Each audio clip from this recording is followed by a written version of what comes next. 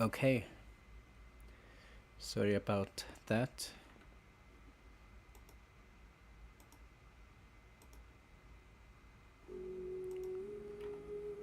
Welcome to my stream. I only stream for fun. I am not a professional streamer. And Merry Christmas. So, I am from Mexico, living in Canada. I study and work in Canada.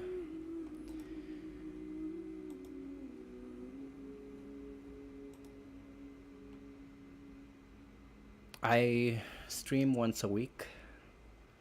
Sometimes I can't stream because of work or school. So it's just about entertaining myself. Hopefully, what I do is something that is fun for people.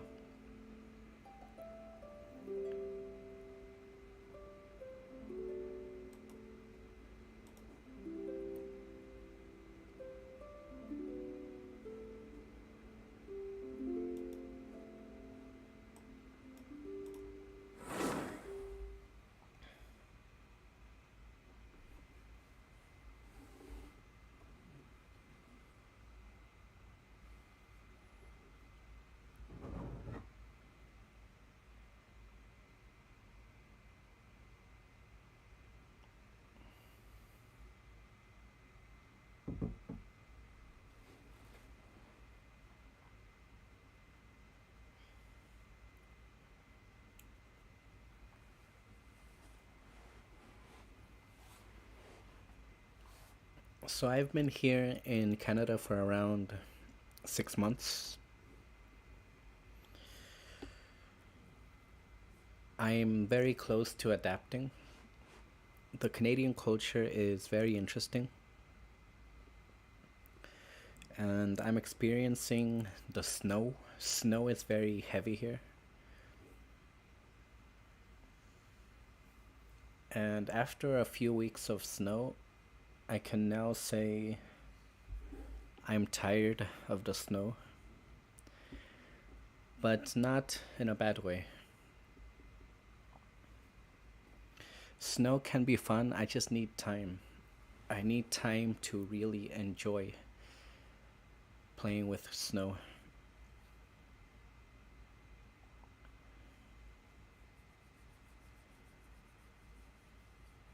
After playing Genshin Impact, most likely I'm gonna play Naruto Ultimate Ninja Storm just for the storytelling.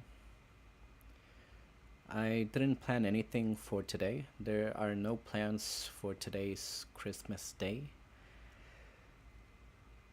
But I quickly planned to stream and stream with pajama.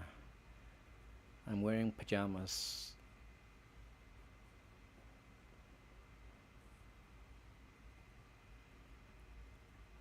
I almost never wear pajama. It's not my thing. For some reason, it's American, I think, wearing pajamas. I don't know. Being in Canada makes me do a lot of investigation. I have to research what Americans do compared to other continents. Since Canada is very multicultural, I have to do that.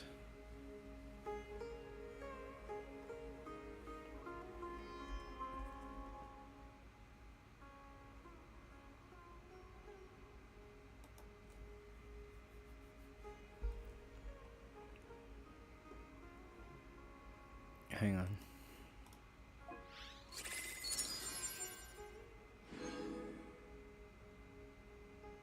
All right, I got the welcome. In my opinion, Juice is the best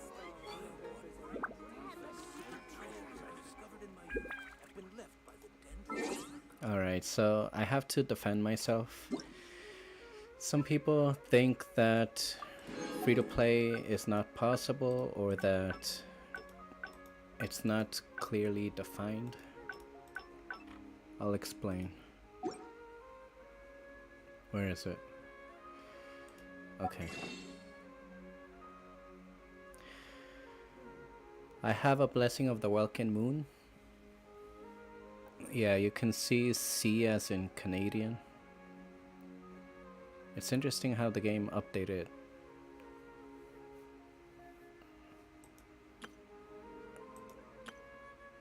So I'll explain why I'm free to play.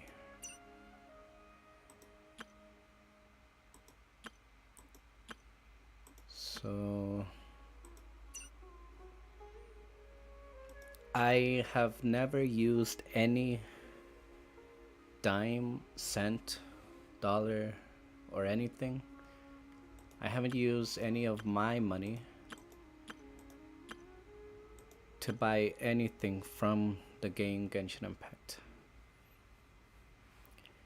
I play Genshin Impact with zero money. The only money I use is to pay the internet. And that's it. I don't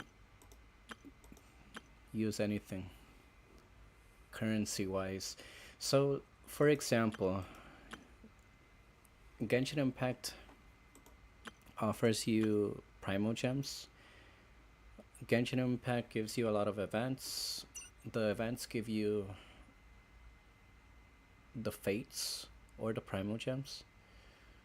When you get the Primo Gems, it's a gift from the staff or the people who own Hoyoverse. It's still free to play because I'm not using any single of my money to purchase something. So I'm still free to play. If the game gifts you a character or something, I'm still free to play. So if somebody gifts me something, it's a gift. A gift is something that is free. I'll quickly research the word gift just to make it more clear.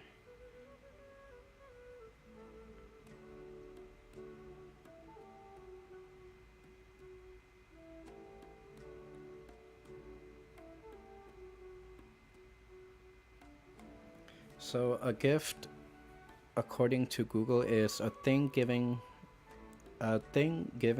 willingly to someone without payment, a present. It's a present given to me without payment. I think that's clear enough.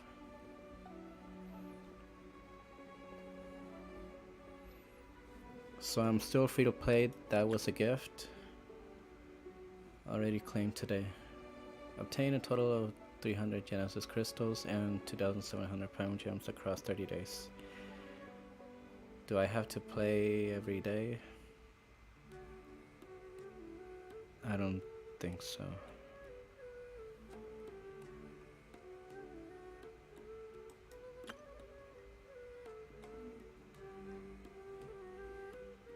Oh, I can use them for... what's this?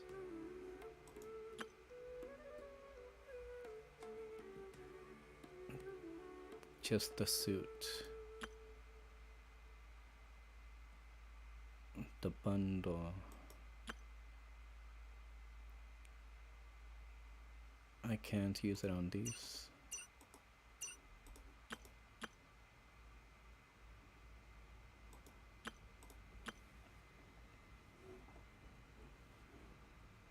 No, I can get Barbara a suit.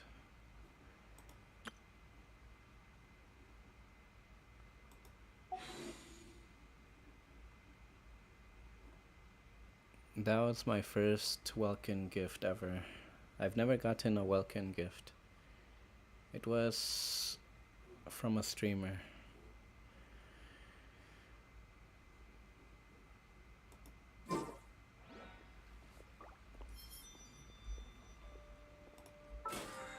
Let me prepare quickly before I finish the story mode.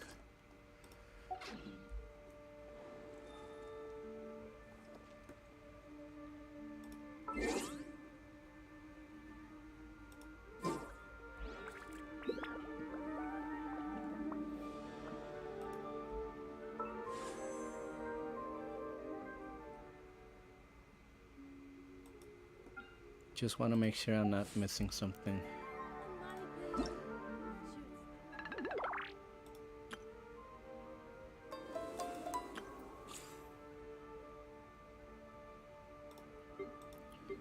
Alright, let's do this quickly. I've never used the Wonder.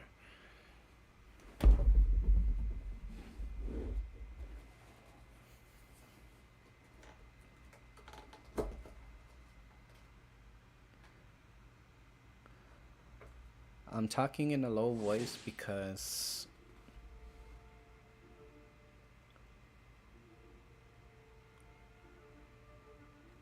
I don't know. Ever since I got here in Canada, I'm very quiet. I don't talk as loud, but I should start talking louder. It's my freedom.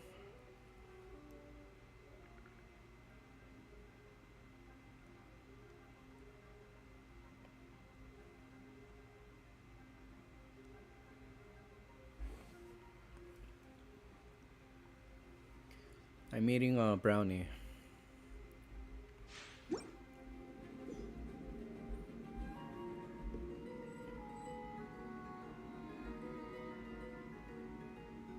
There's no need to exchange pleasantries. It's rather pathetic to force a conversation just to occupy silence.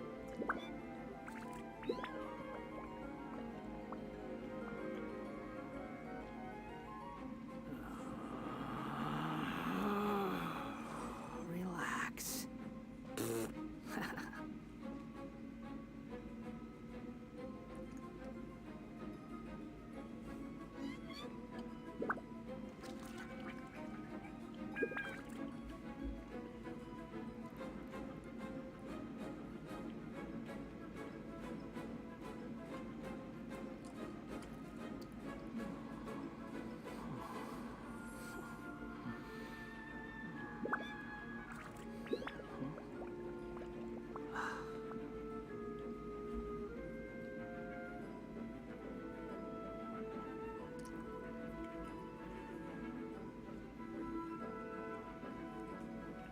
The Wanderer has a lot of wit. I like how he calms himself. His hatred is reasonable. His power reminds me of Naruto.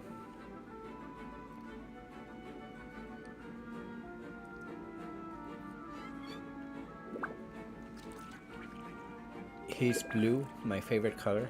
You think I've got a sharp tongue? I just tell it like it is. If someone can't handle it, maybe that's their problem.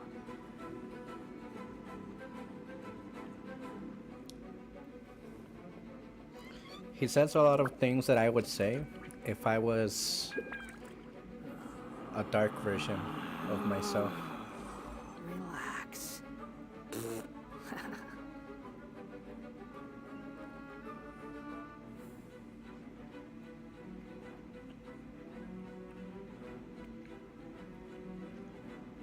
The game keeps updating. Every single movement in the characters are more visible.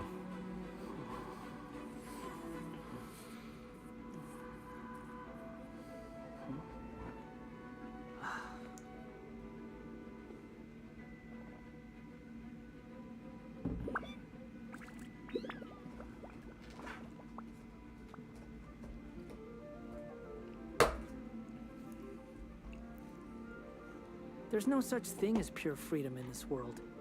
Even the wind cannot blow on forever.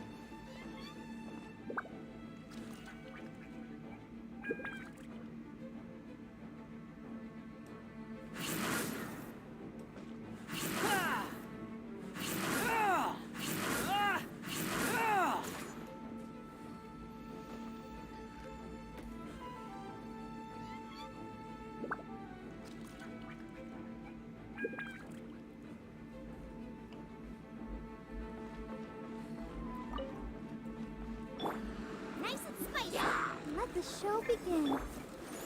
The wind rises.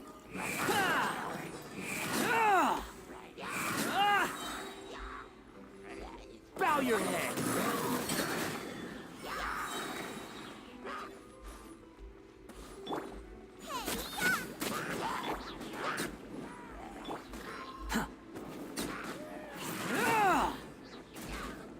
Squall and fury.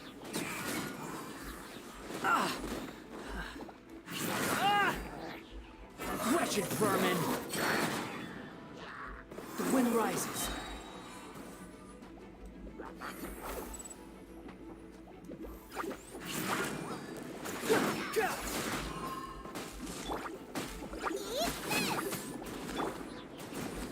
Unsightly insects!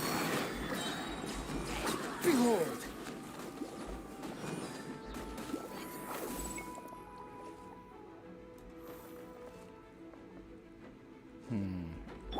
Out of the frying pan, into the fire.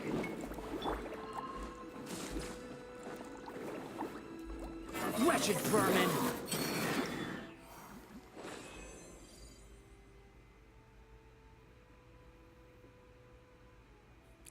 That was very fun. I didn't expect him to be this interesting. Squall and fury! Cry loud!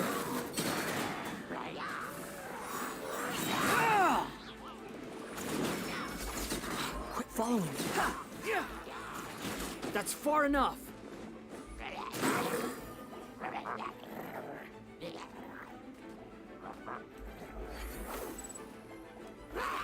You're toast. Unsightly insects. The wind rises.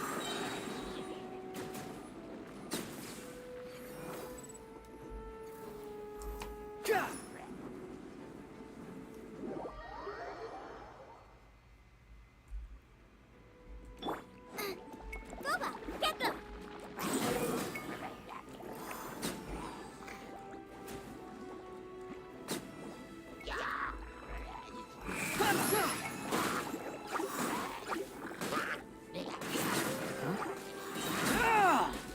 Wretched vermin!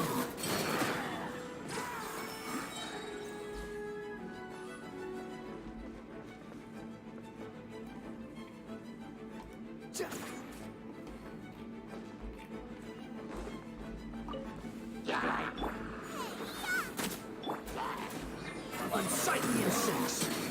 Squall and fury! How amusing!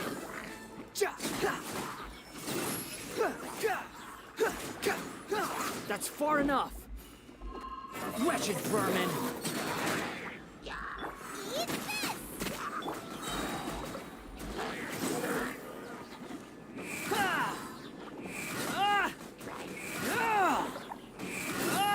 Search for it! Cry loud! Out of the frying pan, into...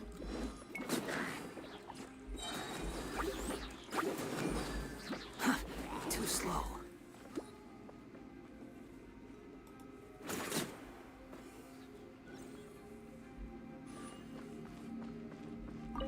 You're toast.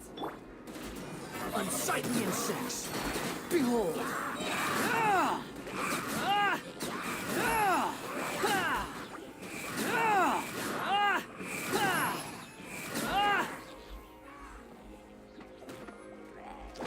How amusing!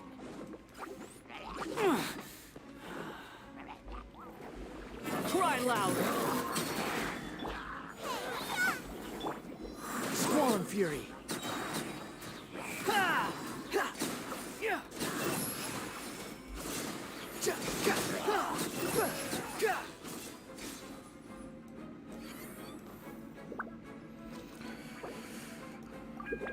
Very intriguing.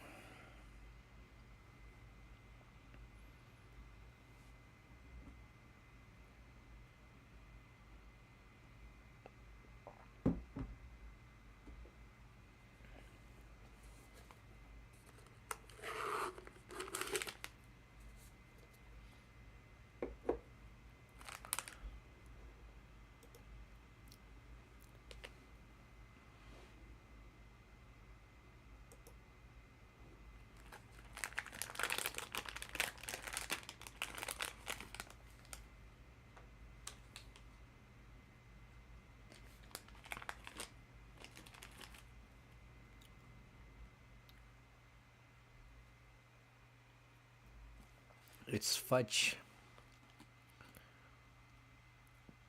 Butter fudge.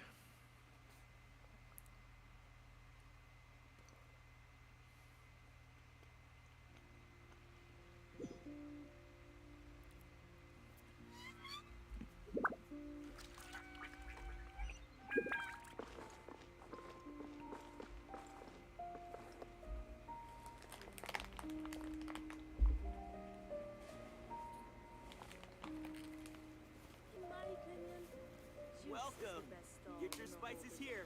We've got all kinds. I've got great food and great drinks that everyone can Every enjoy. item I sell here comes with its own fascinating story.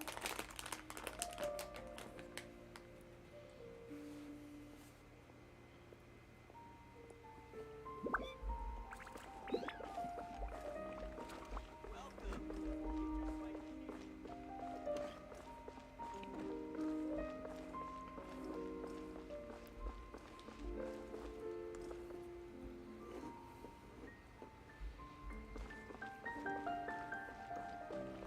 here.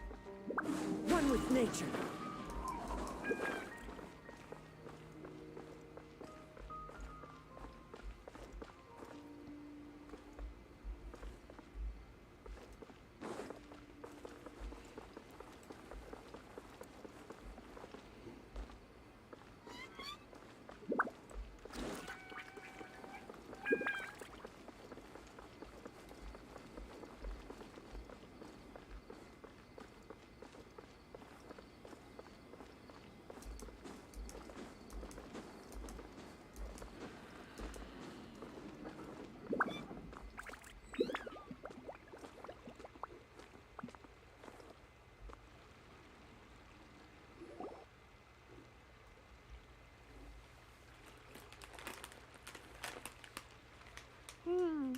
We haven't seen Alhaitham anywhere. Let's ask that person over there.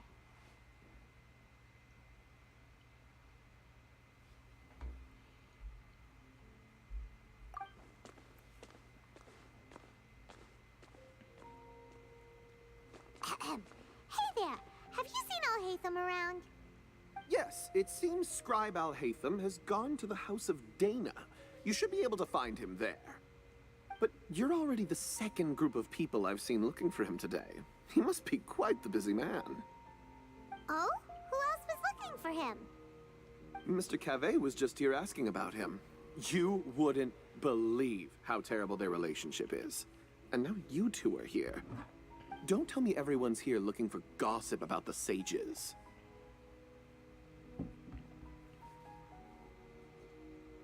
No way. We're strictly here on business. Ah, I see. Sorry, I thought maybe everyone's as interested in rumors about the sages as I am.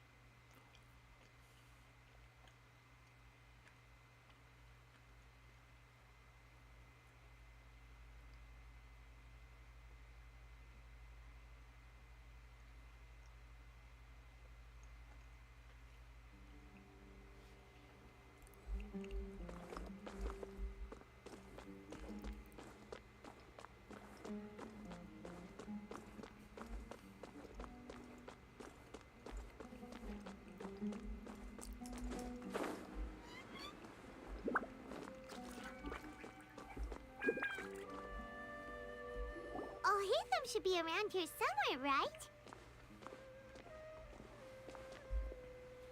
Oh, he's over there. But it looks like he might not have time for us. Just put down that worthless book and tell me what happened in the academia. This is not just some worthless book. Do you have any idea how difficult it is to find a physical book like this in Sumeru? It doesn't matter. It's probably just another thing that you used your authority to get your hands on anyway. Just put it aside. Listen, I came back today only to hear that the sages have disappeared. Oh, you sound surprised. I thought you would already know the inside story. Would I be here asking you if I knew? You're the scribe, not me. So just tell me what you know already. Well, I almost became a sage. Huh? Oh, don't sound too surprised now. You're the renowned Kaveh, light of the Ksharawar. Besides, as a master builder and craftsman, chances are you'll be appointed as a sage too. Why do I feel like you don't really mean it? What makes you say that? Why would you question my heartfelt sincerity? Maybe it's because you've never said anything good about me before. Yeah, well, I share a similar sentiment. And anyone who knows you as well as I do would surely do the same. Oh, you... See? This is why I hate discussing anything with you. Your ridiculous and arrogant attitude always gets in the way. It seems that you really can't stand my personality. Ha! What was your first clue? Well, then you might as well move out of my house. Are you threatening me? Stooping to a new low, I see. Ugh, and don't change the subject. You, a sage? What a joke. The academia might as well just close tomorrow. Are they having a fight?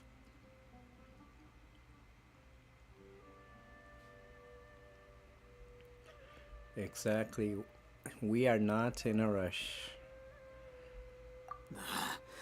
Forget what's going on with the academia. Haven't you been busy with your construction project? Tell me, when are you going to build yourself a mansion? Don't get me started. I get angry just thinking about it. So, what great building did our master architect work on this time? Like I need to tell you. Keep your nose out of my business. No, I think we deserve to know. Where were you when Sumeru needed you most? I was in the desert for a large project, but considering Haravatat's utter ignorance of architectural and aesthetic matters, you probably wouldn't understand. Ah, which is truly unfortunate. I can only pity the man who doesn't understand the first thing about beauty and romance. Unlike a true... hold on, wait a second.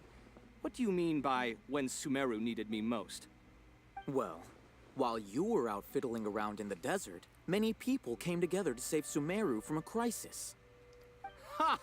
And you think I'd believe that? Look, all you really need to know is that Azar and all his accomplices have all been overthrown. Huh? What nonsense are you talking about? It's no skin off my nose if you don't believe me. It's not like my Darshan was the one trying to apply for funding from the Grand Sage. Yours, though, on the other hand... You know what? I'll ask around. I'm sure someone knows what's going on here. You're dead if I find out you're lying to me.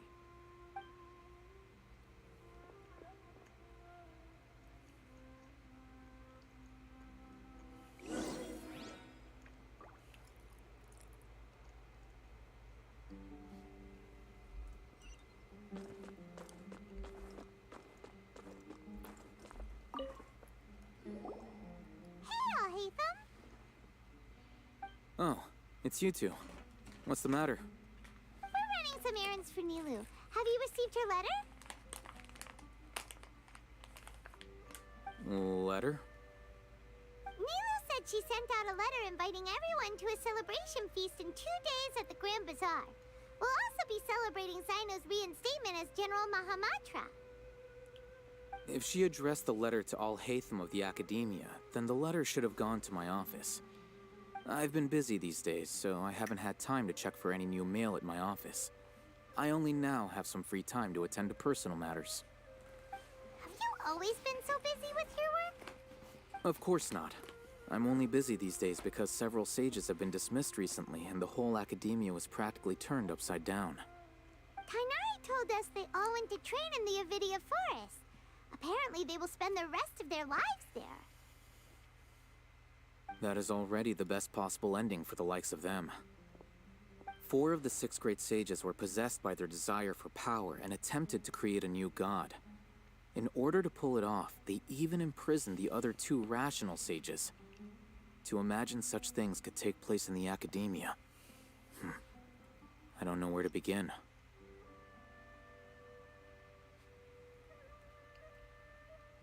Yeah, you're right. Huh. Feels kinda strange to hear them called that after all this time. But then again, the 6 great schools sounded pretty impressive too. Yes, at least that's how they're supposed to sound.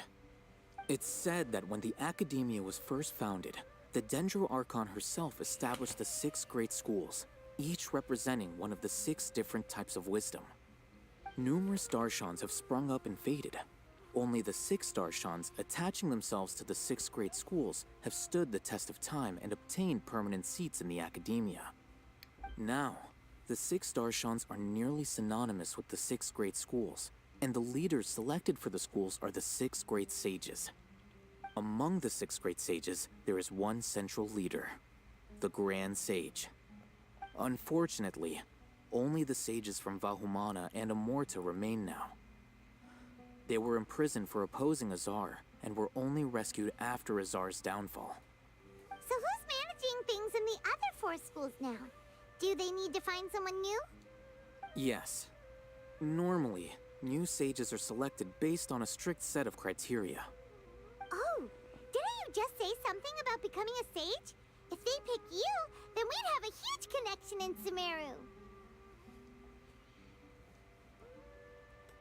Yes, about that.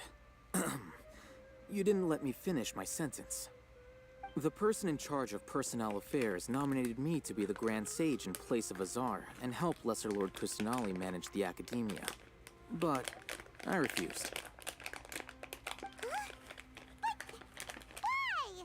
Can't you be a little more ambitious? I'm not even interested in being one of the 6 great sages.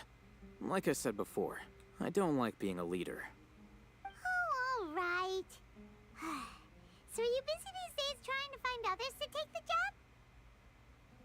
That's not my job either. I'm only responsible for handling important affairs within the academia before the new sages take office.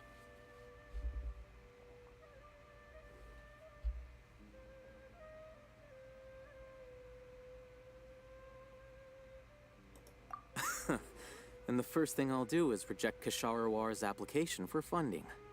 By the way, who was that other person just now?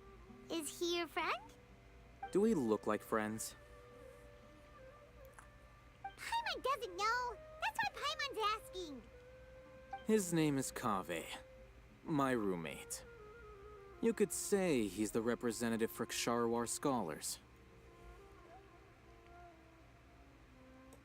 Which is exactly why he always has so many problems. So everything that's happened recently must be a huge change for the people of Sumeru. Such is the work of the Academia Scribe. Well, anyway, no matter how busy you are, since you are our planner, remember to attend the celebration feast in 2 days.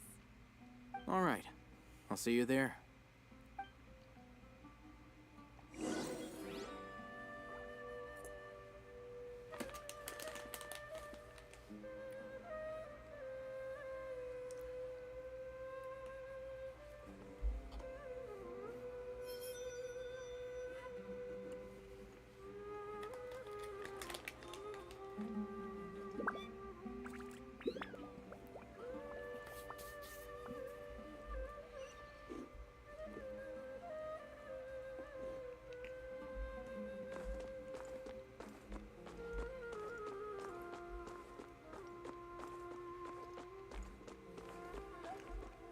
The wind knows me.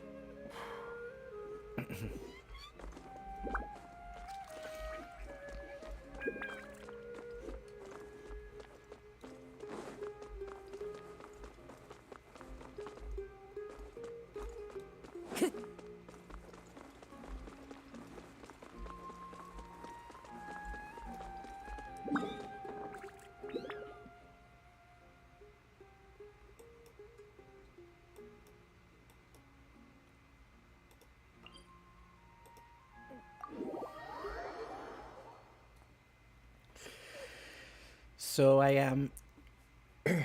am studying university here in Canada, and there are so many different teachers. So far, half of the teachers I have are Canadian, and I like how they're all different and unique.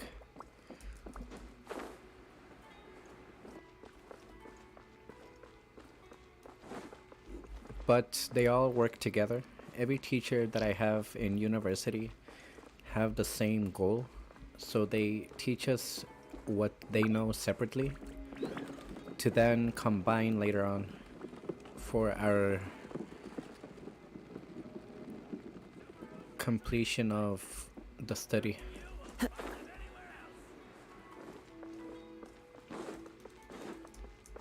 I realized that I really like Time to go. learning. Learning from teachers is something that I really appreciate.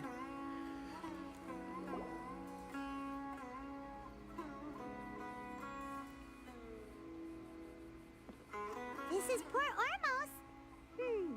Now where could... Is that Paimon I hear? Huh? Oh, it's been a while. How are you doing? Dinyarzad! It's been so long since we've seen you! I'm doing well. I can go as far as saying I have never been happier in my entire life. I don't know if you've heard, but Elazar has completely disappeared, and all the patients have recovered. You kidding? Knowing them and the connections they've got, I'm sure they've heard about it. Yeah!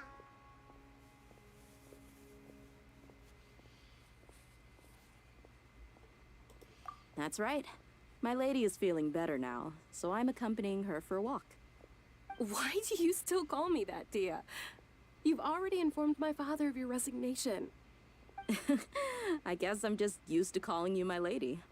Old habits die hard. Resignation? You mean you're quitting? Yeah, I might start losing my edge if I keep being a bodyguard for the Homayanis. You know that my parents and I are fond of you, and that we appreciate you very much. It wouldn't be a problem if you wish to continue to be our bodyguard. I'm not a woman that's easily persuaded. You should know that by now, my lady. When I took this job, I had already decided that I'd quit as soon as you recovered. It's time for me to get back out there and chase that horizon. So what are you gonna do now if you're not gonna be a bodyguard anymore? I want to take a risky job and put my body to the test again. Huh? But we literally just finished one of the most dangerous jobs ever! Are you getting bored already? I know. If I hadn't joined in that plan with you, I wouldn't have come up with this idea. I guess I still get fired up by that feeling of going all out in a fight. It made me realize that I'm still a mercenary through and through. Life is short, and I'm happy that I got to be a part of that operation. But the whole thing also made me realize that there are still many problems in Sumeru.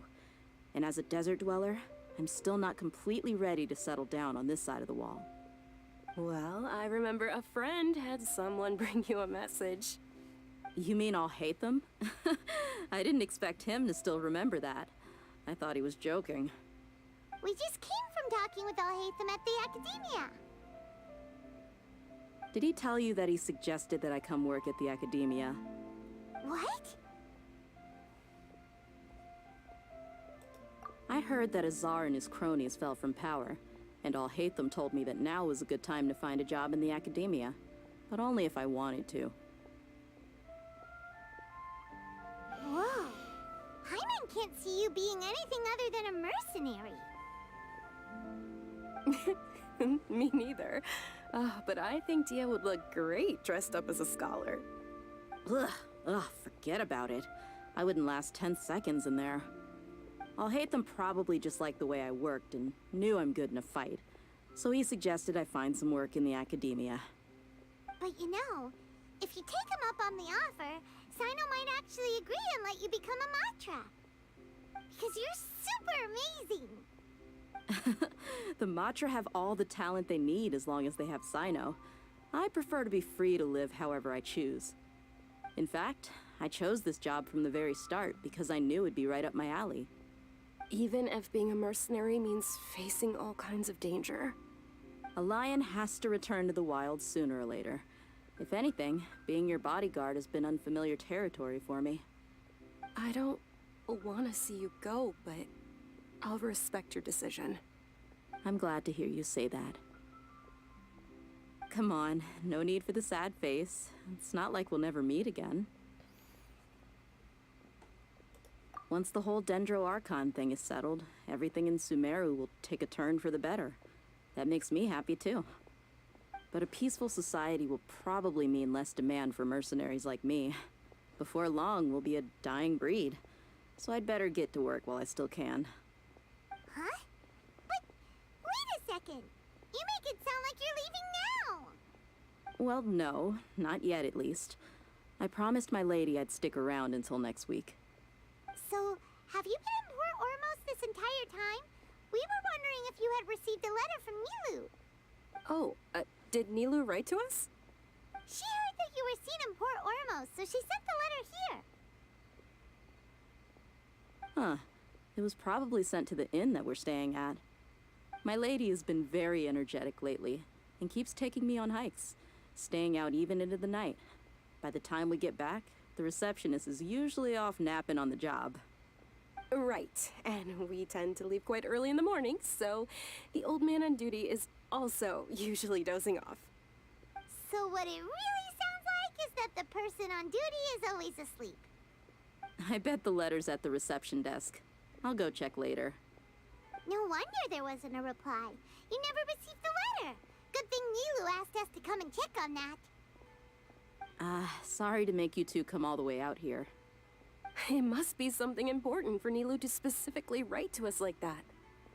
Yes, she said they were preparing a victory feast in the Grand Bazaar, and will also be celebrating Sino's reinstatement as General Mahamatra. She was hoping you could come.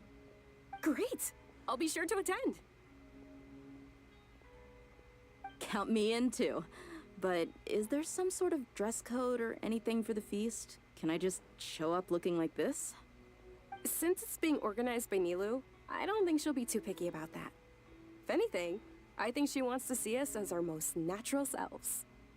All right, then this is how I'll show up. The feast will be held in 2 days, so don't forget. Sure. Thank you so much for letting us know. We'll see you there. Oh, by the way, do you happen to know where Sino and Raman are? The General Mahamatra always comes and goes without a trace. Normally no one knows his whereabouts. Oh. But last time we met, he mentioned that he had something to do in Aru village. You can try your luck there. As for Raman, your guess is as good as mine. I only remember he said that he had something to discuss with Sino. You can ask Sino when you meet him. Don't mention it. You better get going. All right, on to our next stop.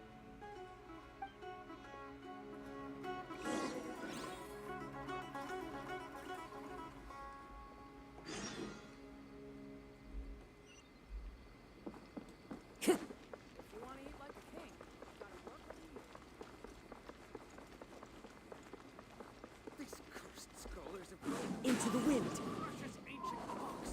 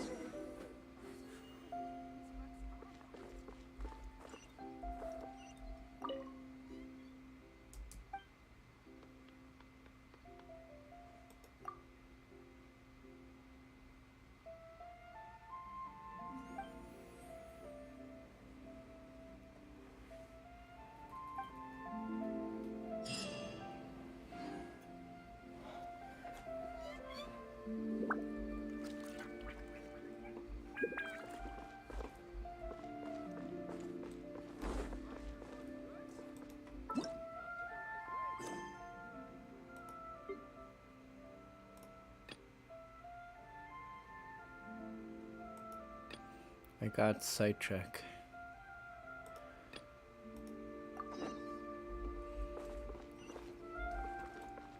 I don't know if that was part of the quest or if it was a side quest.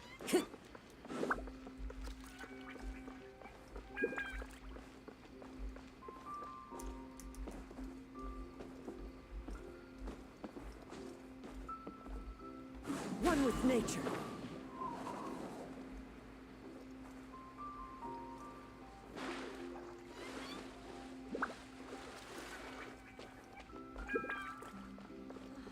The seas are calm and the sky is... Time to go.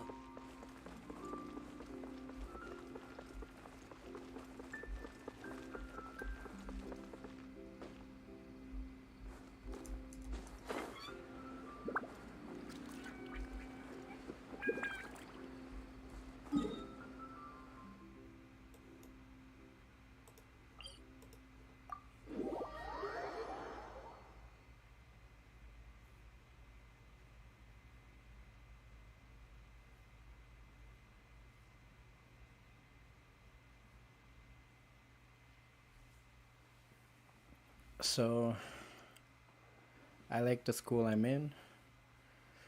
I like my job.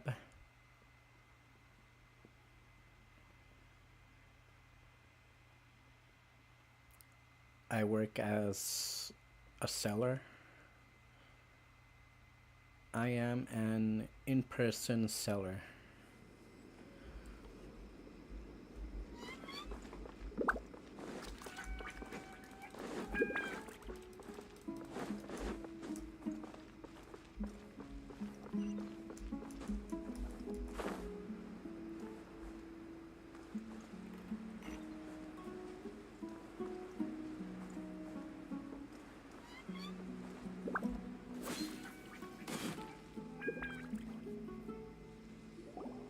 It's been a while since we last visited Aru Village.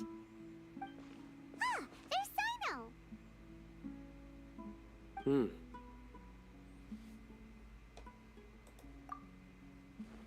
What brings you here? We recovered well, and Tainari agreed to let us leave, so now we're out and about again. It seems Gandharvaville's medical treatment is still as good as ever.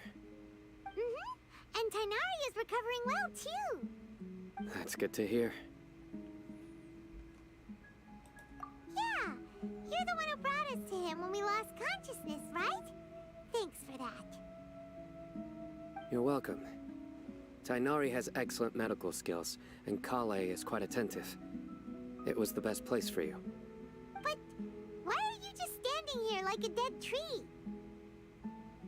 I'm meeting some people. Oh, you mean Candace?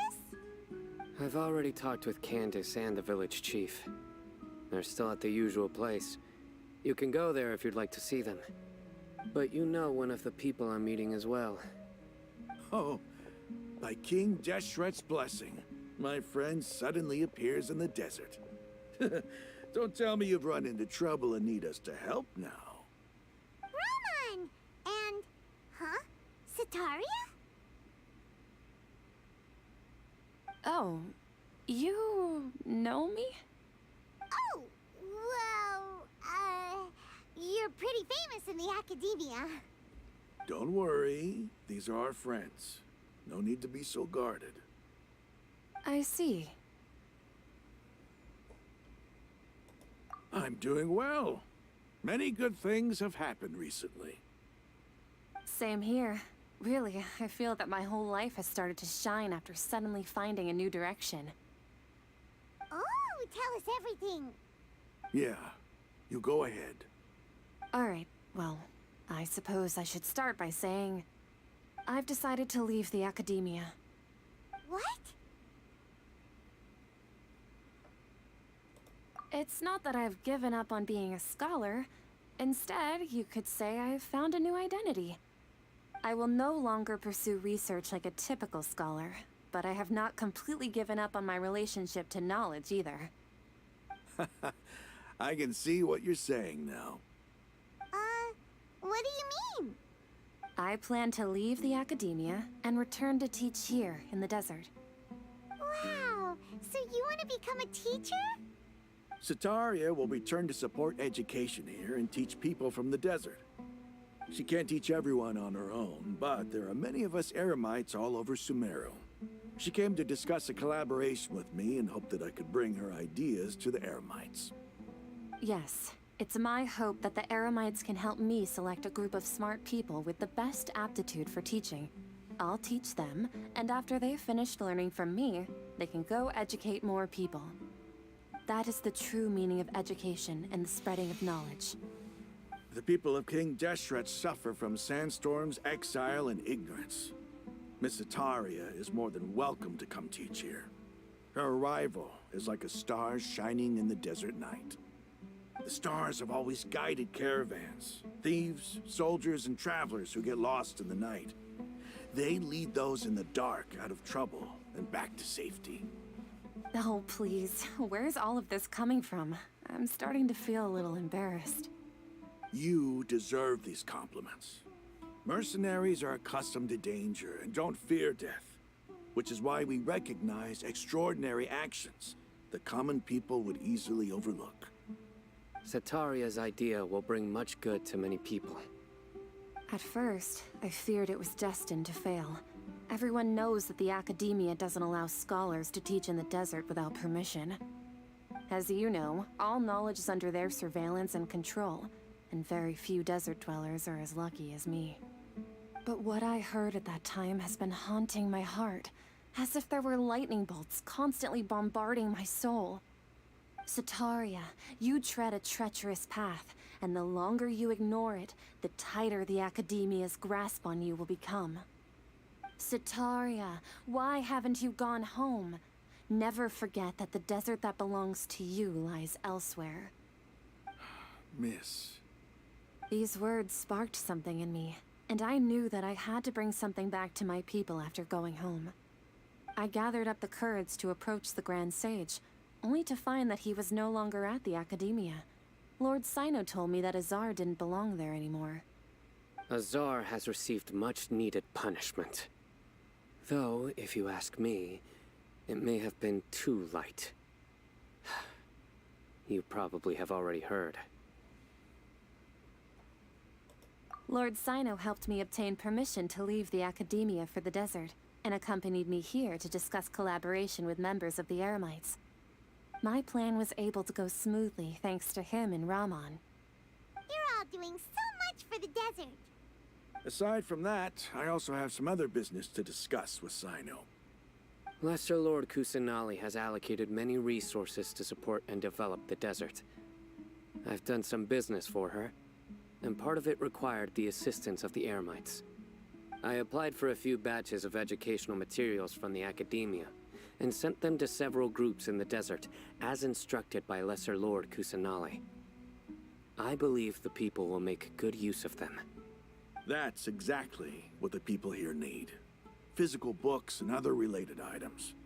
If it weren't for Sino and Lesser Lord Kusanali, I'm afraid we'd never be able to get our hands on them. Apart from this, the Academia is also recruiting scholars that are willing to teach in the desert. I'll let you and Sataria know as soon as I have any more news. We must be persistent about this, and maintain these resources to ensure long-term effectiveness. This is the first time in hundreds of years we've had a glimmer of hope. I think this may be the turning point for the desert. Remember these words. Here lies our faithful priest, Kasala. His wisdom is a miracle among the people, deserving of high praise and admiration. I hope people with wisdom like that priest will rise again among the desert dwellers. Then we'll once again see the wisdom and glory that once shook the world. Enough about us. Are you here to discuss some business too? No, not at all. We're actually here on behalf of Milu. Milu wanted to write to everyone, but she wasn't sure where the letters should be sent, so she asked us to come find everyone personally. A celebration feast will be held in 2 days at the Grand Bazaar. She hopes that all of you will be able to attend. At the feast, we'll also be celebrating Sino's reinstatement as General Mahamatra. Although, judging from your appearance, it seems you've already been reinstated. Paimon thought you would only start working for the Academia after the feast. Celebration? Feast? It's the first I've heard of it. Tighnari was right. He really didn't know. This feast is for you, Sino. Sounds to me like you'll have to be there. It's rare to see that kind of expression from Lord Sino. You must not like feasts very much. No, not really. But I'll go. Well, I still have a lot to handle here. Besides, I need to look after Miss Sataria in the desert, so I'll have to pass. I'm afraid I won't be able to join you. Although, if you'd be so kind, please give a message to Miss Nilu for me. The message is, I'm sorry for how I treated you before, but now I understand the beauty of your dance. It's like a light shining in the sky. You and the art you symbolize are not only beautiful, but also lively and powerful, so much so that it was prohibited. Please keep dancing, and someday, I'll be able to appreciate your art in person. Okay, we've got all that down. Our job here is complete as well. Oh, Sino, remember, party's in 2 days. Make sure you're there. Got it.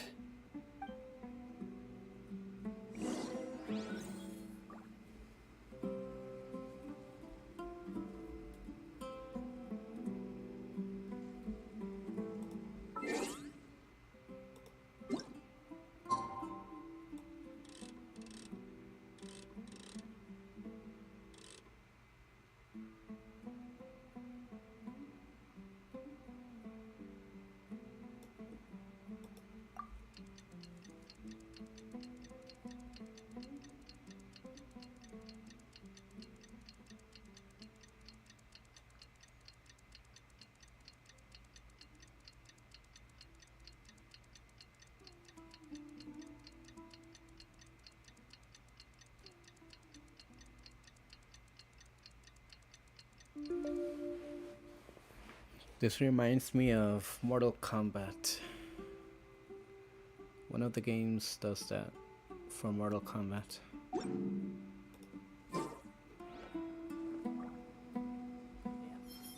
Today's the big day. Let's go to the Grand Bazaar and see how the celebration's coming along.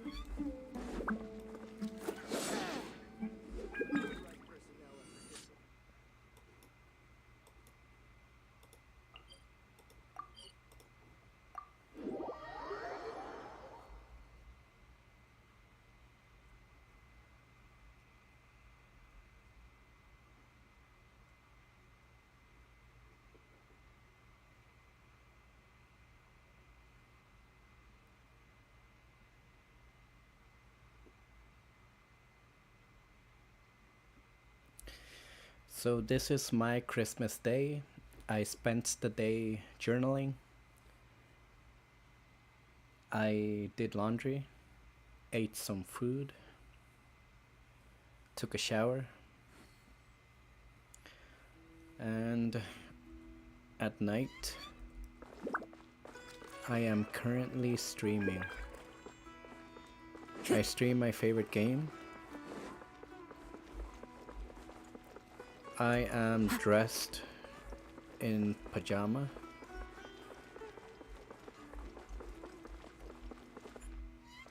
And I just talk about my life.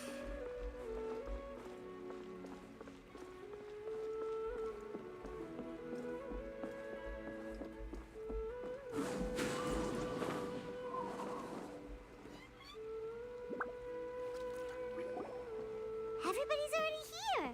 Looks like we're the last ones to arrive. You're here. Ah, there you are. Well, look who finally decided to show up. You look like you came here immediately after finishing up some work. I'm very happy to see you here. But we're not late, are we? It's just that everyone else arrived ahead of time. I propose that the last one who arrived be put in charge of today's speeches. Nah, there won't be any speeches today. Oh, really? Well, even better. Come join us over here. Let's share some great food and drinks, and chat about all sorts of fun things. Everything looks quite good. Wow! Paimon can't wait! Traveler, just look at all the delicious food here!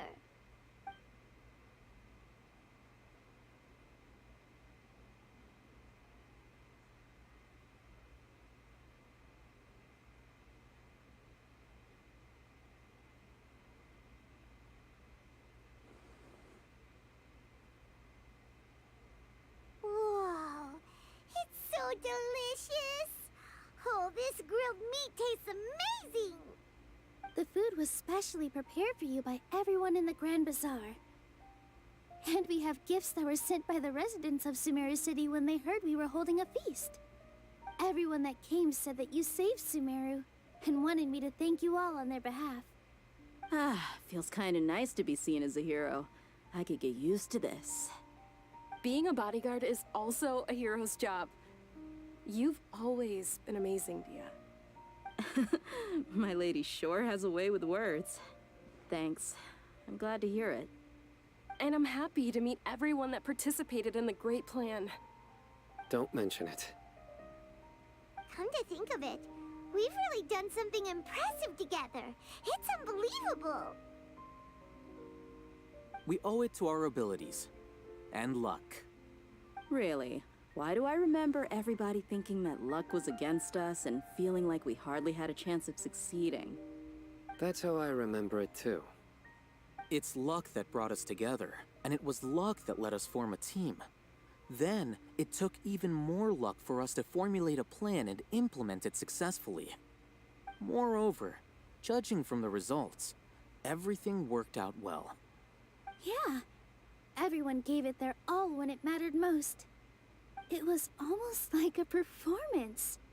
We took the stage and put on our best show. Everyone played their part, and thanks to everyone's efforts, the performance was a great success. So, would you say we're good actors too?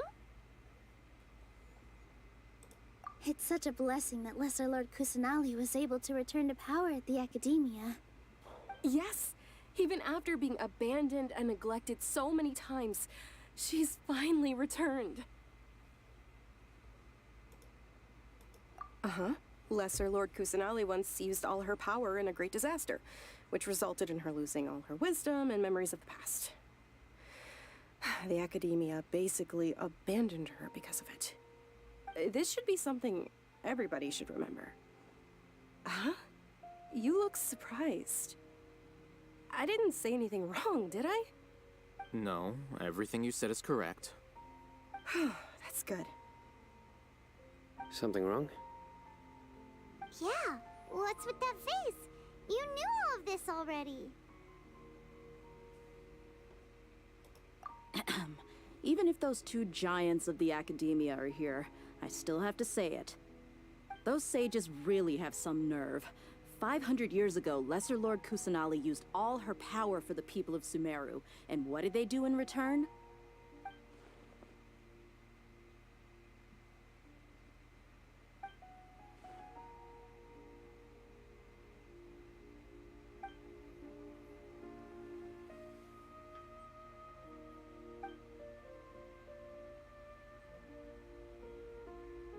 If you bite the hand that feeds you, don't act surprised when it turns into a knuckle sandwich, right, Sino?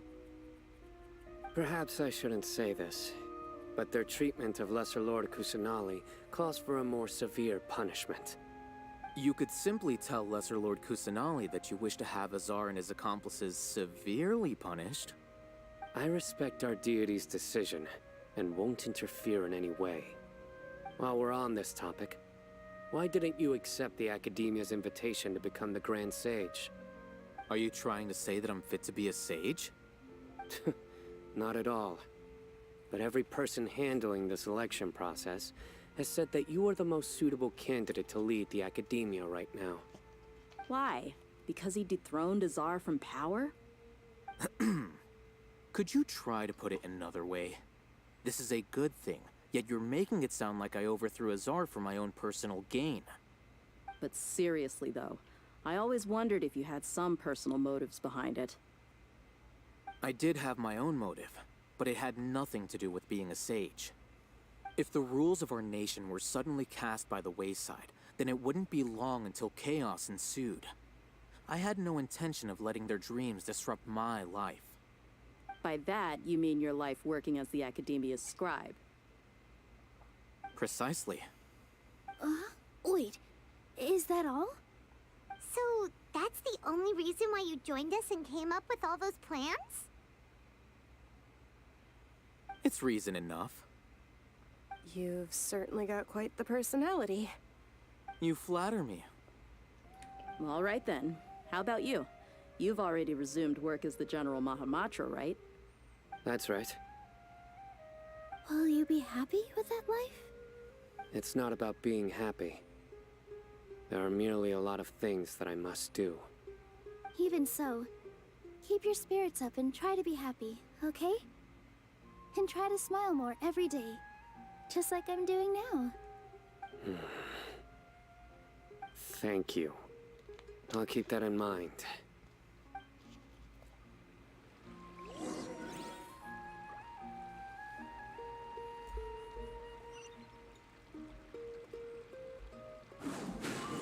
Yeah.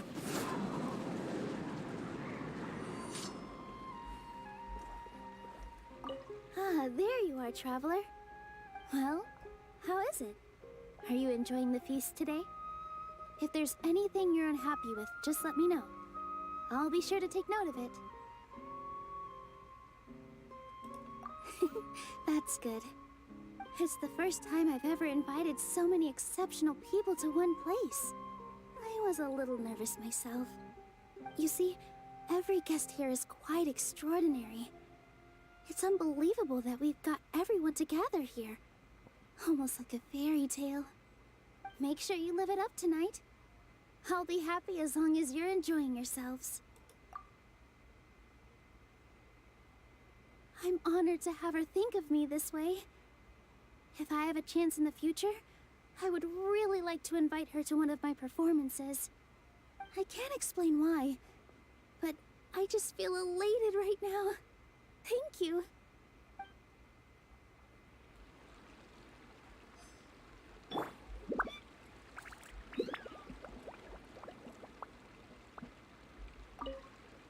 My lady, the grilled meat over there is delicious.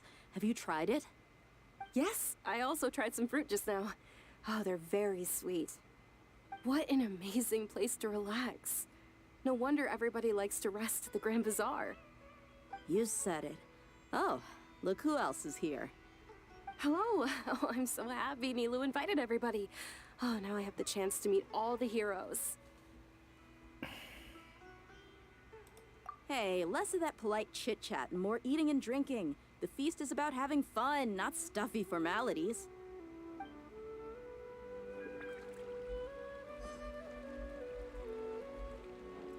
The wind knows me. The atmosphere here is good, and everything is delicious.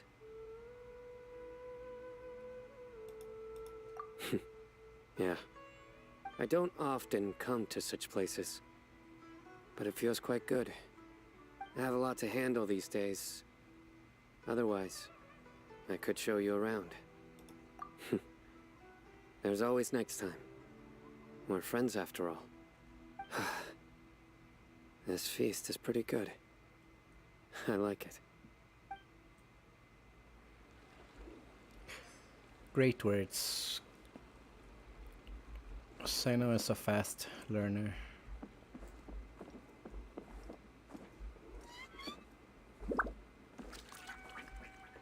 One with nature. Chip! I seldom participate in such lively gatherings, but the atmosphere here is quite good.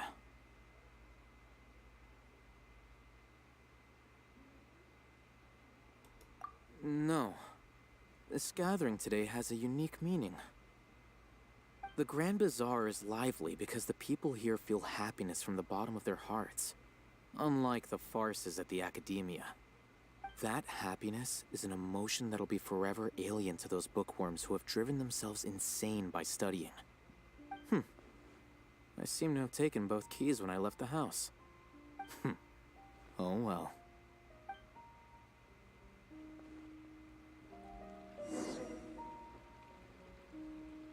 Yeah. Al-Haytham is a copy of me. Hey, what's wrong? Your head is starting to droop.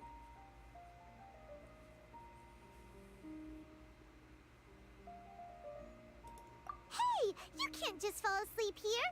Paimon will go find something delicious for you to eat. You'll wake up once you've put something yummy in your tummy.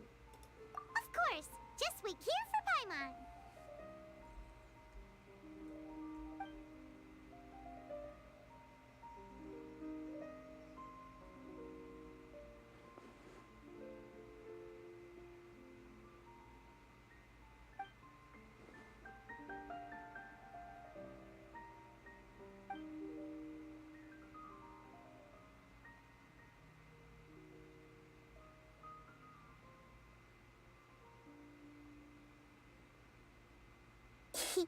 It's me.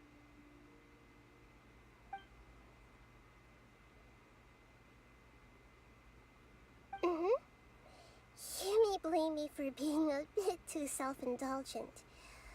I was thinking about talking with you, and the next thing I knew, I had made a connection with you. The connection between us is amazing. It's like flora and the fence it grows upon.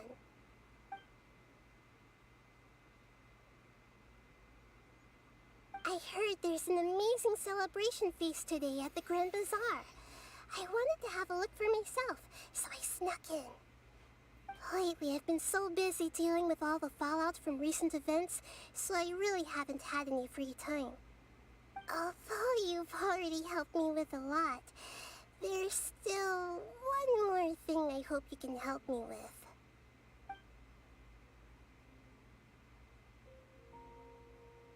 Please say thank you to everyone for me.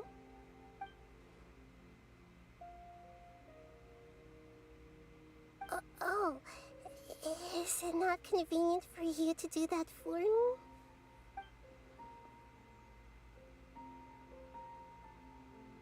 But if I just show up all of a sudden, people will become all quiet and stiff, won't they? What if I end up scaring them and ruining this wonderful feast? That'd be the last thing I want.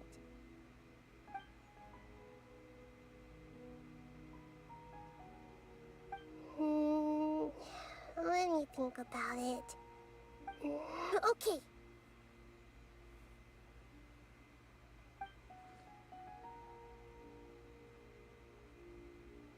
Yes, I have.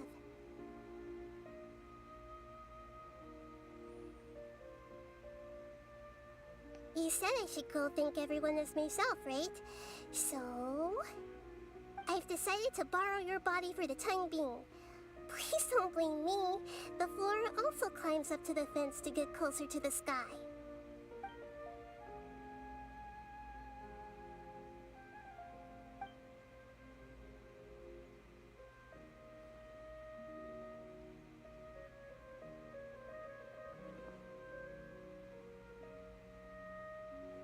Everyone!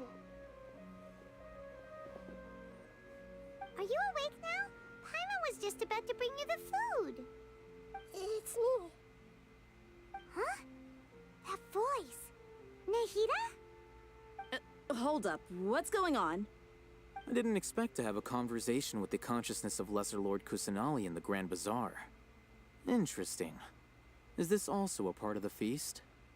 No, of course not. Are you... Lesser Lord Kusanali? Hello, Nilu. You know who I am? Yes, I already know every one of you. Nilu, Al-Haytham, Sino, Dia, Paimon, and Dunyarzad.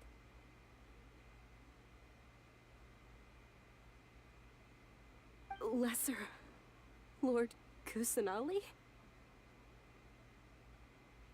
I took the liberty of occupying the traveler's body so that I could thank all of you in person. Thank you so much for rescuing me, even if that meant placing your own safety in peril and taking the risk of becoming enemies with the Academia, the sages, the doctor, the balladeer, and even the entirety of Sumeru. Without you, without any of you, I would have been in a much more difficult situation. Had you not helped me to resolve the crisis, not only I, but Sumeru and even the entirety of Tevat would have suffered great misfortune. People refer to you as the heroes who managed to rescue a god. I'm quite fond of this name. It not only explains your identities, but also bears witness to your relationship with me. Please, allow me to present to you my most sincere gratitude. Lesser Lord Kusanelli, you have done so much for Sumeru, and I didn't even have a chance to do anything for you. You don't have to do this. Dingerzad, the suffering you endured during your illness is also proof of you being with me and praying for me. Thank you. You don't need to be so ceremonious. It's always been my duty to protect you. This is how the relationship between the Academia and Dendro Archon should be. We just did what was necessary and set things back on the right path. You're an Archon, but you act so humble. You really don't need to be so polite with us. I'm honored to have been able to take part in this plan. I hoped you liked the dance I dedicated to you. Thank you, all of you. Thank you so much.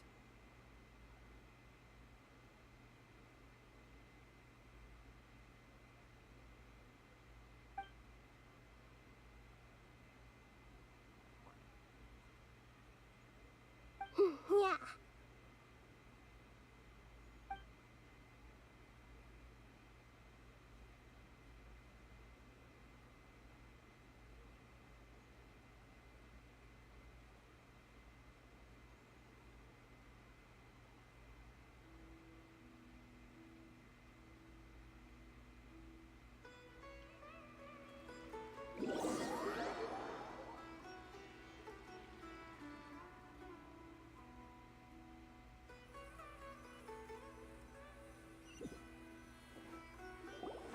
Are you awake?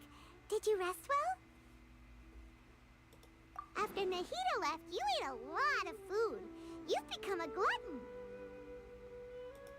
That just means you still have a lot to learn from Master Paimon, the Sage of Gluttony. All right, since you're awake now, should we go and have a chat with Nahida? She should be in the Academia right about now. If you have any questions, now's your chance to ask.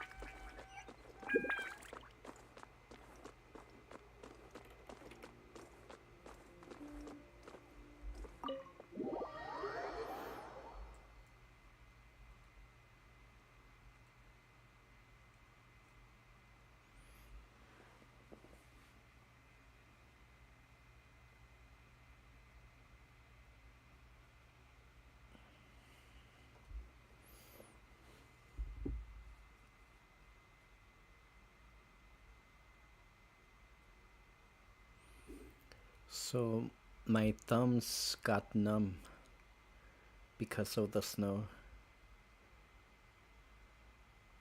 They feel better. But it's strange how only my thumb got numb. I think it's because it has more meat, skin.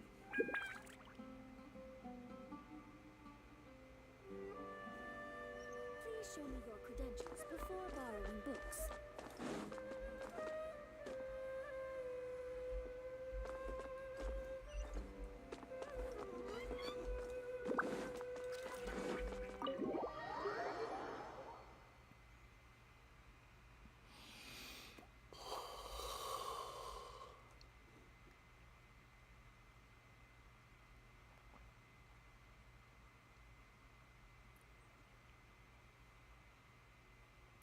Genshin Impact is an overwhelming, incredible game.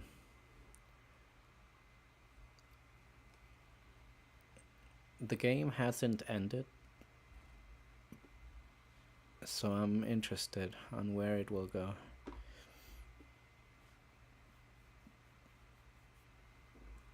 It's a video game. This is not anime or an MMO. This is more like a single multiplayer online game. It's multiplayer just to socialize.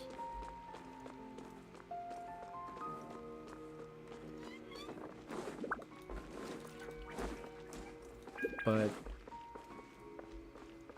because of the high complexity, it's not an MMO, which I think is good enough.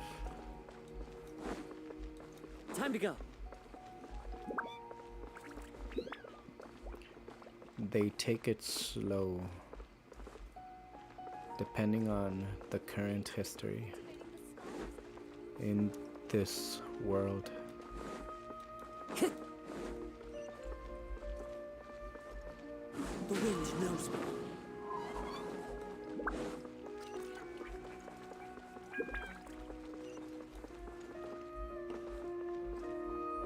I haven't been here. I don't remember.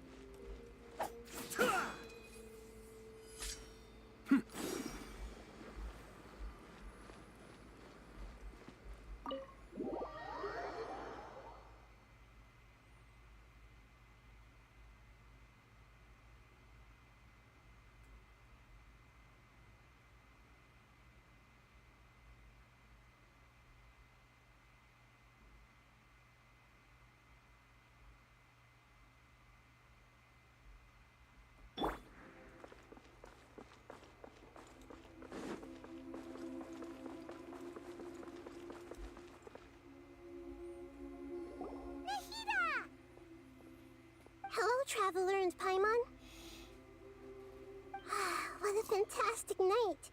I'm still immersed in all the happiness and joy, like a candle floating on water.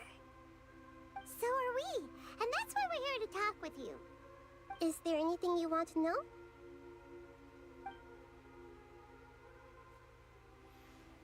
Let's see.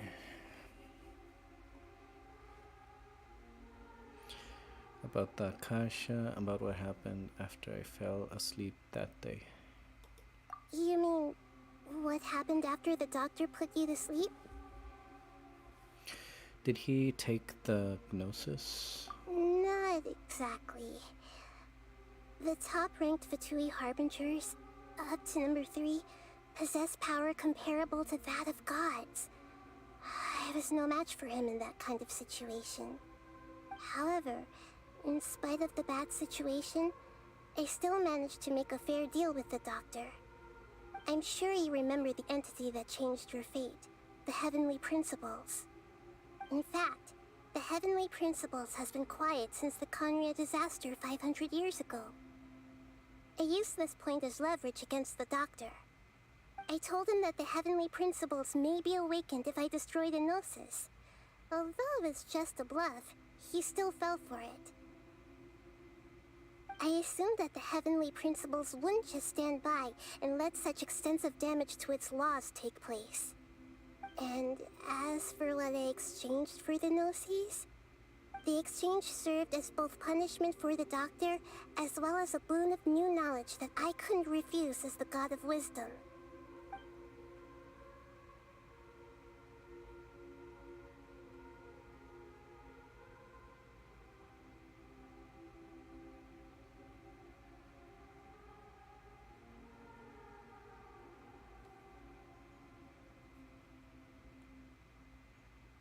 I need to listen to it one more time. You mean, what happened after the doctor put you to sleep?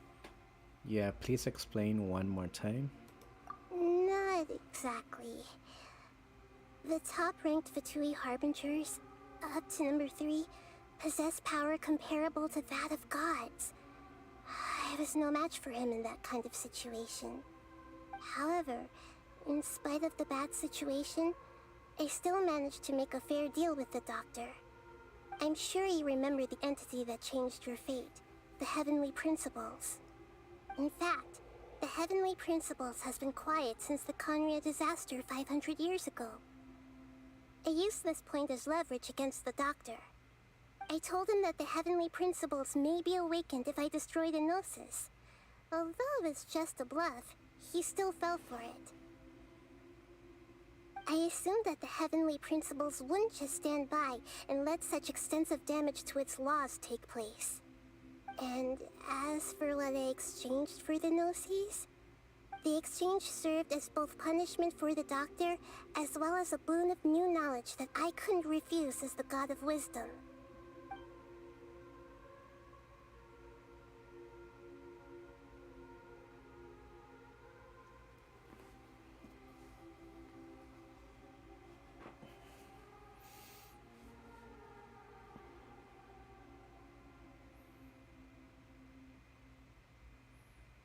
Okay, interesting. Nahida lied. She lied to destroy the crystal. Fair enough.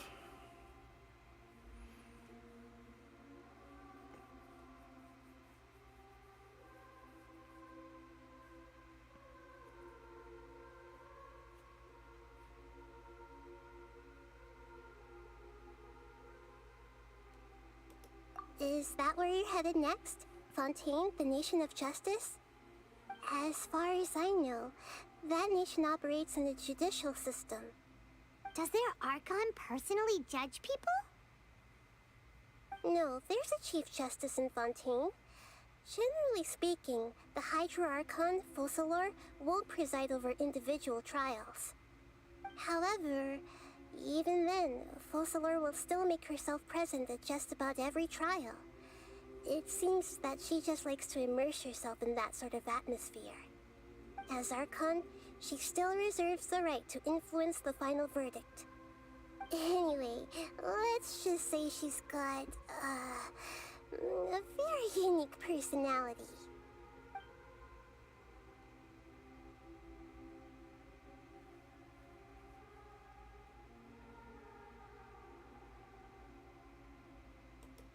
He's still in a coma. I've hidden him like how one would hide a feather.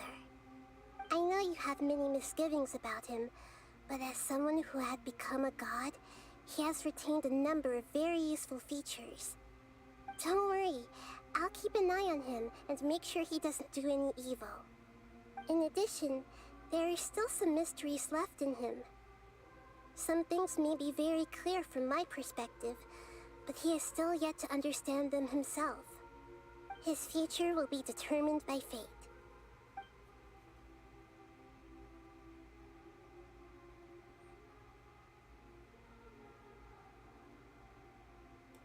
After recent events, the Akasha can no longer function as it used to. I've given it some thought, and have decided to shut it down permanently. But this is definitely not a bad thing. Even from the beginning, I've been planning to shut it down. The Akasha's centralized administration of knowledge has always restrained people's curiosity and curtailed the number of paths available to them. I don't think this is good for Sumeru. Although people may initially feel a little uncomfortable with the loss of the Akasha, they will soon understand that this life is more suitable for them. And as for the future of Sumeru, I'm preparing to regain control of the Academia. The former sages have received their punishment, but the new sages have yet to be selected. I will oversee the process personally. I hope that the new 6th grade sages will be more focused on academics. Sumeru needs such leaders more than ever. The other big issue is the people of King Deshret. All the residents of the desert, in fact. They have been mistreated for far too long. I've already taken some measures to address this. It will take some time to rebuild everything, but no matter if it's culture, friendship, or trust, we will rebuild it.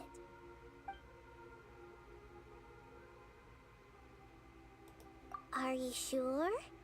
Isn't there something else you haven't asked about yet? Huh? You mean... About your sister. While you were resting at Gandharvaville, I took some time to perform an Irminsul search for information on your sister.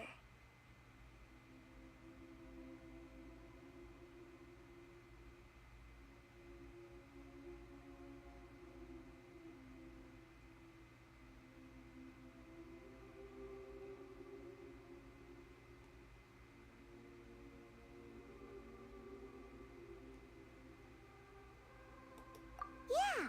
Isn't Irminsul a repository for all the information and memories of Teyvat? So there shouldn't be anything on him or his sister. This is true in your case. Irminsul indeed does not have any information on you.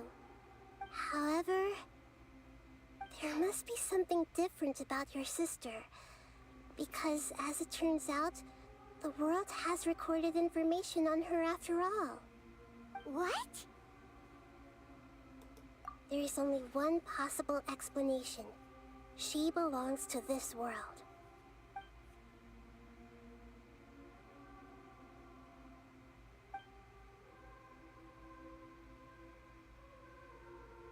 But nothing about this makes any sense. Wasn't this your first trip to Teyvat?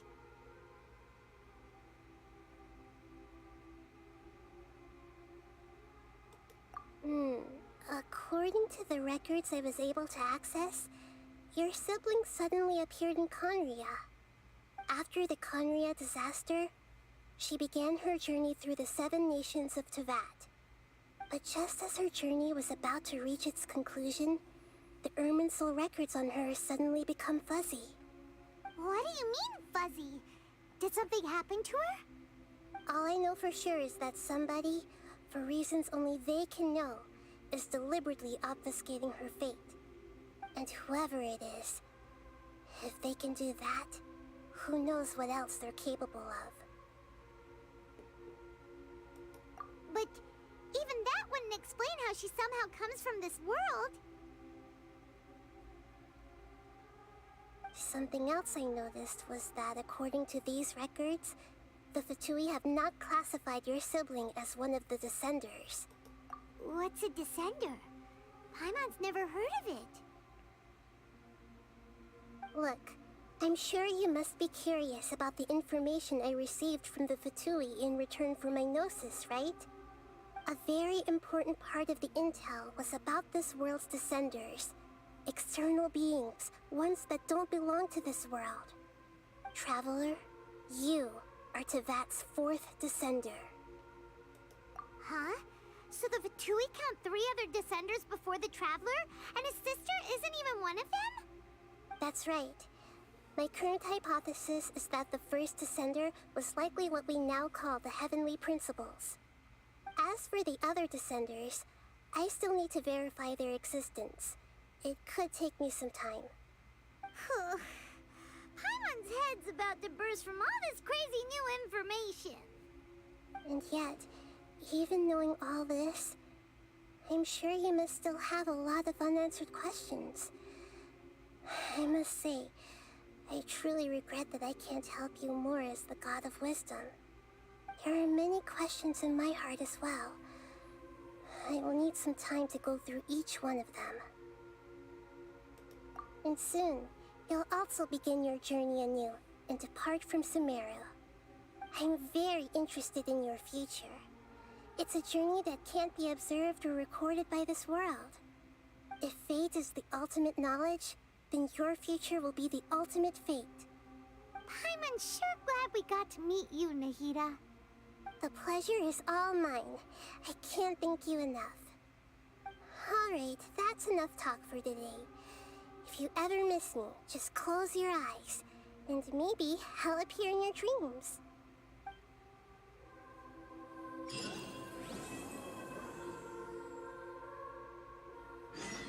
You must have a whole bunch of questions after our last conversation with Nahida.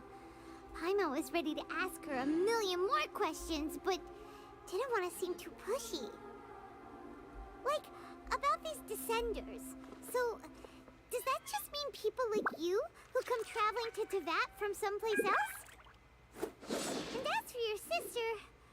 Whew, so many questions. Let's go find Nahida and see what else we can find out.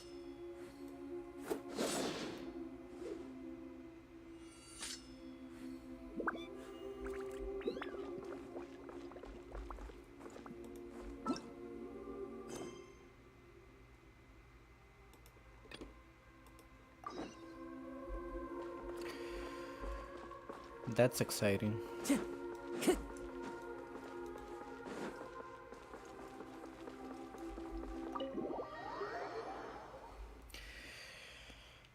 I like how they keep escalating. They find every single way to make it logical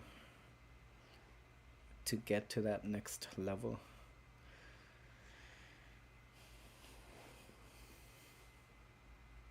It's so fun.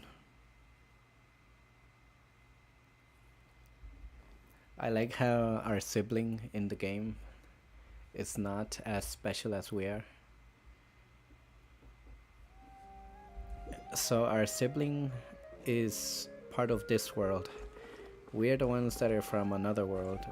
So that is why we play these characters.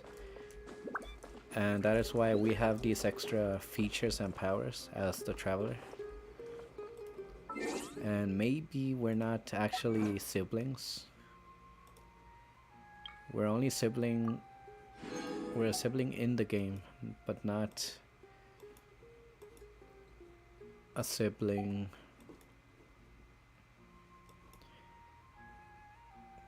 in real life. It's so funny. And it's true. So this traveler, the sibling, she knows that I am not her real life sibling. That's why we don't have memories. It's very complex. I understand it. If you have doubts, you can ask me. Feel free to chat, leave a message.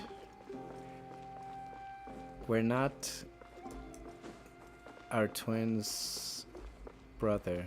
The traveler is not the twin's brother. Only in the game, but not in real life. In Teyvat. Only in Teyvat we're twins. And she knows, the female twin knows that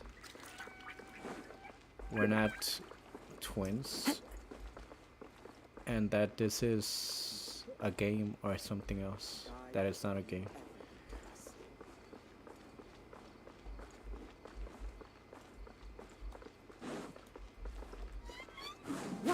picture.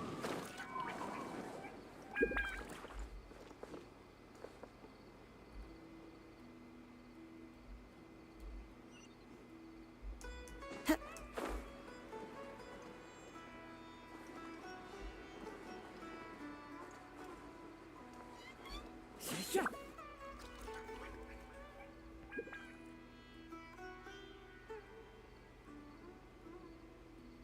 Come on, serious suggestions, please. I'm not trying to write a thriller here. It's supposed to be an essay, you understand? An essay. That means facts and logic. Well, if it's facts and logic you're after, you shot yourself in the foot with your choice of research topic, didn't you? The Tatara Suna mystery. When so much remains unexplained, there's little to be objective about. Unless, of course, you restrict yourself to textual criticism.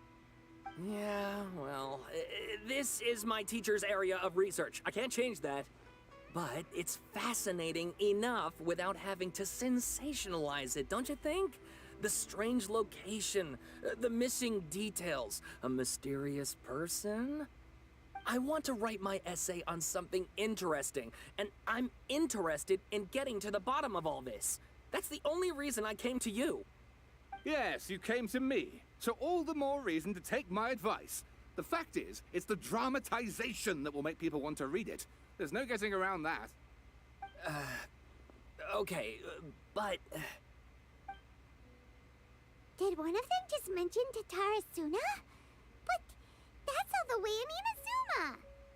Is it just Paimon, or is it kinda unusual for someone in Sumeru to want to write a paper about that? Everyone here is just going about their business. Maybe it really is just Paimon. Guess people here are free to research pretty much anything. Great! Let's go find out what this Tatara Suna mystery is all about.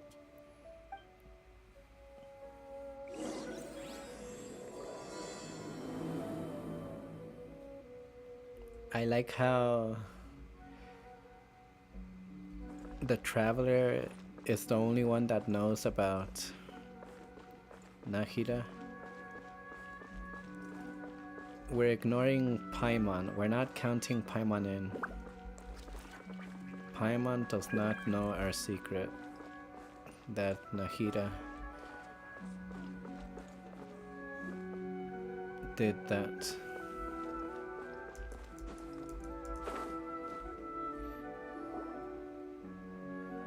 Alright, I guess I'll go with my textual criticism and your editorial direction for the first draft. I have a feeling that the missing Kabuki Mono will end up being the main focus of this paper. Ugh, if only we knew where to find that traveler. From what they say about him, this seems like the kind of thing he'd know about.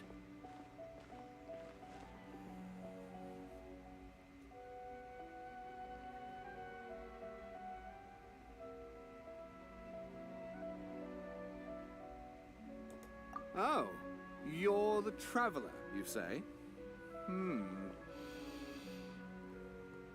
Hey, what's with that face? Don't believe us? No, of course I believe you.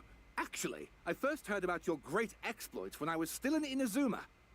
This is my first time coming face to face with you and your mysterious silver-haired companion. I couldn't believe my luck, and out of force of habit, I started, examining the evidence. Sorry. Oh, Sawada, for the love of... Sorry, we don't get out much, so our social skills are kinda lacking. Traveler, I hear you've helped many people a great deal and been to many places. Would you be able to tell us about Tatara Suna?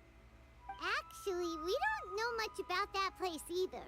In fact, we only came over here because we heard you talking about it and wanted to learn more.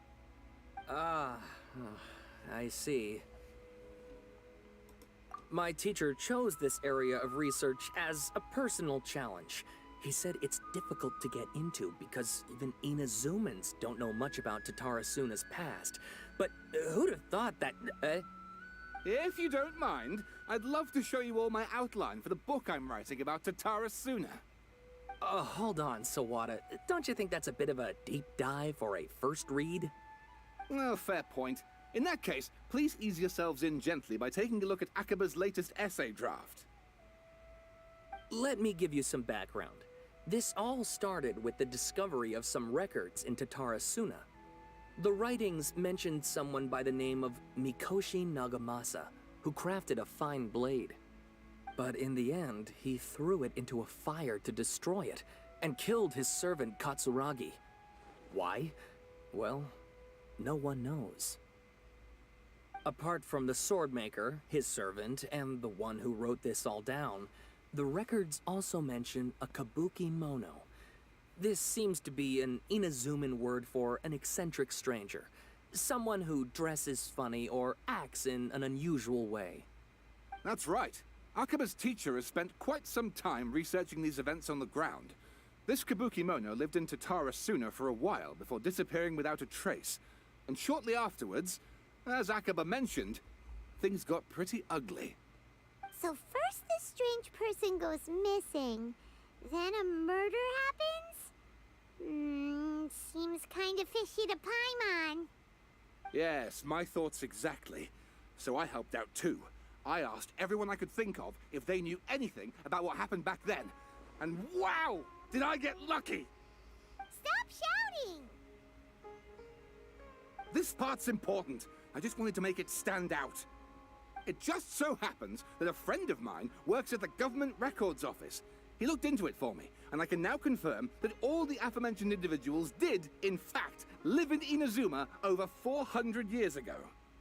Even back then, Tatarasuna was already at the center of Inazuma's smelting industry. The man in charge was a government official named Niwa.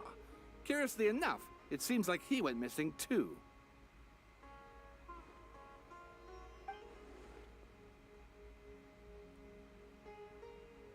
Wait, so there are 2 missing people in the story now? That's right! What's more, Niwa is a name with a lot of history to it. Have you ever heard of the great swordsmith clans of Inazuma? Oh, the swordsmiths? Yeah, like Ishin art and so on? Wow, yes. You really know your stuff. That makes things easier. So basically, this Niwa was a distant relative of the Kaidahara clan, the last practitioners of Ishin art. Something then seems to have happened in the Kaidahara clan, leading to their downfall. I don't know the details, but taken in light of everything else going on around that time, it makes you wonder whether it's all connected somehow.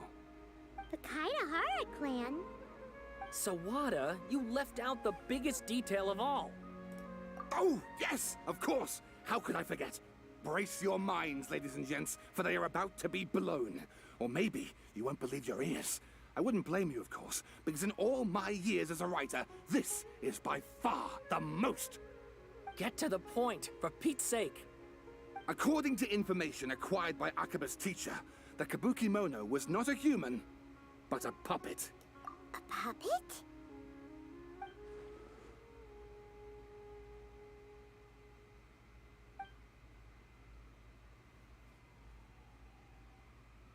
Aha! Judging by the looks on your faces, you do know something after all.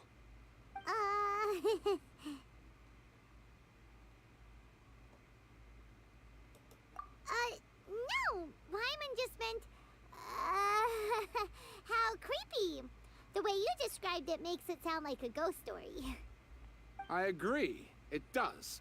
But considering that non-human races in Inazuma are by no means uncommon, spooky events are to be expected. And that's exactly what my book is about. Please, take a look.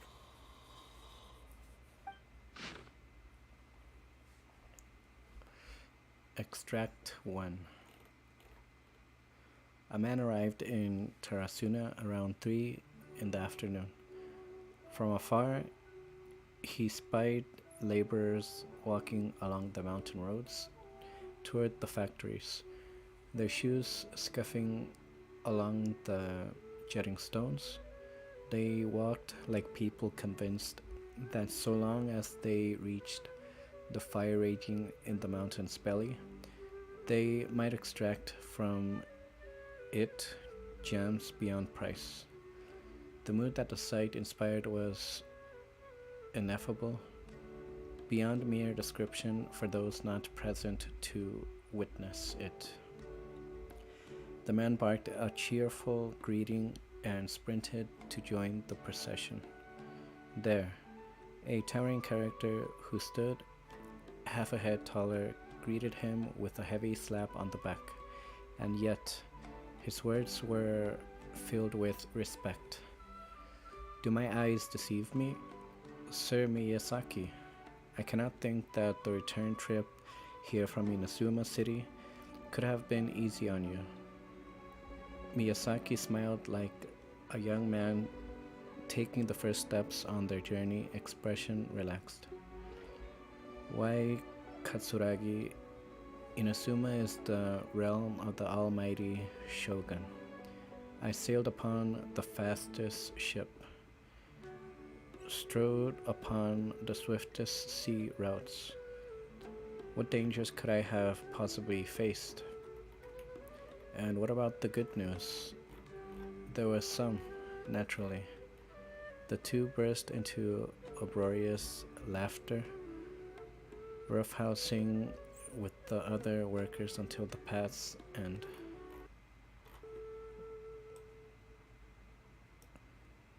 It seems that the rest of this work remains unfinished from the existing text. However, it is apparent that this is a novel of fantastical, colorful sensibilities born from an imagination well utilized.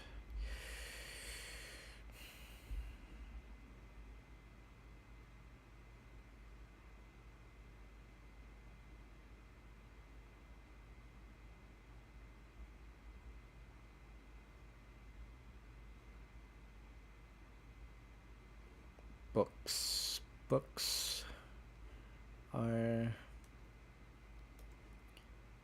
very... Oh, and please read my essay draft as well. No, thank you. It's great, but I want to do something else. I do love reading, but I want to do something else today. Sawada was encouraging me to follow his more creative approach, but I think essays should be grounded in facts. I don't think explaining everything away with mysterious forces will cut it. Oh, how about if I plug the holes in Sawada's narrative with political intrigue? Like, I could put a turf war between rival factions at the center of the whole series of events. Wait, you're allowed to just make stuff up? Pretty sure you've gone from essay to guessay there.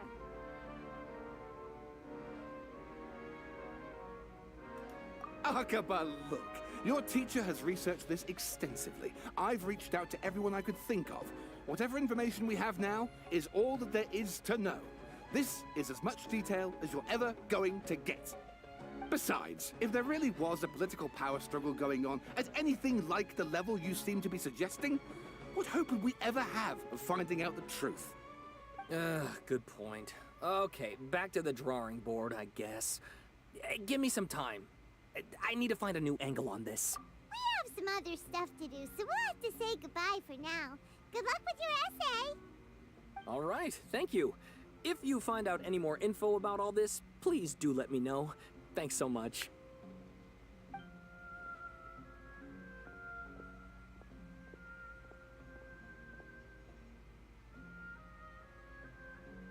Hey, so that thing they were talking about, it has to do with the balladeer, doesn't it?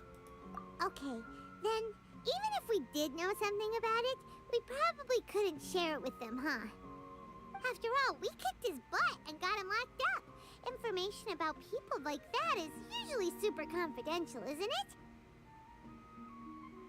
If you ask Paimon, Akaba should just pick a different topic. There must be as many essay topics as there are trees in the forest. There's no point in...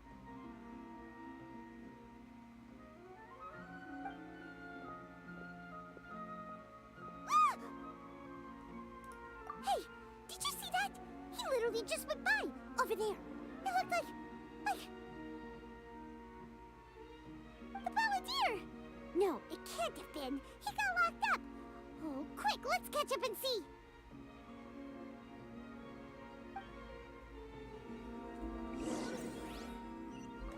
Time to go.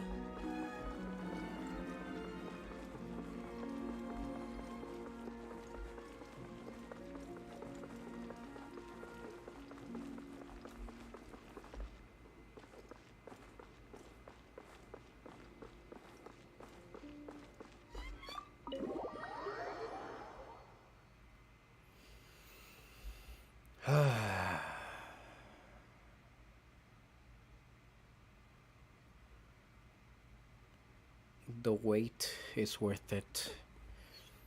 Can't wait for the next city.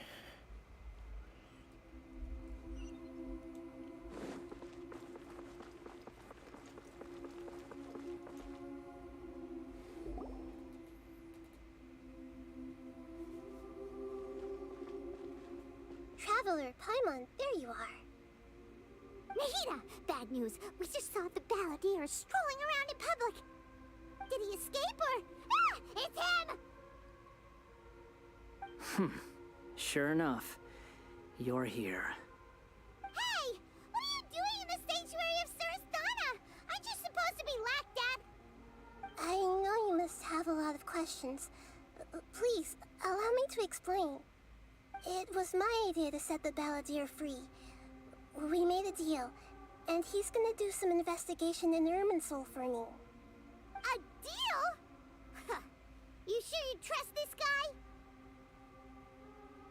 What did you expect? Why do you think Sumeru would keep me around otherwise? Or maybe killing me is all you can think about. But if that's the case, why haven't you done it already? Don't flatter yourself. It was... Nahida said there's still some mysteries in you to figure out. Ah, so if it were up to you, you'd finish the job? Guess I had you all wrong. There I was thinking you were just getting cold feet.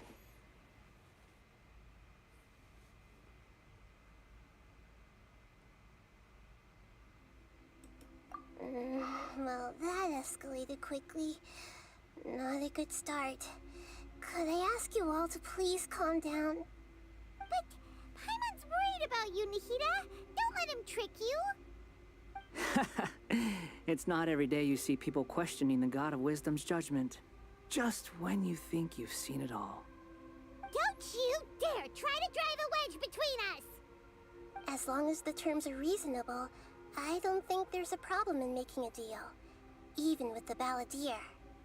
Well, I, for one, have no reason to doubt you. Considering you even struck a deal with the doctor. Yes, one in which I gained valuable information. You'll come to understand more about that in the fullness of time. The balladeer's power was all but completely spent after your battle.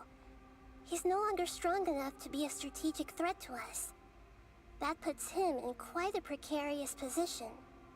Plus, he's a former harbinger with knowledge of many of the Fatui's sensitive secrets.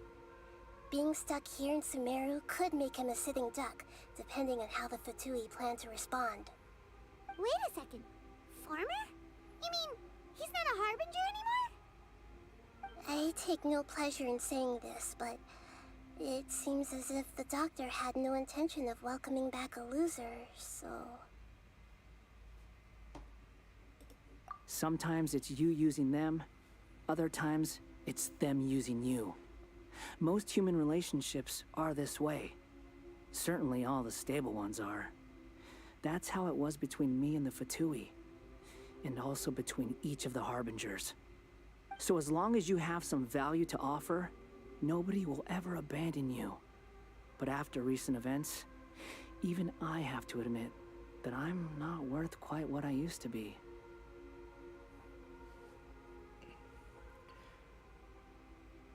The traveler needs to calm down. Well, if the Fatui are gonna reevaluate my utility, I need to have a backup plan for myself. As we discussed, I don't like causing harm to living beings, and you said you need protection. So, why not join forces with us? I think these two have made their objection to that idea fairly clear, don't you? And they're your friends, so I guess you'll be siding with them. Yeah, obviously! Nahida, him! Then let's put that discussion to the side for now. We still have time. Today can be a trial run. Where we go from here will depend on how well we manage to cooperate today. All right. Then I'll do what we agreed. Good. Go now, and keep in touch. Nahida, are you serious about this? Yes. I have my reasons for this decision. In fact, I'm largely doing it for your benefit. Yes. As I told you once before, there's information about your twin in Irminsul. Oh, yeah. Actually, that's the whole reason we came to see you today. So, you have an update on that? Mm-hmm. You may remember me mentioning that the Fatui had not included your twin's details in the Descender category. This is an extremely important point. It's possible that the Fatui have other information that even I don't know about. And since the Balladeer used to be one of them, he'll be better acquainted with this information than I am. He was granted the power to connect with Irminsul when he almost became the god of a new era. Even though he no longer has the Gnosis, some traces of its power remain in him. He can still connect. The amount of information in Irminsul is vast beyond description.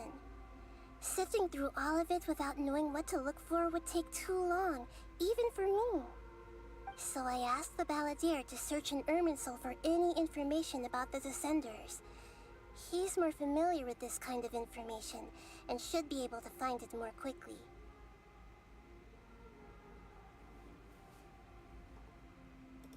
Exactly! Or what if... Paimon just doesn't trust him! He's treated us as enemies every time we've run into him! I understand. But sometimes, everything is dictated by which side you're on. How things will go in the future depends on what information he brings back. And Traveler, I know what your heart desires most of all. Our minds have connected several times before. There is a corner of your heart reserved for an intense longing. A feeling of being all alone in the dark, searching for the one candle whose light still burns. As Sumeru's deity, it is my responsibility to be on guard against the Balladeer. But as someone who counts you as a friend, I want to do something for you. If this deal with the Balladeer can give you the answers you've been longing to find, then it's worth it.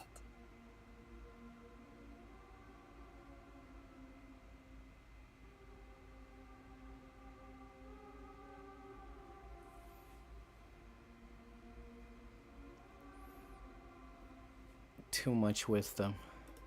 It's my pleasure, really. You're Sumeru's hero. You've more than earned it. Paimon's still worried about this idea. Is there anything we can do to help? I was going to contact you about that, but then you suddenly showed up on your own accord. It seems like we have a telepathic connection. In fact, I was going to ask you to supervise the Balladeer on my behalf while he carries out the task I assigned. Even though he only has a fraction of his full power left, that's still a fraction of a former Harbinger. If you could accompany him, it would put my mind at ease. Of course, I'll be there to help guide you through Irminsul from the outside. Great, thank you. Prepare yourselves. I'm going to transport you into Irminsul.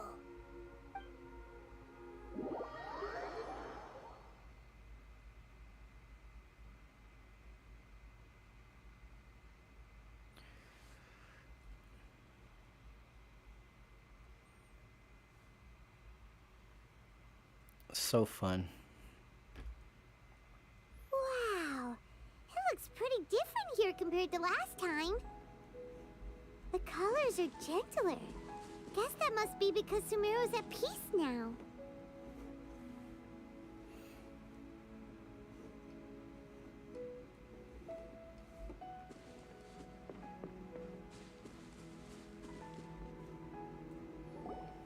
Look at that. Hot on my heels. You know, you didn't have to cut your catch-up short just to keep me company. Oh, but I guess you panicked when you realized that I might enter Ermin's soul ahead of you. Shut your beak, jailbird! No way a prisoner gets to be so smug! I understand that prisoners have to put up with harassment from the guards. But right now, I'm on temporary release.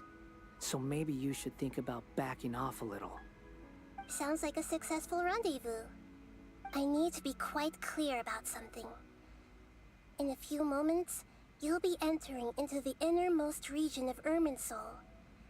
It is an environment like no other, and the most important place in all of Sumeru.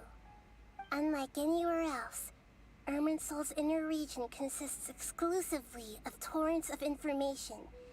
You must put aside your differences and be extremely careful as you navigate your way through. I know there are many grievances between you, on both sides, but it is essential that you remain calm after entry. This is as much for your own safety as anything else. Fine. Let's call it truce. But only until this mission's over. Let's cut each other a little slack, shall we? We are gonna be traveling together after all. Per my agreement with Lesser Lord Kusanali, I'll be at the front. It's my job to lead the way and get rid of any obstacles in our path.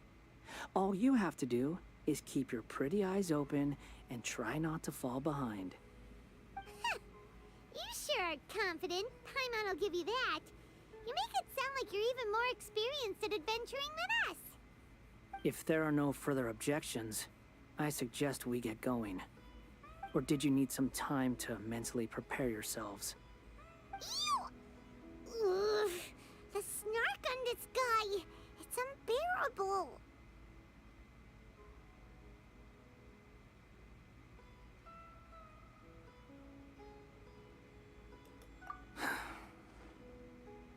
We can start now. Irminsul access granted. Initiating connection procedure. Is this a small sapling? Oh, darn it! Come on, let's catch up with him.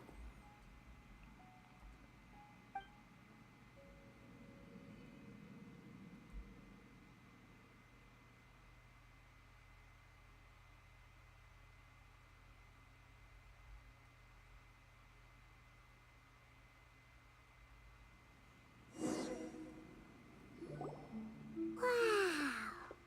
So this is the inside of Irminsul. Ooh. Paimon's never seen anything like this. And it feels like a sacred place. Irminsul is closely intertwined with the entirety of Teyvat. Every bit of information flowing here means something. Pick your jaws up off the floor. It's time to go. Why is it that Paimon just wants to do the opposite of everything he says? Lesser Lord Kusanali, we will now proceed to the heart of Irminsul.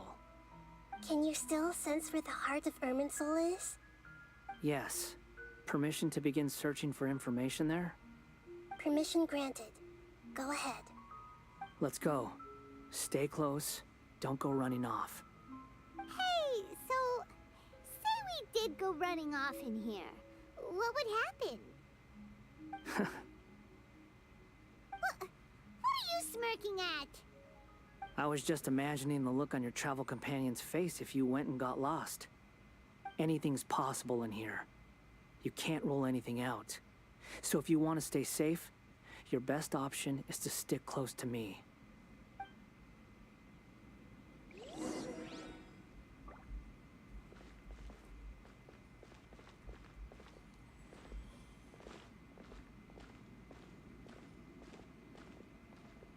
These sapling things have spread out. Those are all packets of information from inside Irminsul. Be careful not to touch them.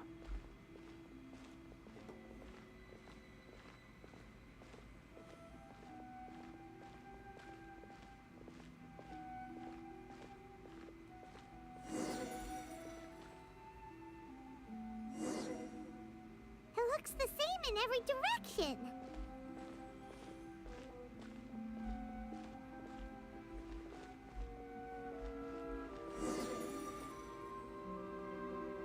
wonder he mentioned about getting lost. Huh. What do you know? He was actually telling the truth. Is he mocking me again? What is it this time? There's a time and a place to lie, but this definitely isn't it. So why don't you relax your guard a little?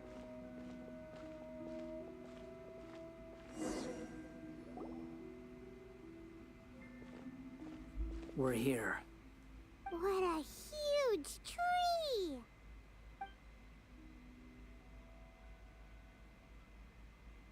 Lesser Lord Kusanali. Good, you made it. Are you ready? Ready when you are. Then please begin. Preparing to access cognitive currents. Establishing waypoint. The Balladeer's actually doing what Nahida tells him.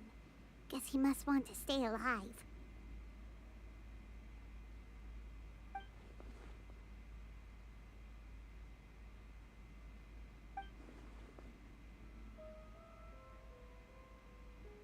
The rest is up to you. If you discover anything at all, make sure to share it with us. Will do. Huh. For once, we're the ones with nothing to do. Traveler, Paimon, would you like to talk?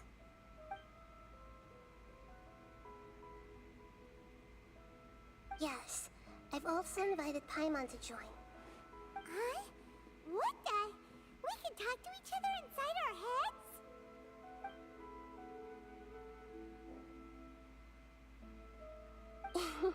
That's part of it. Plus, we're all friends. There's nothing wrong with us talking like this once in a while.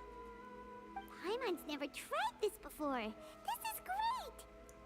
So, Paimon's been wanting to ask you something. Don't you think the Balladeer's a bit of a walking contradiction? He's always talking back, but he seems to listen to what you say.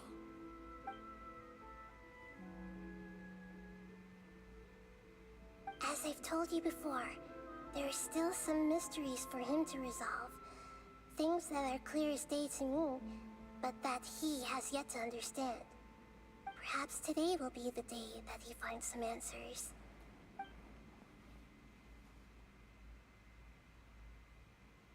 Well done. Smart and attentive as always.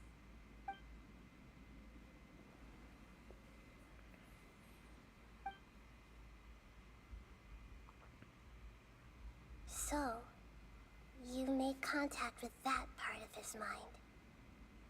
Well, it's true. Betrayal turned the Balladeer into the person he is today. Huh. Paimon thought nothing could get under that guy's skin. Turns out, he can get hurt and angry just like anyone else. Everyone has a history, Paimon. Even if you're a puppet created by the Electro Archon. Speaking of puppets, we ran into two people at the Academia today talking about an essay. Turns out their topic was about the Tatarasuna incident.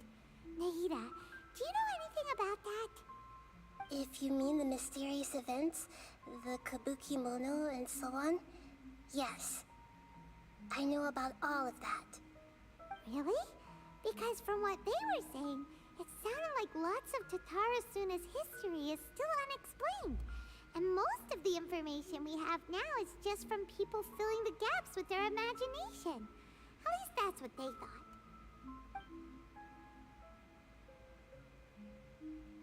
Oh?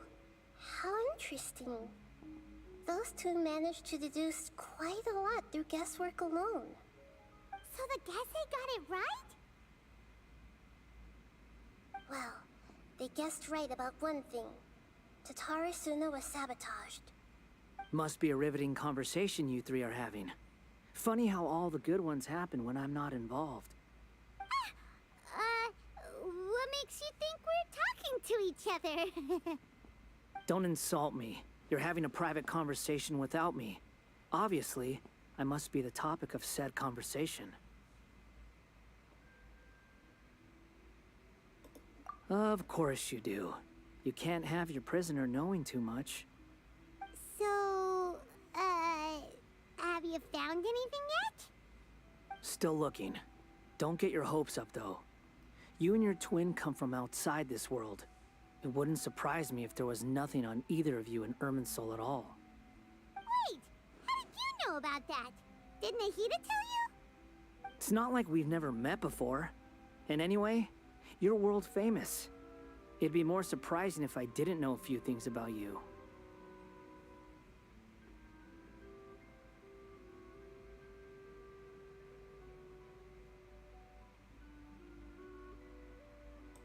Right now, we have to keep the peace. I'm not interested in creating more misery for myself. And making cordial conversation is something I can manage. Huh? Wait. This light. It looks similar to those saplings. What could it be? Anonymous data. Hey, don't you forget the agreement. You have to share it with us. Shh. Just wait. Mr. Niwa, are you certain this is worth the risk? We are talking about Tatara Suna's furnace, after all. It may not pay to act rashly. There's no one else who can enter the furnace. It has to be me. Is that so? Well, since you insist. It's...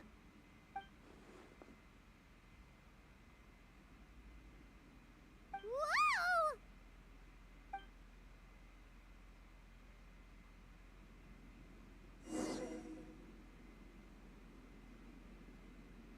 I have been in Tatara Suna for some time now. You have shown me great hospitality, as has Mikoshi Nagamasa, and indeed, everyone else. Under your leadership, Tatara Suna is a warm, welcoming place, like a giant village. People are gainfully employed, their lives have purpose. They are motivated. As I understand, the Raiden Shogun has, in recent years, eliminated much of the evil that plagued Inazuma. As for Tatara Suna, it was originally established as a means of safely disposing crystal marrow. The forging industry with crystal marrow as a raw material has since flourished, giving rise to generations of swordsmiths.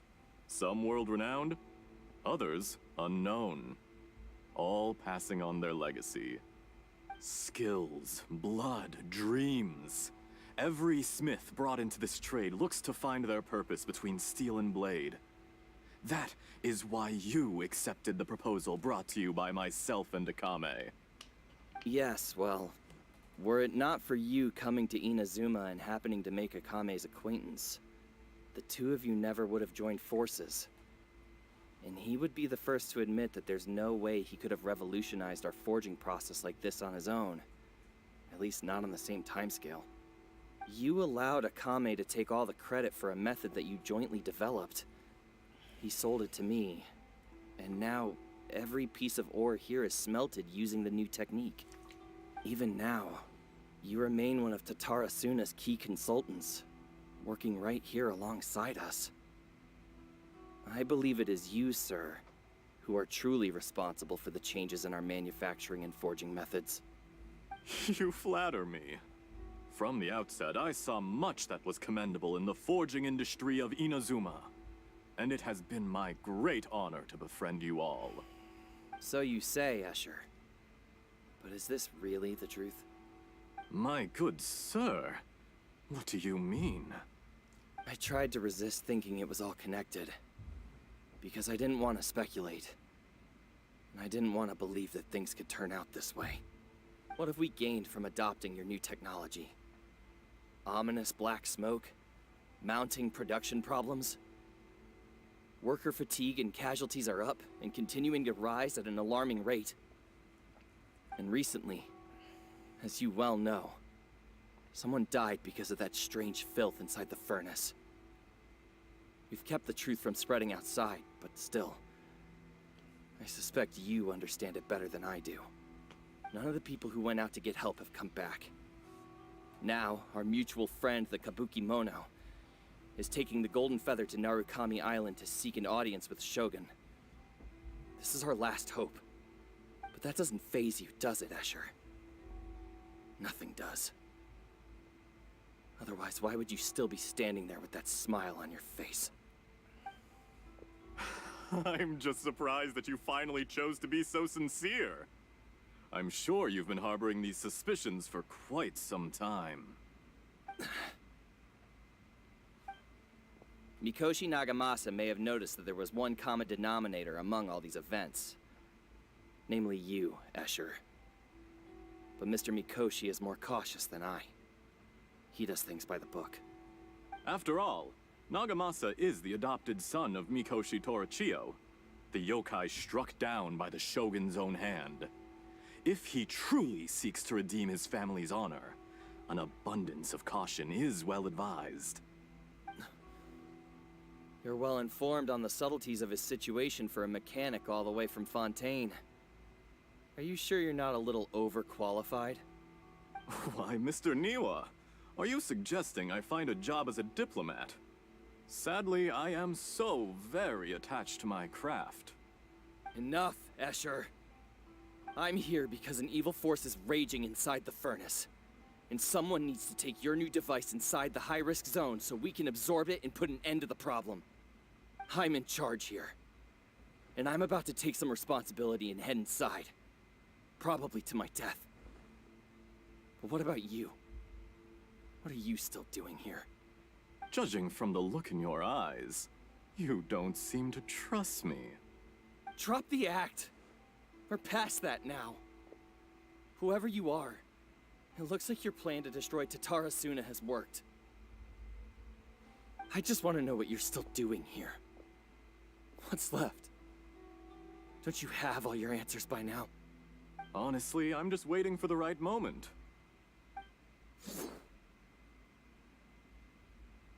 A moment like this, where you finish talking and I stop you from entering the furnace. You...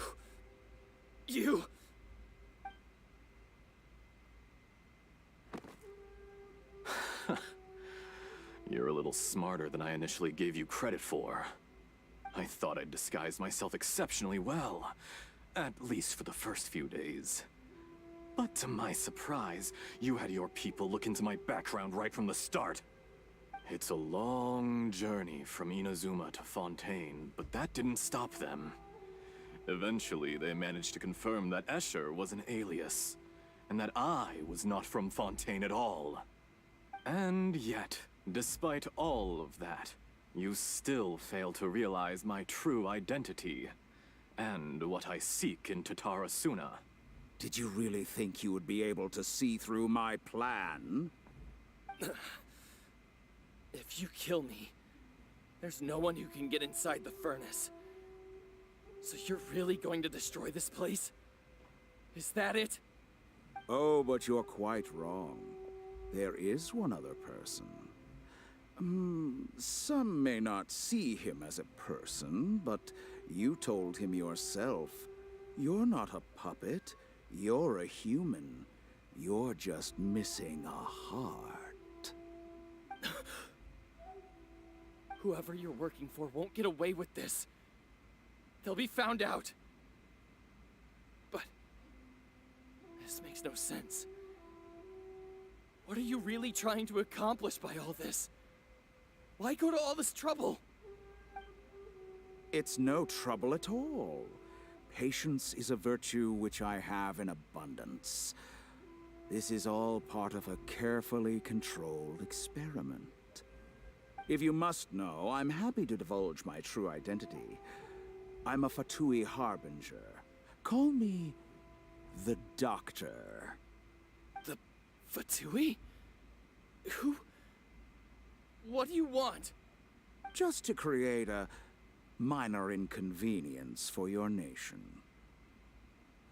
That's it? That's why you gave us your cursed technology?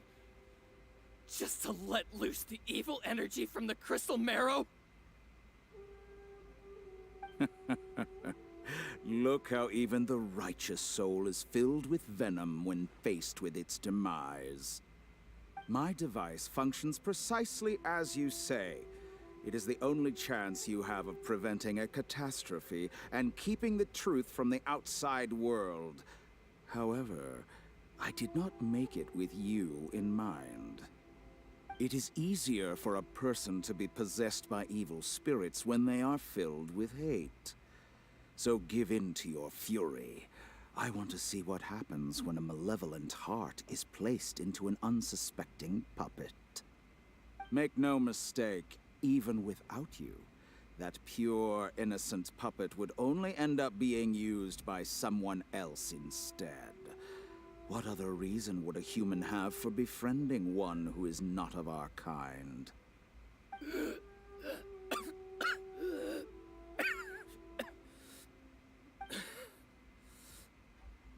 If you give him my heart, tell him that both Nagamasa and I see him as one of us. He has nothing to prove to anyone. Because not everyone just wants to use other people. The only ones who think like that are people like you. What a beautiful way to see the world. It almost makes me feel a little guilty. Then out of respect for you, I shall redefine myself. Think of me as a monster or a demon, if you wish. At least this way your death is not a consequence of your own folly turning you into an easy target. You simply lost to something more powerful than you could ever hope to defeat. I say, Mr. Niwa, let's see what happens. Will your puppet friend become a human? No, that will prove quite impossible. Mr. Niwa? Already dead. What a pity.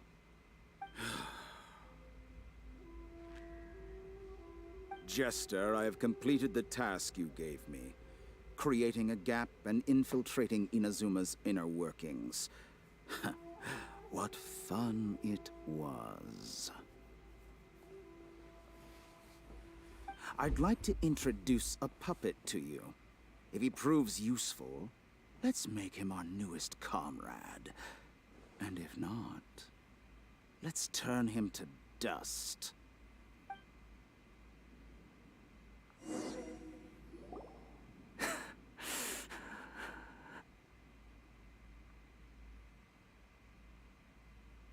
Hey, are you alright? Dottore.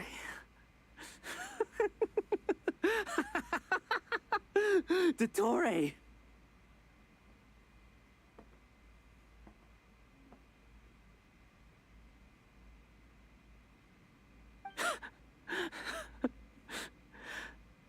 Good.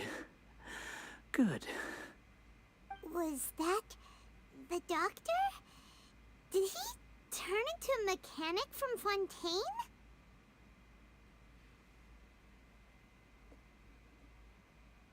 But why did we see things from his perspective? When I touched the doctor to confirm whether he'd eliminated all his segments, I read this memory in his mind. You have to admit, it must be the truth. Maybe so, but it means nothing. Does it? But this memory shows that Niwa didn't betray you. He never meant for you to be the one to take the device into the furnace. You know very well what that means. Even more so than I.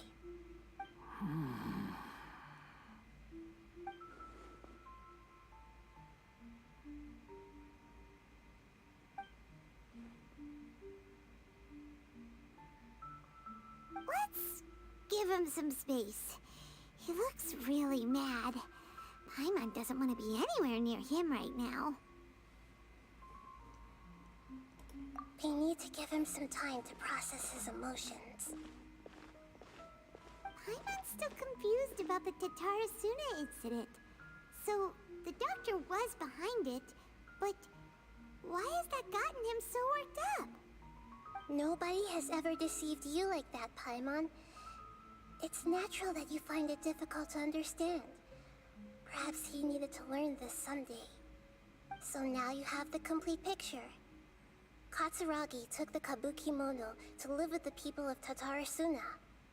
Later, the doctor showed up, disguised as a mechanic from Fontaine. And that's when the trouble began. It was all a horrific experiment planned by the doctor. Everything he did was just to plant seeds of disaster in Inazuma that would bear fruit in the future. Of all the unwitting participants in the doctor's experiment, the balladeer became the main test subject. After the events you just saw in that memory, the doctor put Niwa's heart into the device and handed it to the balladeer. Then, he instructed him to enter the furnace and absorb all the filth caused by the smelting process. The load was far beyond what he expected, but the balladeer survived.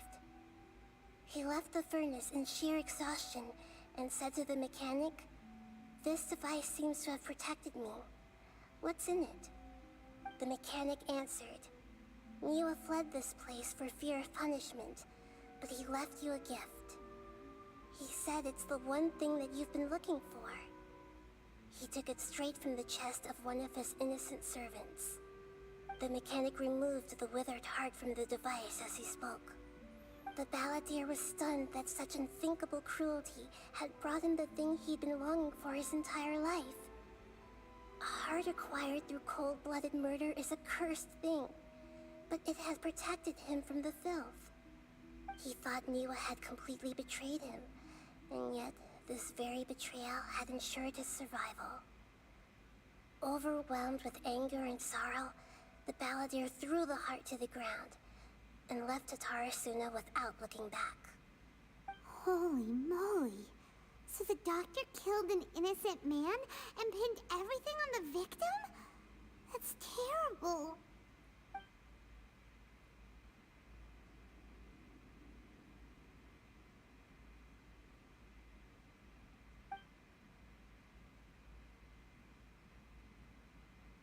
Yes. Only if he understands this can he choose a new path forward.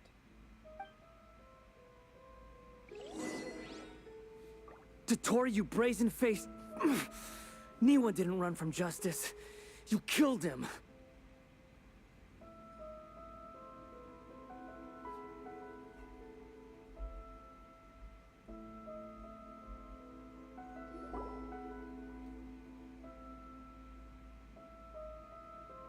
Shall we see how he's doing?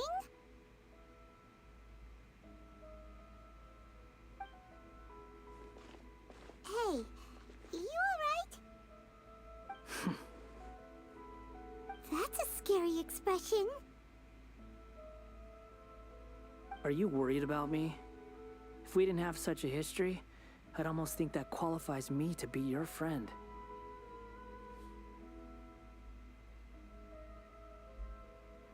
It won't. I'll keep my end of the deal. Hey, are you investigating the stuff we want to know about? That's why we're here. But unfortunately, there's no information about the Descenders in Irminsul. Even if you can't find anything, that seems to confirm it. Irminsul does not keep records on the Descenders. Anyone who comes from beyond this world is not counted as part of Tevat. Oh, does that mean we have to leave empty-handed?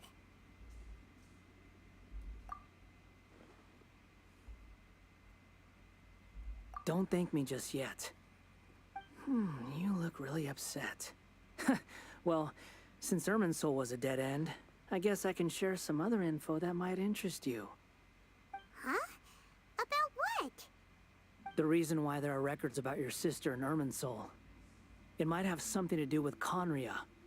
Apparently, Conria was her first destination when she arrived in this world. Plus, she only came to this world because the heavens responded to the summoning. The heavens responded? The Jester told me this himself. You can take his word on this. He was a royal mage in Conria. and lived with your sister for a time.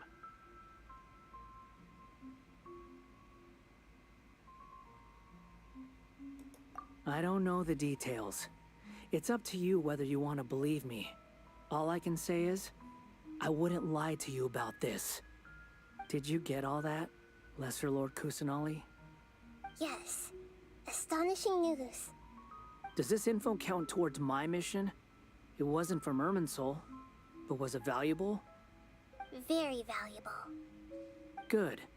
In that case, I'll take some time for myself now. Huh? What have you done? Lesser Lord Kusanali was right. My power's all but completely spent. Even if I use all of the divine power left in me, I can't sustain this shield for very long. I shared a secret with you, and now you owe me. So in return, I'd like you to answer a question for me. Give me your hand.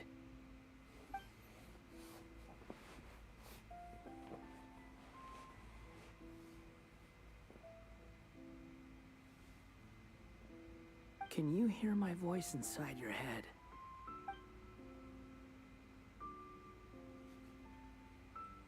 No, I can't do anything like that anymore. At most, all I can do is exchange a few words with you. So tell me, in this world, is it possible to change the past?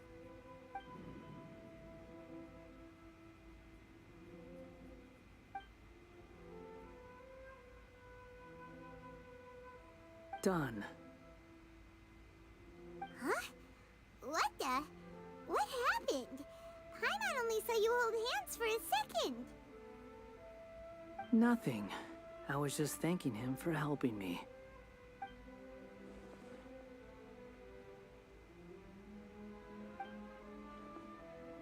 So long. I suggest you get yourselves out of here quickly. Where are you going? Hey, wait up! Didn't you say not to go running off? Fast reaction time. But I don't think we'll be seeing each other again. From this day forth, the names Balladeer and Kabukimono will cease to exist. Those who died in Tatarasuna because of me deserve another chance at life. Hey, Balladeer! Don't do anything stupid! You know, I never did like insects. Hordes of the puny things swarming together can be a real nuisance. And I enjoy nothing more than to stamp them out like the pests they are. But if a colony of harmless ants isn't threatening anyone, I guess they deserve to be left alone. Luckily, everything can be set right.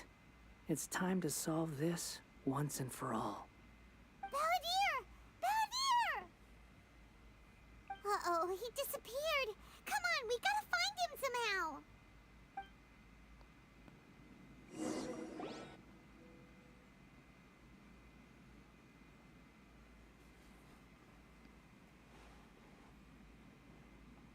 Oh no, he's really gone. Oh, can you hear me? Nahida! Traveler, Paimon, Balladeer, what happened just now? I was suddenly cut off by some kind of power. It was the Balladeer's fault. He shut you out.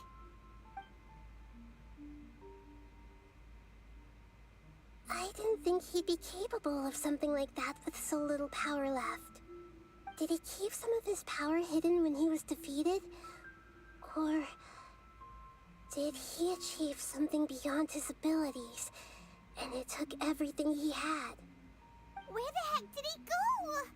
Ugh, it's all our fault. We were supposed to keep an eye on him. Sorry, Nahida. Don't be. It's not your fault. Please, let me handle this from here, even though I'm not sure I can solve it. We're running out of time. Follow my lead and get out of Irminsul as soon as possible.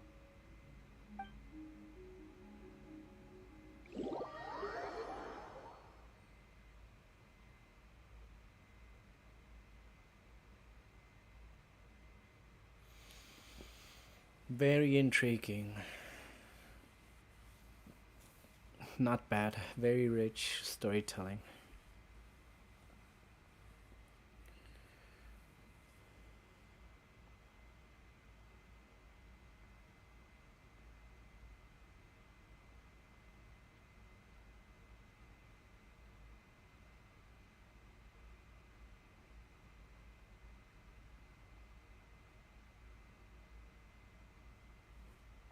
I hope I'm not too weird and am the very few people who understand what is happening.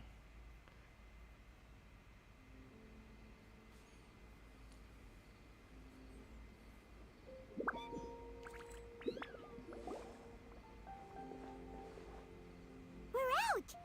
And we're at, an inn or something? This is an emergency. I'll have to ask you to stay here for now. Everything's arranged, and nobody will disturb you. I'm sorry, but this isn't something I need your help with. Leave this one to me. An emergency?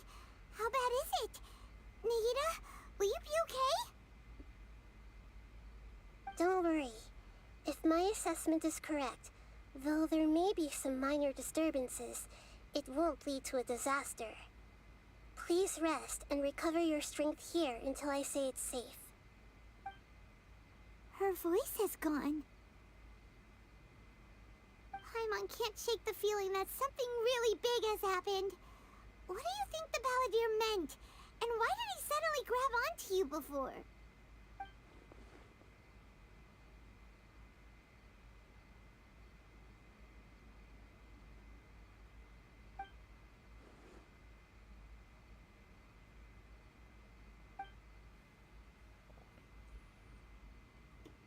He wants to change the past?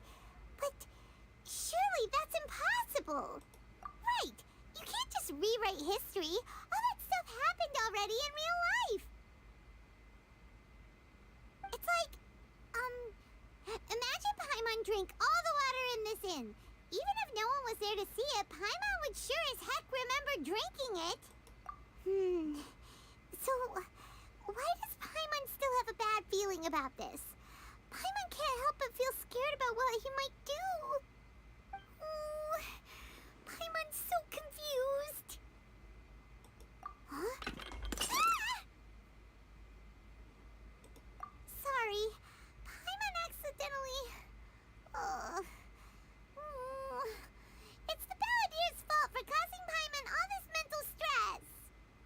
But erasing yourself from history? It's unthinkable.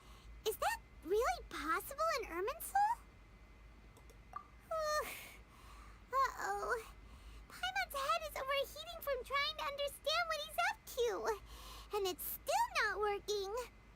Ugh. Paimon's had it with that little brat. He's been nothing but trouble ever since we met him. There's no way he'll actually succeed, right? Otherwise, won't everyone who's connected to him be affected too?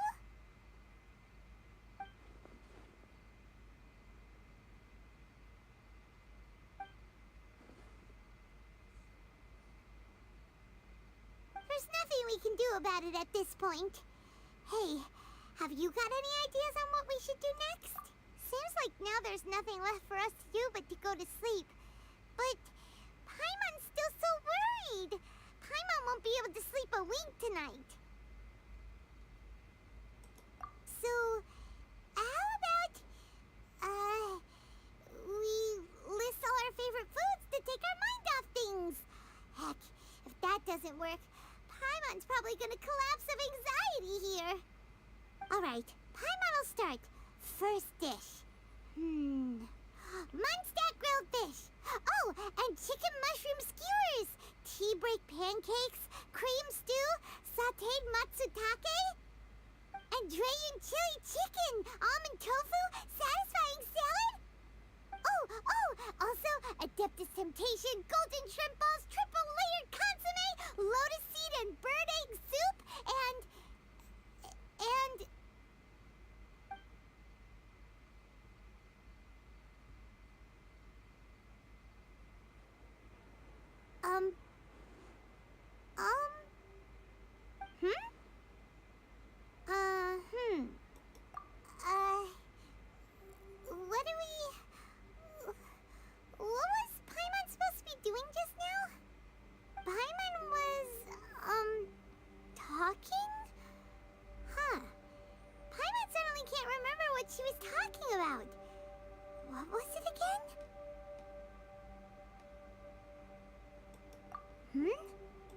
balladeer? Is that a food too? Huh. Weird name, though.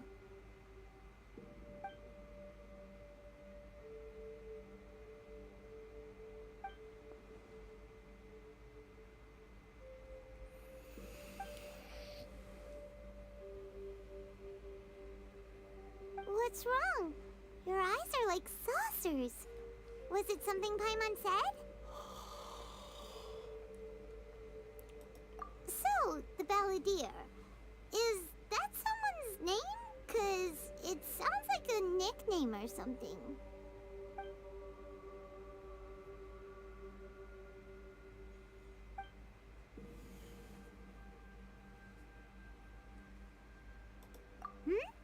Okay, sure. Where are we going? Huh? Fine by Paimon, but is everything okay? You're acting like this is an emergency.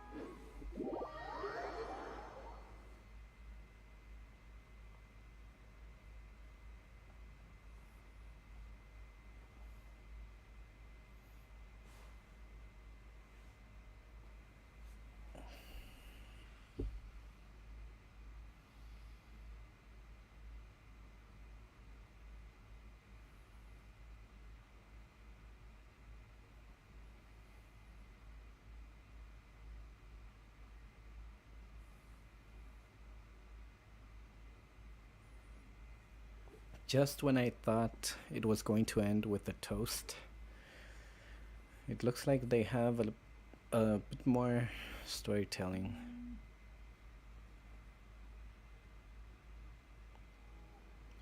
They are too prepared.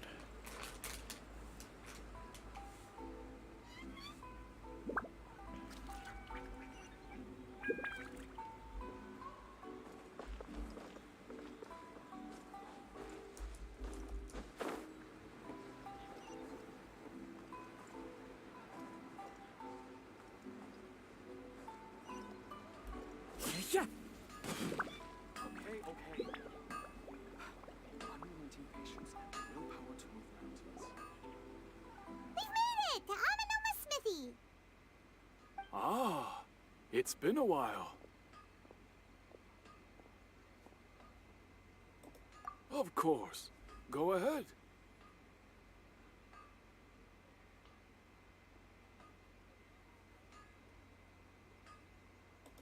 Oh. Now there's a question I wasn't expecting. Very well. I'll tell you what I know once more. The once renowned Raiden Gokuden, comprised of 5 branches. Amenoma, Futsu, Ishin, Hyakume, and Senju. The art of forging practiced by these 5 clans was first taught to them personally by the almighty Shogun. Over time, the 5 branches diverged from one another as generations of bladesmiths honed and perfected their craft until they became 5 distinct traditions. Most of the great swordsmith clans of old have since fallen into decline, and for a long time, only the Amenoma branch kept its art alive.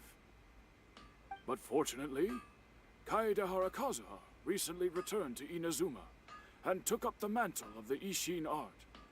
Now, 2 clans remain of the original Gokuden 5. If my memory serves me right, you yourself were present when he forged the Ishin blade. Oh, yeah, we were. Paimon remembers that now.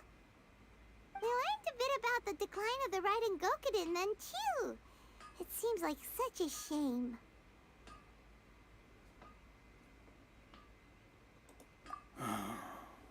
That, my friends, is a tragic tale indeed.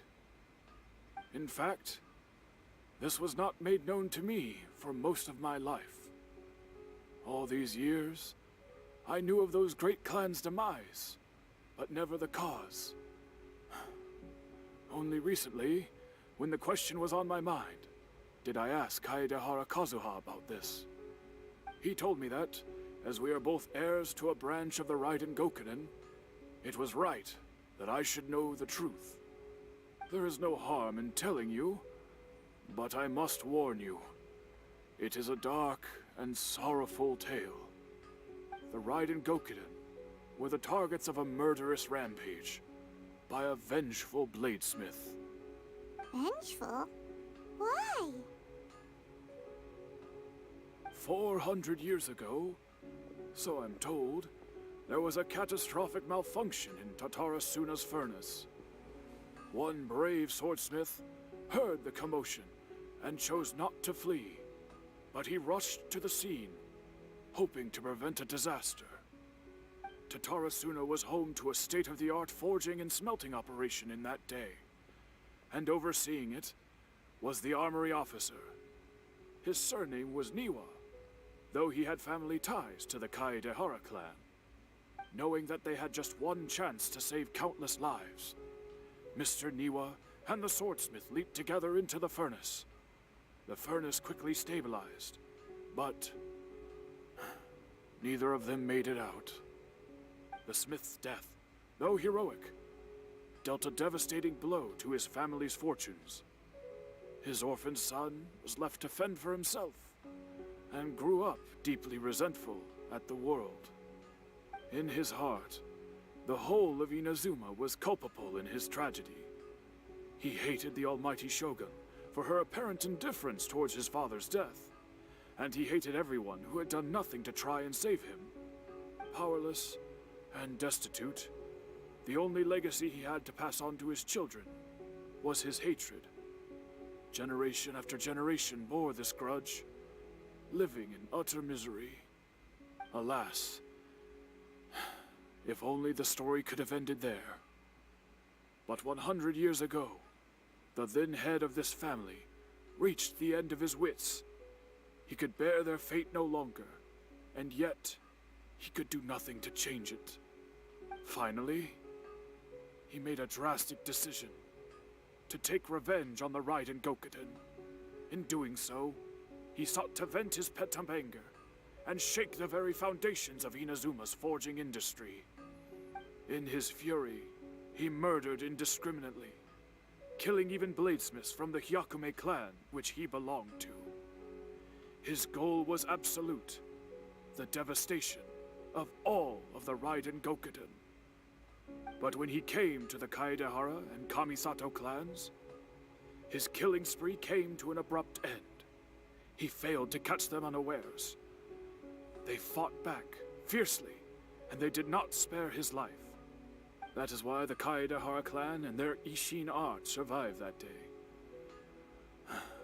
I suppose they were the lucky ones, under the dire circumstances.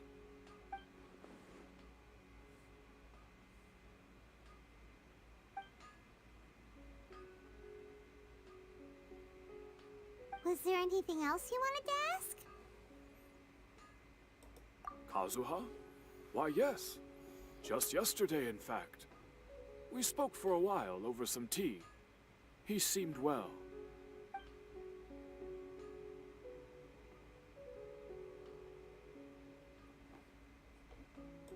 My pleasure.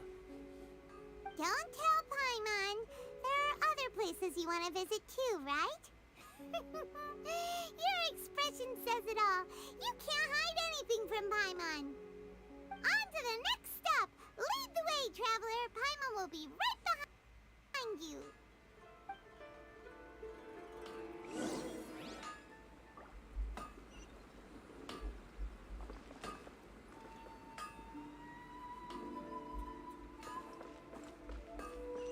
How can I improve my culinary skills?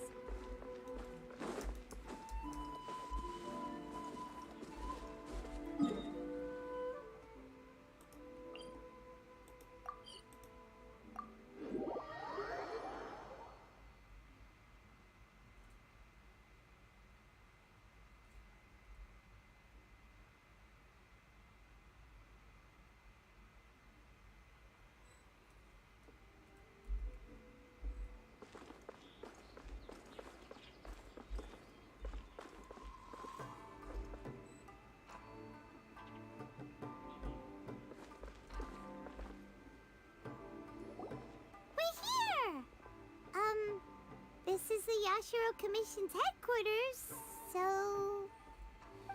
Traveler, it's been a while. If you're looking for the Commissioner and Miss Kamisato, I'm afraid your timing is unfortunate. They're not here right now.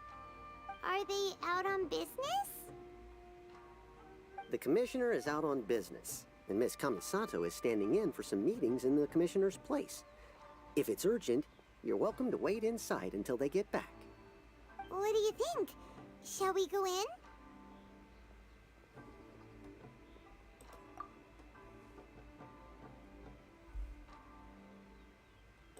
If it were anyone else, I couldn't allow it.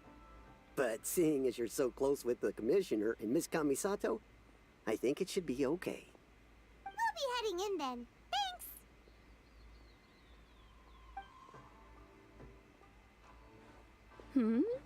Hello, dears. Is there something you want to say?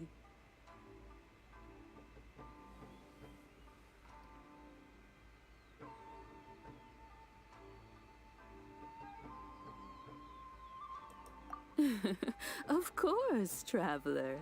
Yes, I know who you are. Miss Kamisato has told me about you. What would you like to know? Oh, they're both very well indeed. Lately, Miss Kamisato has been rather busy attending all kinds of meetings and occasionally paying visits to some local organizations on the Commissioner's behalf. As for the Commissioner himself, well, you know, busy as ever. That much hasn't changed. Although he does seem to be in a rather good mood these days. So pretty much business as usual in the Yashiro Commission, huh? Very much so.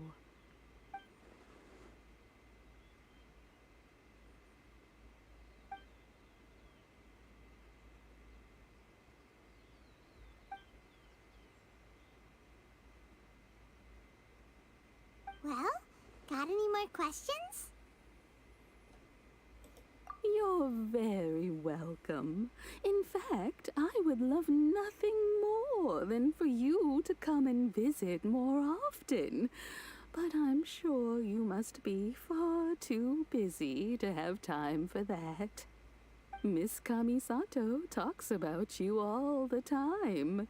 She seems so thrilled to have you as a friend, and she's always saying how talented you are and how much she admires you. I must say, many things in Inazuma seem to have taken a turn for the better since you arrived here. So you're not just Miss Kamisato's knight in shining armor, you know. You're a hero to us all. I mean it.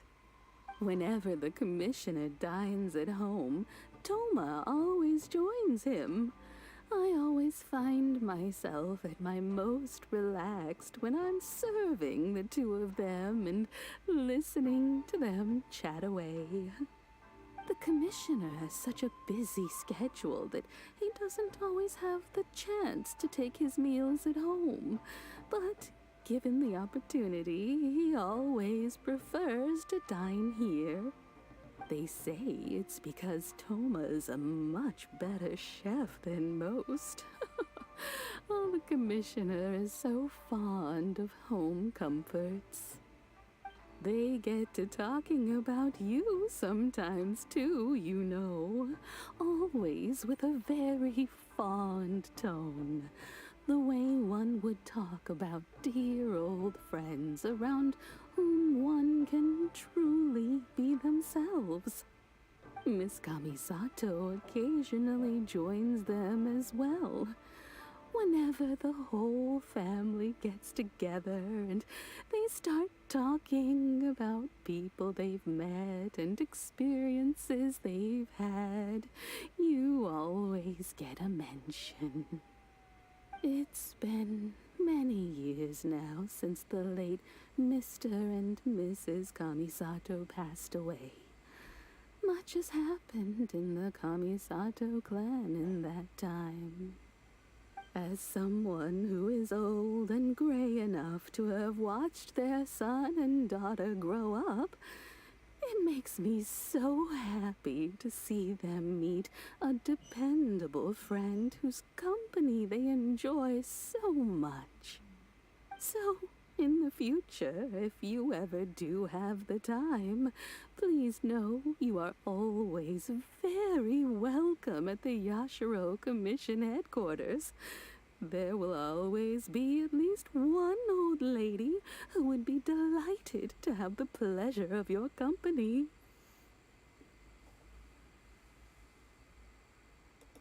Wonderful. Thank you. Paimon likes it here too. Also, you were saying something about the food here being really great. Paimon's itching to try it. We may just have to invite ourselves around for dinner sometime. Paimon meant we should come pay a visit again real soon. Ideally around dinner time. Of course. You're always welcome. Alright, goodbye for now. Where are we going next? Great! Goodbye, ma'am. Don't worry, we'll see ourselves out. All right, then. Take care now. Hope to see you soon. Oh, are you two leaving already? Yep, everything's taken care of now. Don't worry. Very well. Safe travels. Goodbye.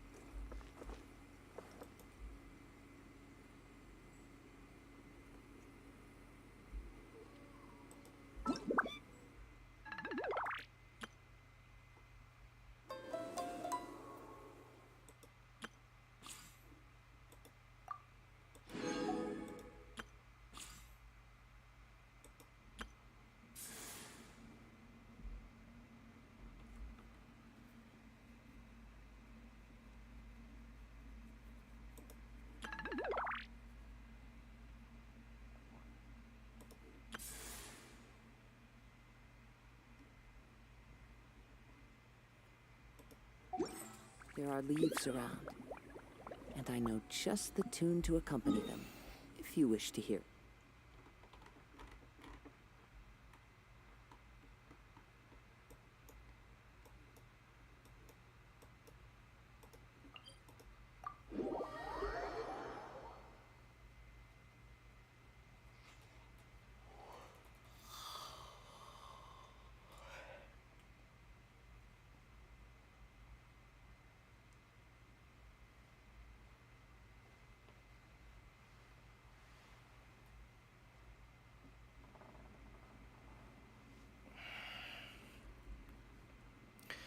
I don't think I'm gonna play Naruto Ultimate Ninja Storm 4. I'm very invested right now in Genshin Impact. Maybe I can play Ninja Storm 4 another day. I will end stream with Genshin Impact. But let me just go to look for clues. I feel we're just about done.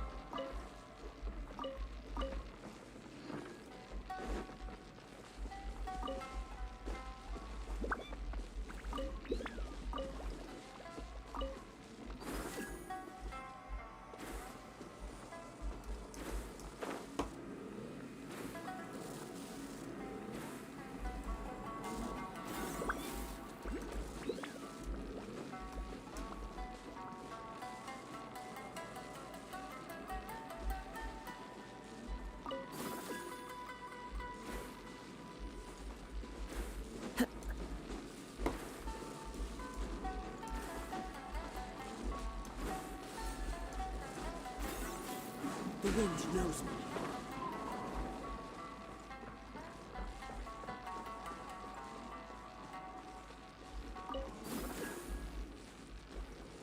One with nature.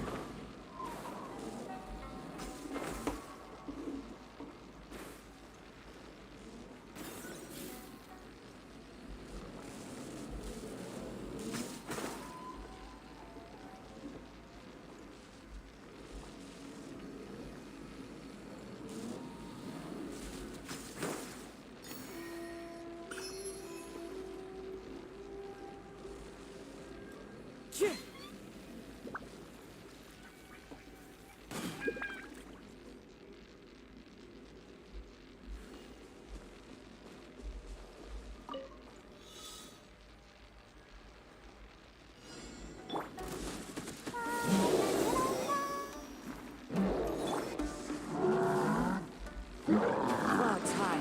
The birds come!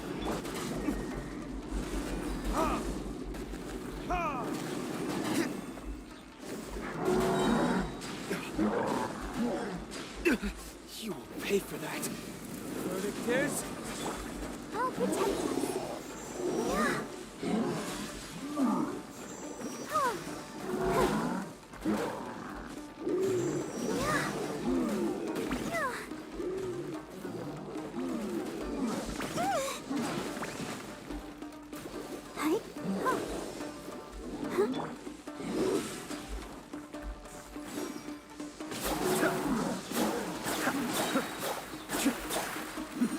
The depth beckon.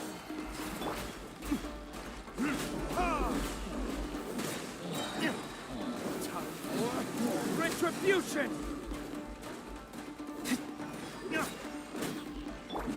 Fallen leaves, adorn my night!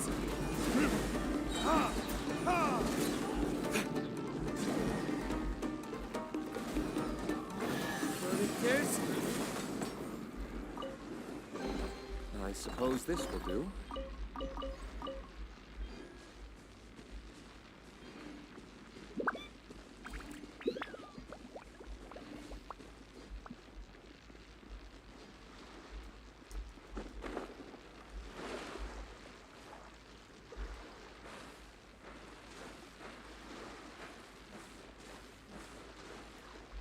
My flame has been extinguished. Come on, we can do it.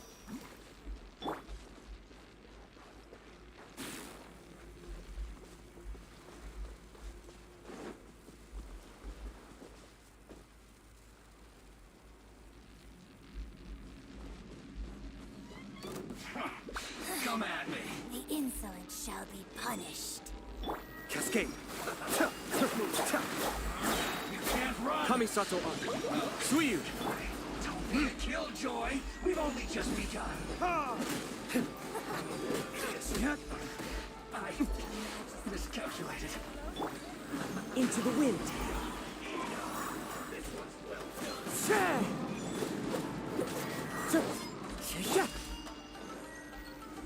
You need to hurry.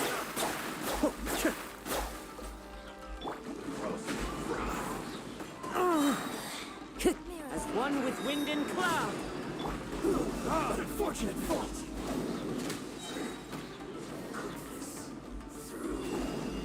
Burn! Be still.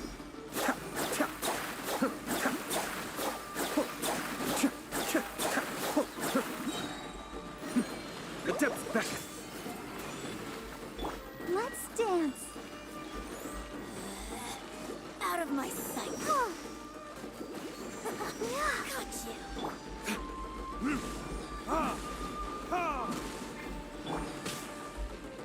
One with nature. This is Her Majesty's gift.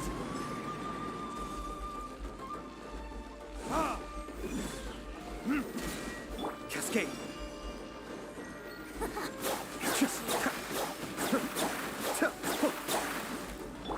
Time for retribution! Winter, shall we venture? I suppose this will do.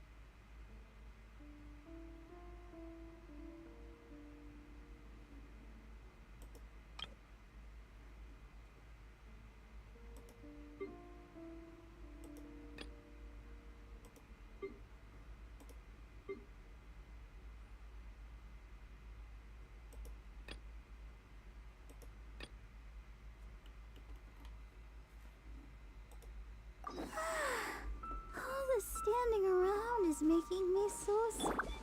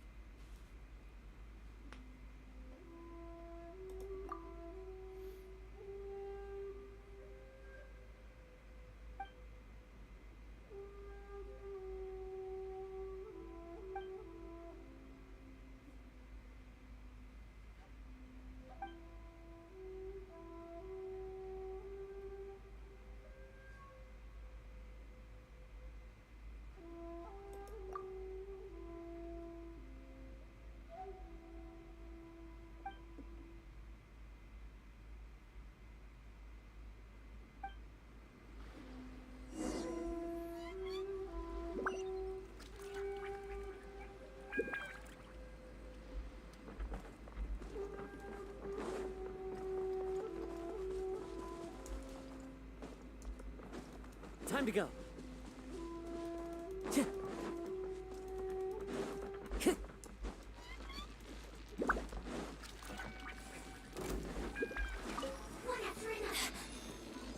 Where are you?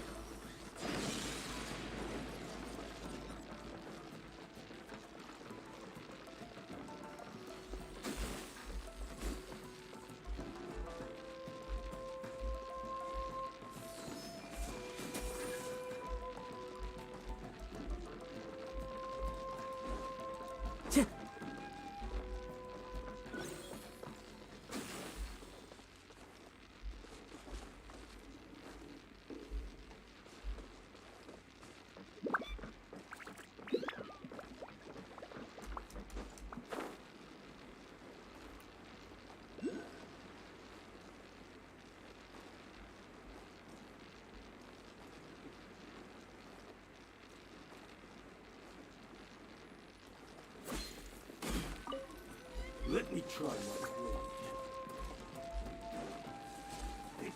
Huh, not bad. The insolent shall be punished. Where are you? You'll get So many regrets.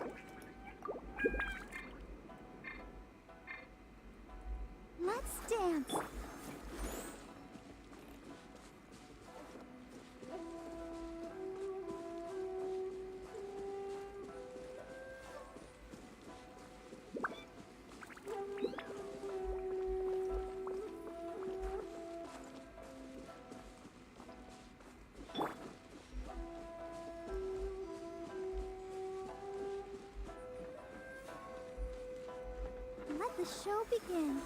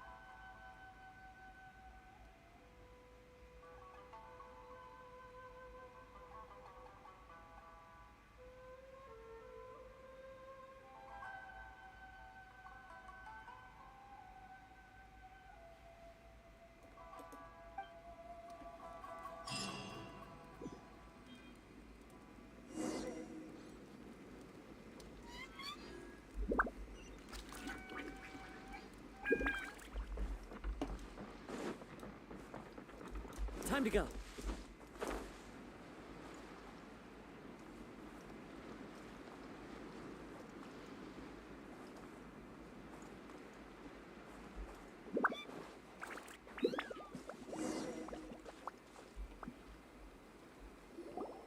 Well, here we are. But what are we looking for? Something or someone? Do my eyes deceive me, or is that the Traveler and Paimon? Xavier, what are you doing here? I was in the general area, and now I'm in this specific area. There, that's me. So what about you two? We have some questions and thought you might be able to help. Certainly do. I've researched the furnace here in some depth. If there's anything you want to know, just ask away. Like the back of my hand. Make no mistake, I have been here a good many times before. Not only that, but I've met people in Inazuma whose families used to live in Tatarasuna years ago. They said it's all true, the history here. Oh, well, it's a long story, don't you know? The tale of Tatarasuna starts a long time ago. I'm told that its history is one of the most foremost forging and smelting operations in the nation, goes back around 1,000 years. Still, the furnace has had a couple of serious maintenance issues along the way. A couple? When exactly?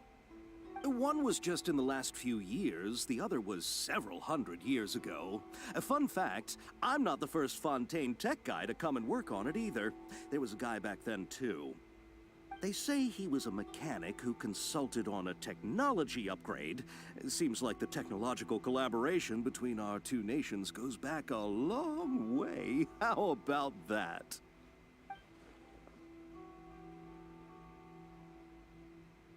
Hey, weren't you gonna ask Xavier something about Tatarasuna? Come on, ask already. Oh, I didn't realize you two were here for a history lesson. Me neither. Paimon doesn't know what's gotten into this one today. Feels like we've been preparing for a history exam or something. What brought this on? Did you just wake up today with a sudden burning desire for historical knowledge? Sure, go ahead.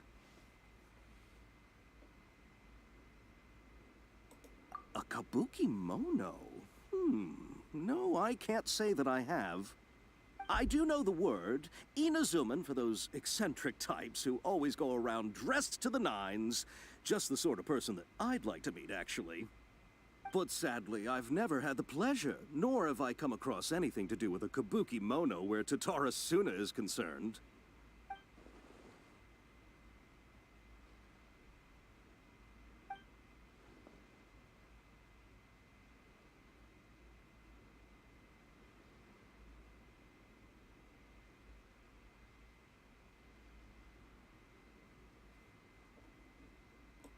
Of course! Don't mention it. Oh, we're leaving?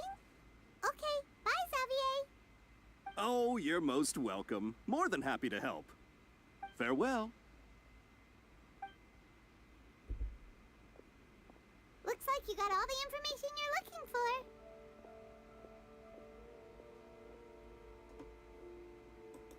Sure, but what's up with you today?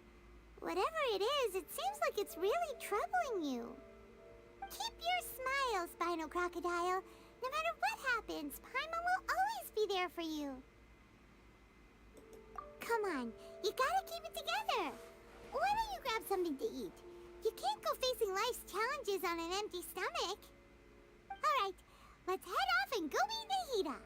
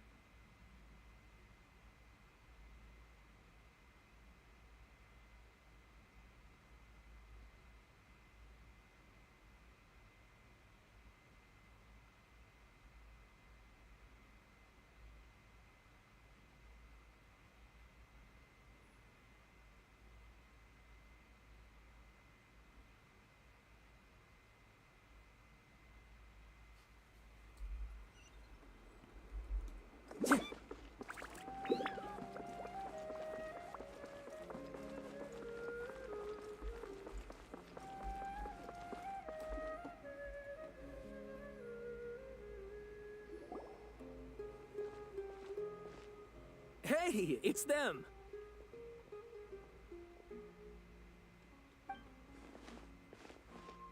Akaba, Sawada, you're still here?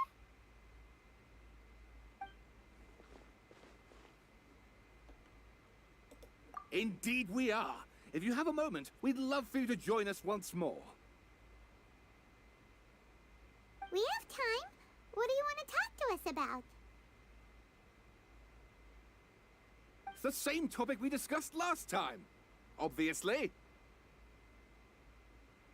Still looking for more info about Tatara Suna, huh? Should we join them?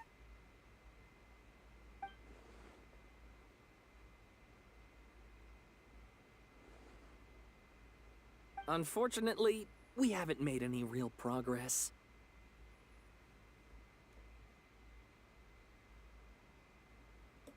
Huh? Oh, of course.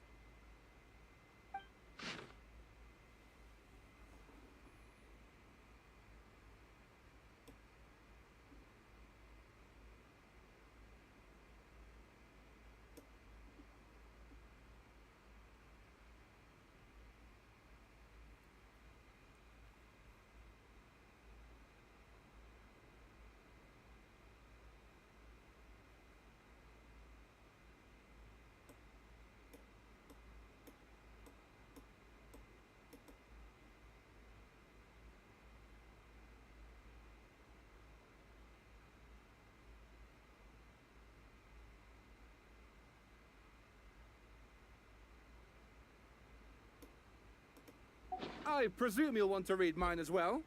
Here.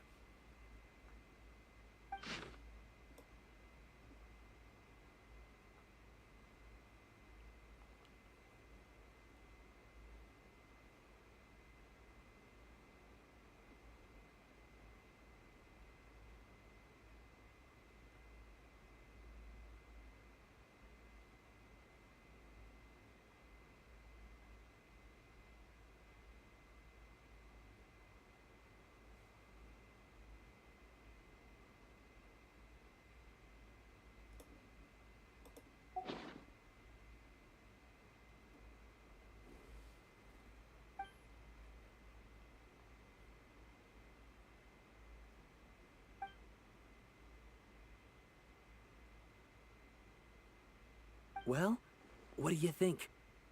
Hey, Traveler.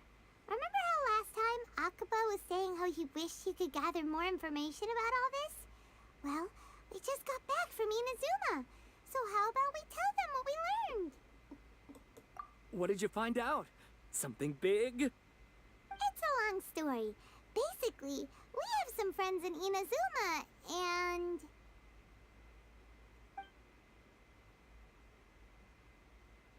Wow. So many new details. Thank you so much for sharing that with us. Well, well. So it all comes down to one man's desire for revenge. Huh.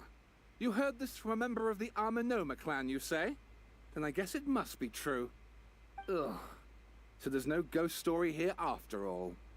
This new information actually lends further credence to my hypothesis.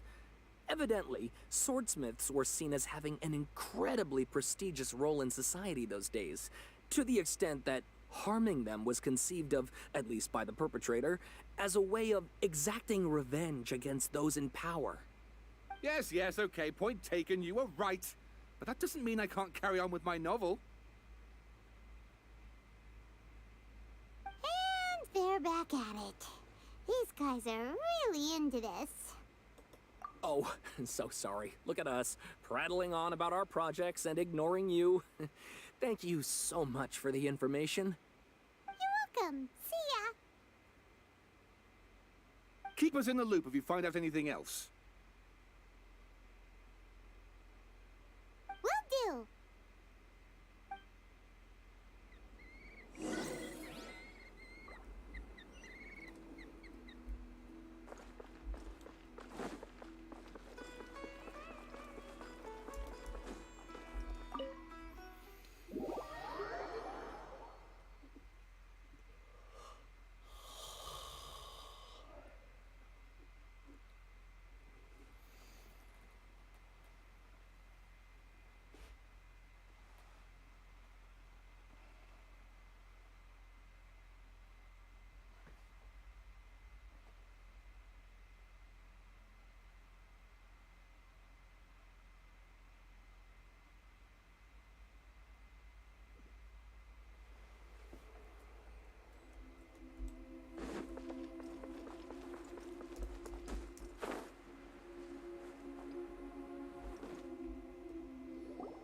Nahida, we're here! Traveler, Paimon, how have you been? Ugh, where to start? Paimon hasn't had a moment's rest this whole time. That night, we ended up chatting and chatting until suddenly the sun was up. And then he decided he wanted to go to Inazuma. The Balladeer? It sounds like some kind of code name.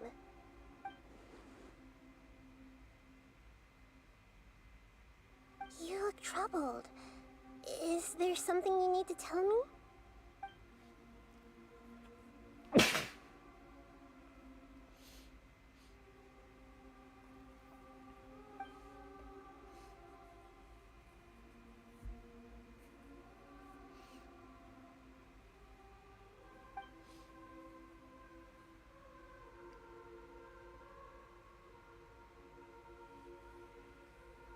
Traveler? Hey, what's wrong? You look so upset.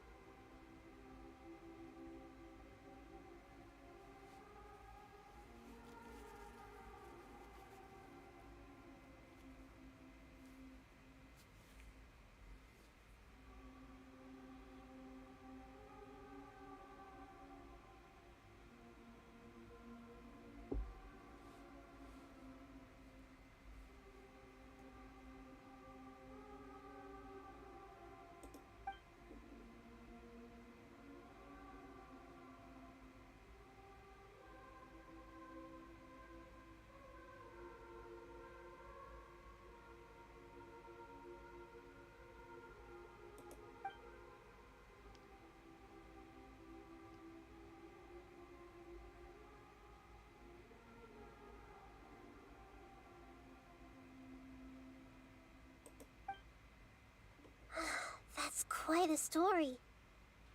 So, this puppet known as the Balladeer erased himself from Irminsul, hoping that he could change the past.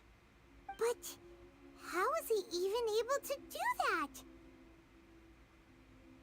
As the Traveler said, he very nearly became Sumeru's deity. Admittedly, I remember it a little differently. I don't recall finding anyone inside the machine after we defeated it. Nevertheless, it does make sense.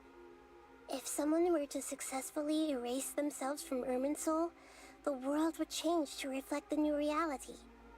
So, you believe this person really existed, and we just don't remember him because, well, because he literally changed the world?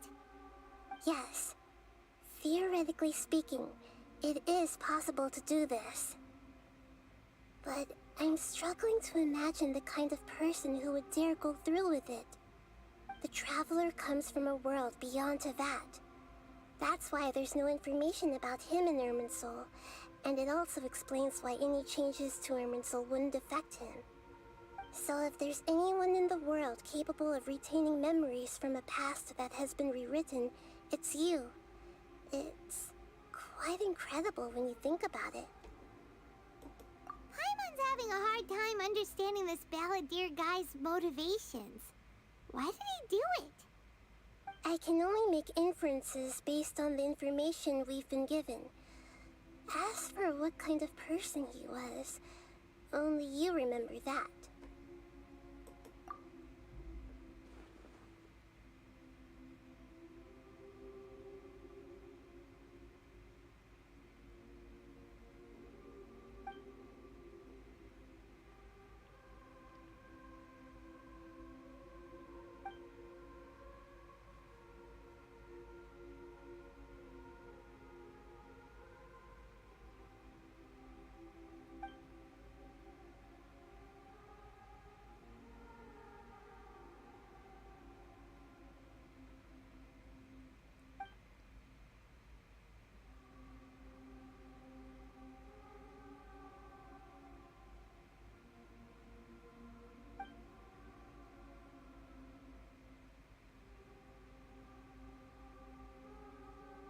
Something else worrying you?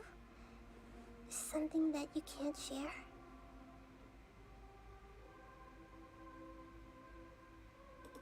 It couldn't change the fate of the ones who had died, right?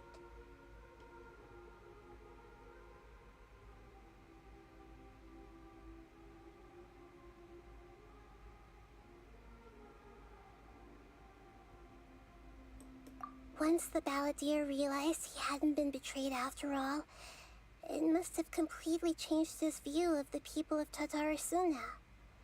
Now he saw them as friends again. He couldn't keep hating humans after that. And if he thought there was a chance he could save his old friends, it would be hard not to try. This story makes sense. Every part of it. The Balladeer tried to achieve godhood with the Doctor's help. He was unsuccessful, but retained the power to connect with Irminsul.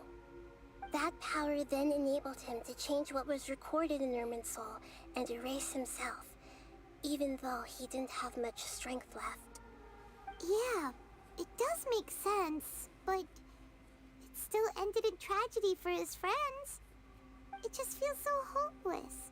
He gave everything to do this, but it seems like he got nothing in return.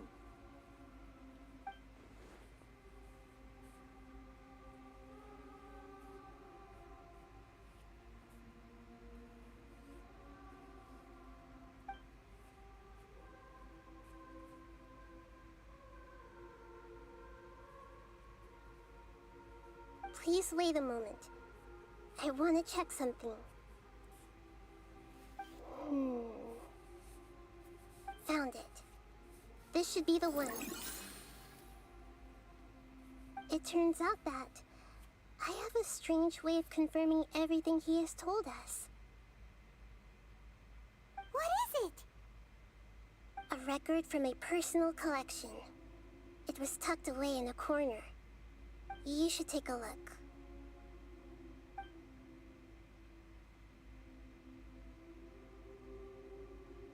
Is this a fairy tale? Who wrote it? I authored this record myself. Huh? You wrote a fairy tale that somehow has something to do with the Balladeer? When combined with the Traveler's narrative, it's clear that this story is an allegory. Everything in it is a symbol for something else. Hold on. So this record survived from the past? Yes. Any information about the Balladeer or the Kabuki Mono in other records will have been changed. But I wrote this story in a way that means it was left intact. Changing the information in Irminsul changes to that. But Irminsul can't change information that was well hidden in advance. I guess I must have written this story as a backup before the Balladeer entered Irminsul. That's incredible! What a great idea! And sending the Traveler into Irminsul with the Balladeer must have been a further precaution. I knew he'd remember everything. This story is abstract enough that it still resonates with the present information recorded in Irminsul. But if we connect all the different pieces together, the true story that emerges is the one he told us, the now erased life of the Balladeer.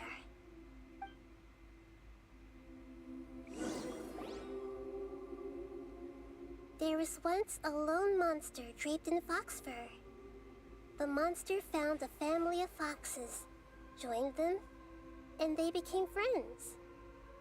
The monster lived with the family day and night, and everyone treated it as one of their own. Once in a while, the monster would take off its fox fur at night and lament to itself as it gazed at its reflection in the water. I am a monstrosity, yet they are too foolish to see it. I pity them. But the monster soon found solace when another came to live among the foxes who was not their kin. A kitten, carved from the wood of a white tree who had been abandoned by the humans. The kitten too wished to become a fox, but its tail was too slender and it could not grow a coat of richly colored fur. Yet when the other foxes saw this, they spoke words of comfort to the kitten. Even without a tail and fur like ours, you are still one of us. Furious at this happy resolution, the monster lit a fire on the mountain. The terrified animals panicked as the fire spread.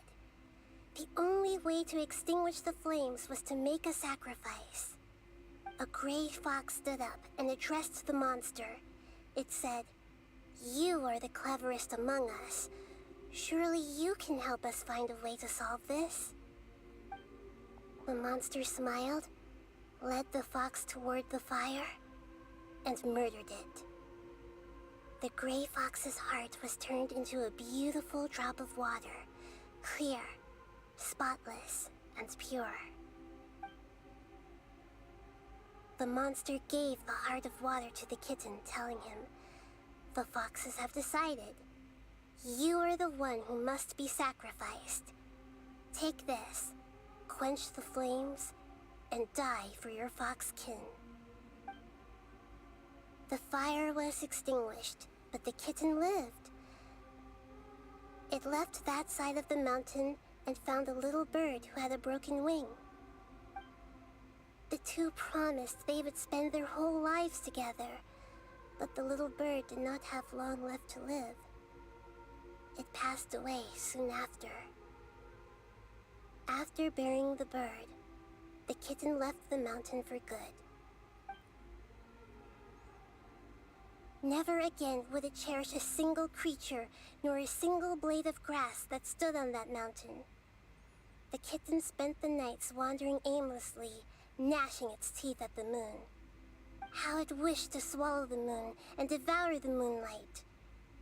If the world could only return to darkness, then it would finally be peaceful and content. I will become the new moon, the answer to everything. Then, no one will know that there were once birds, foxes, and cats in this world. And no one can know that they were different.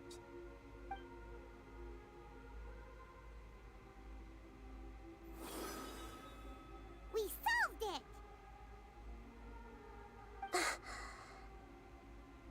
I remember now. This is not just the Balladeer story. It is his very own memories. I made a backup so that it would be preserved no matter what happened. To become a god, he was experimented on and modified countless times. It was brutal torture, and the only reason he was able to survive is that he was a puppet. This memory was extracted from him by the scholars. Presumably, they kept it to have something to defend themselves with. Creating a deity was just the first step. Some of them wanted to be able to control it.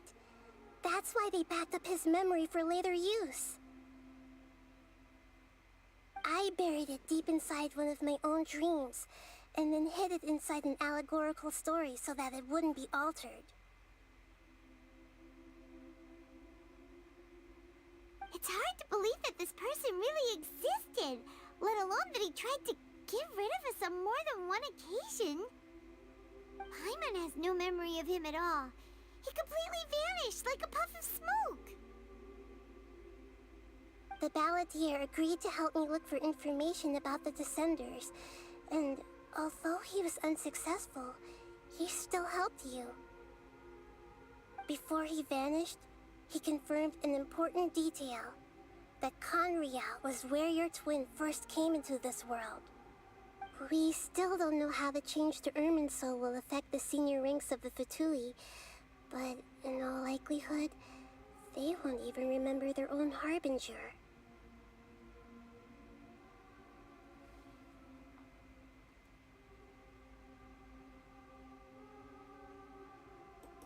It sounds like Paimon wouldn't like this guy a whole lot if he was still around. But still, Paimon doesn't like the way it all ended that much better. This is why wisdom alone cannot answer all our questions. We look, we see, and we comprehend, but the question still troubles us. So the answer is not everything. People yearn to find the truth and then conquer the troubles they face. When you give someone the truth, you give them a chance to choose their own destiny. To others looking on, this may seem like a pointless endeavor, but for him, the chance to act on his desire to disappear must have meant a lot. Never forget that even when we walk beneath dark clouds along a road filled with suffering, the light of wisdom is always there, guiding us toward a better destination. And that is what you have been doing all along. Yeah, Nahida's right. Cheer up. How about we go get something to eat? We can pick up this heavy conversation again later. Good idea. Paimon, why don't you take him out for a walk to clear his head? You got it. Come on, Traveler. You need to get out of your head for a while. You'll feel much better after taking a walk. Let's go get a snack from one of the stalls in the Grand Bazaar. That'll be sure to lift our spirits. It must be really tough being the only one who remembers all that. But Paimon's always here to help cheer you up.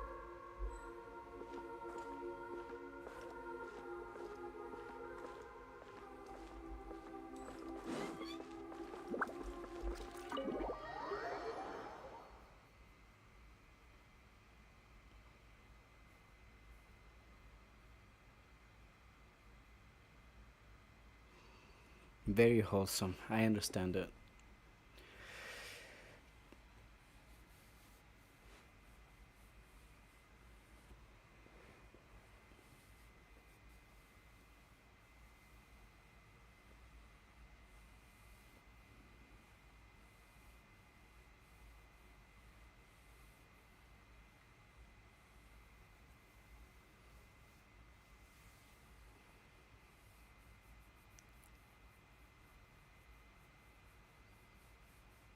I'll just stay quiet. The game is catching up to my wisdom.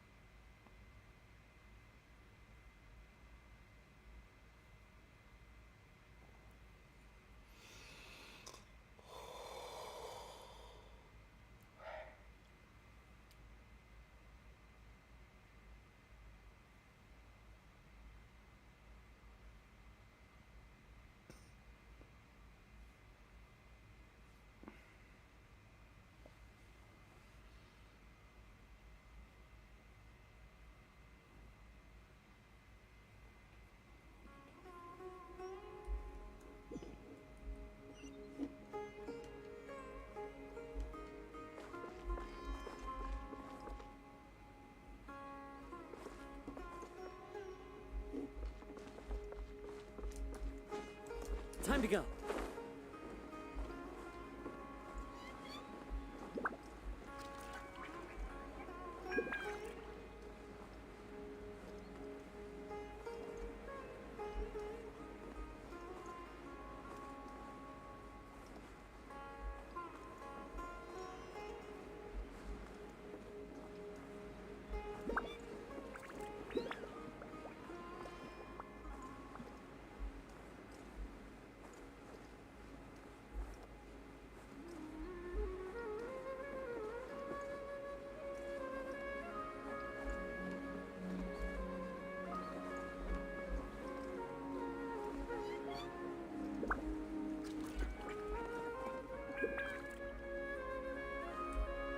The wind knows you.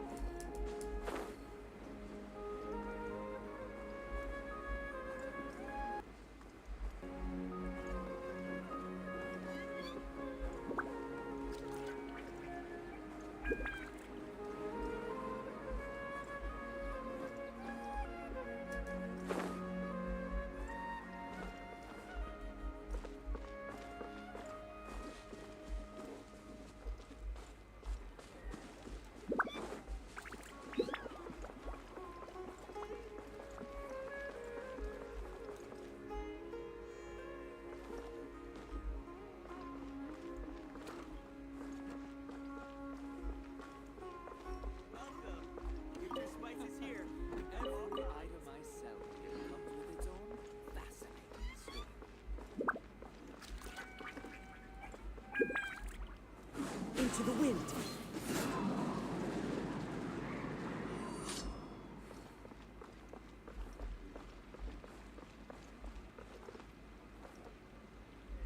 I wonder, could the treasures I discovered in my youth have been left by the dendro? Shoots is the best stall in the whole bazaar.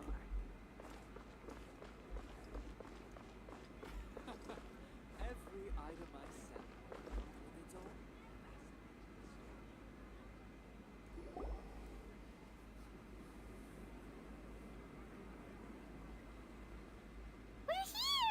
What should we eat first?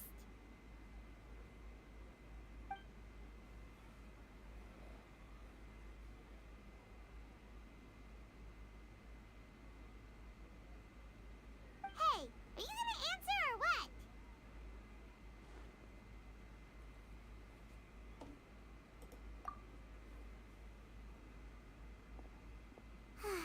All right, whatever you want. Well, Paimon will be right here when you figured stuff out. Then we can get something to eat.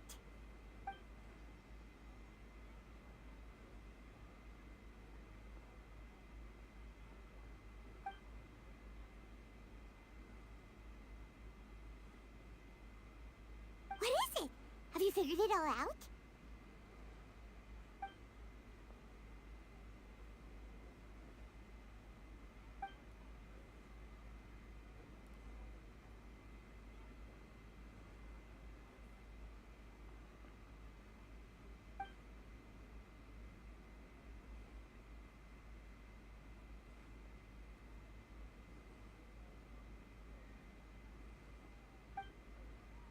Why'd you jump up all of a sudden?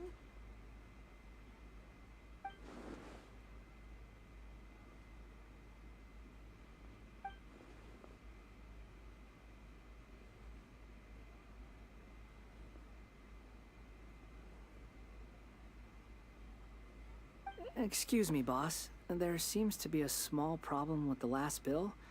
Look, here.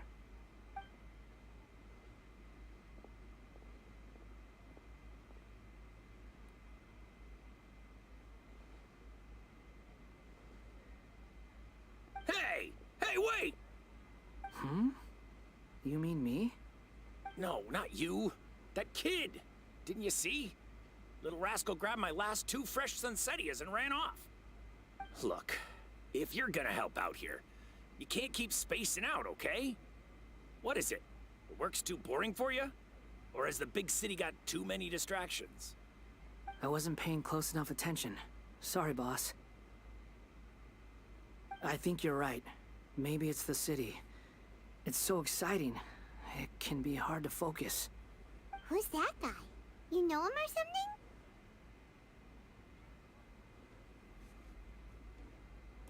He's who? You're a strange one, kiddo. You say you don't want any money for helping out here, and then when I actually give you some work to do, you keep letting yourself get distracted. I don't want to take advantage, so I'm happy to pay you what I'd pay anyone else. But if you keep acting like this, pretty soon I won't be able to afford to. No, please. I mean it. You don't need to pay me anything. I'm just so thankful you agreed to take on an outsider like me. You're welcome, I guess. But I got bigger things to worry about. Look, we're all out of Sunsettias, and I promised the lady down the street I'd deliver a fruit bowl this evening. Leave it to me. I'll find some more. Just a moment. I'll be right back. Stop. I'm gonna level with you, kiddo. I've never met a worker who said they didn't want a wage before. And at first, I got greedy. Couldn't believe my luck. But I figured you'd start asking for something in return eventually. You don't want money. You don't take days off. And in your free time, all I see you do is wander around, taking in the sights. Are you a drifter or something? That's right, I am. We can talk more about that later.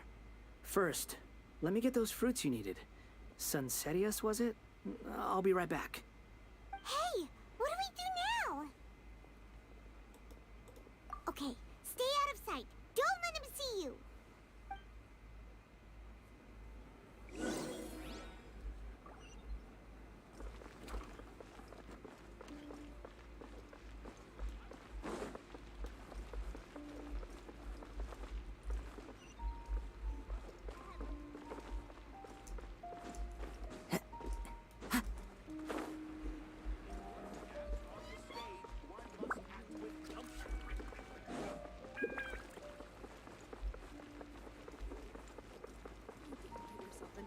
Did you?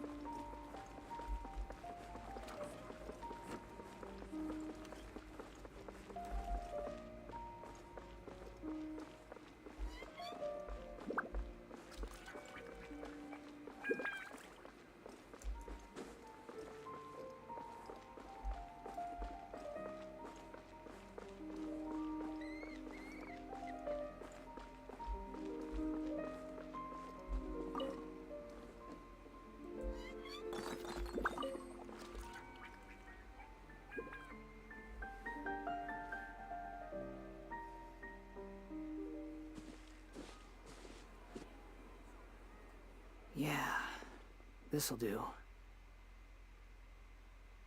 Even though you say he's the balladeer, what are we planning on doing? Stealing his Sunsetias? Isn't that a bit too cruel? Oh, alright. This should be enough. Guess I should wash them before I take them back.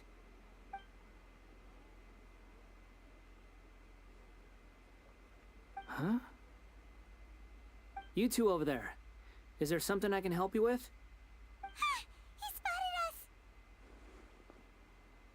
You've been following me all the way from the city. I'd have to be blind not to notice. Have we met before? No, we haven't met. But you know me? I have no recollection.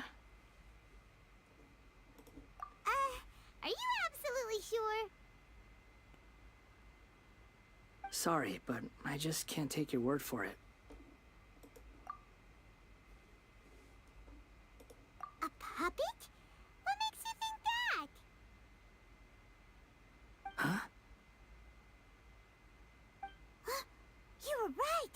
The look on his face! I guess you do know me after all.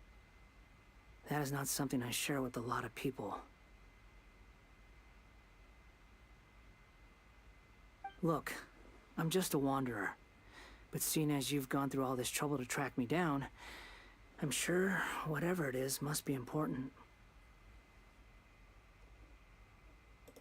Okay, but please let me deliver these goods to my boss first. Are you really working for that guy? He said you don't want any more for it. Is that true? Yes, I ran into him out in the wilderness during a storm, and he let me take shelter in his cart. In return, I said I'd be his helper for a while. That's oddly nice of you. Let me take these back. Then I'll come with you, okay? Then let's return to the city.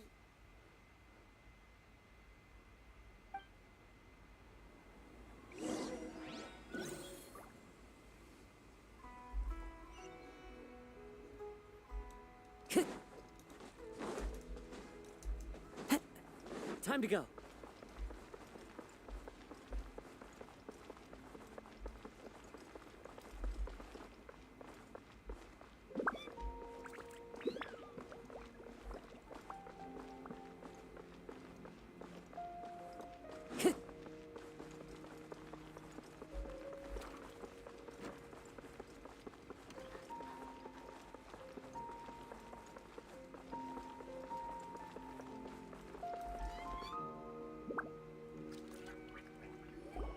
Here you go, boss. I'll leave them right here. Oh, you really went and picked some more. Who are these two? Something's come up, and they need to borrow me. Sorry, boss. I'm afraid I'll be away from the stall for a while. I was just about to pay you anyway. Go wherever you want, kid. Don't waste your time here. What? I get it, okay? You just wanted to help me out, to thank me for giving you shelter from the rain that day.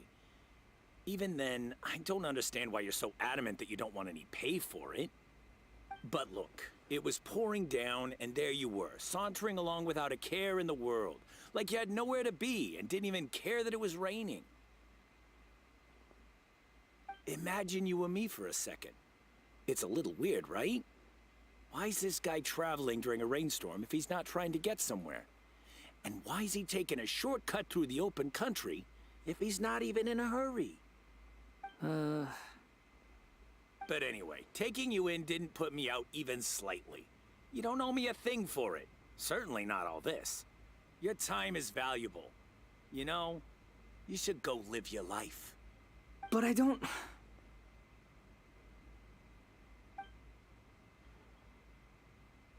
No, you're right.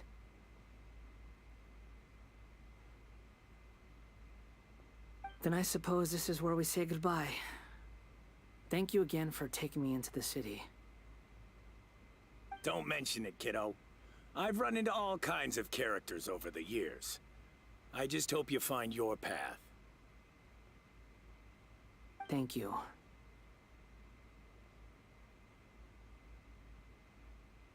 All right, done. Thanks for waiting for me. We can go now.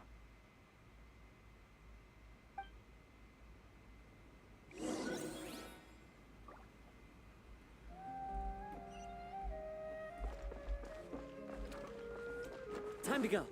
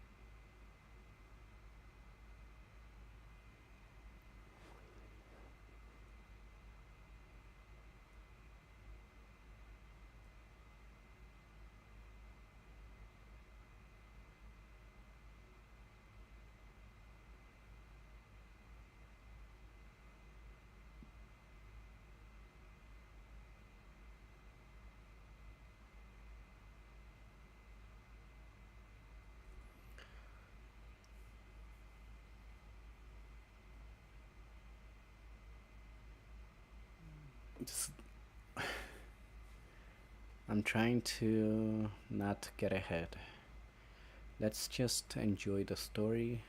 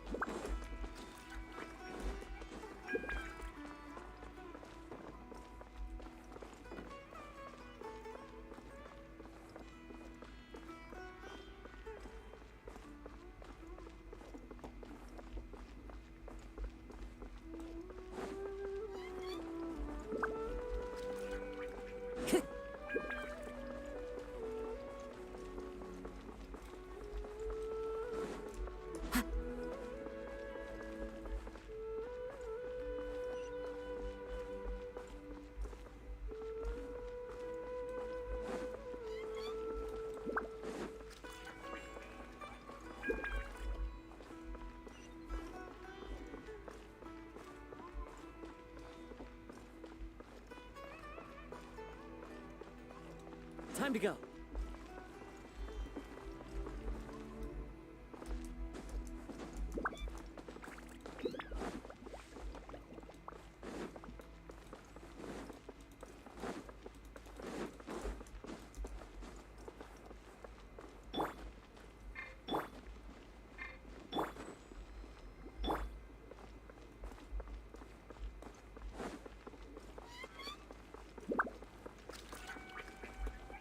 One with nature.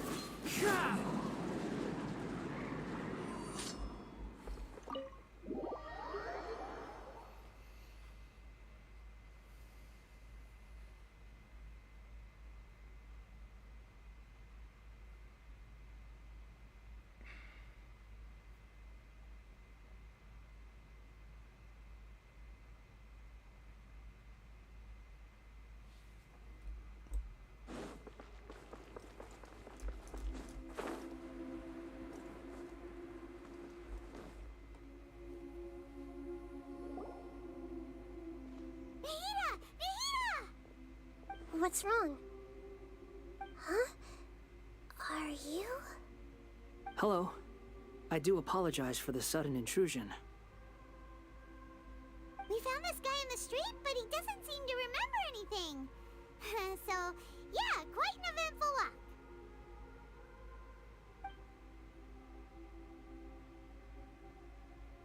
You say that you are trekking across Teyvat to train yourself. Many other Inazumans who describe themselves in this way call themselves Shugenja. Why do you refer to yourself as a wanderer? Well, it seems more relevant in my case. To me, it sounds like a plant with no roots. But these two claim that they know me, and that I have a hidden past unknown even to myself. I wouldn't call it the past, but rather... this is a difficult one to explain. I don't like to rely on using terms like this often, but in your case, it seems that it ought to be called a previous incarnation. Oh, like a past life or something? Yes, something far more distant than the past. So far away that you cannot perceive it. Okay, I have to ask. What was I like in my previous incarnation?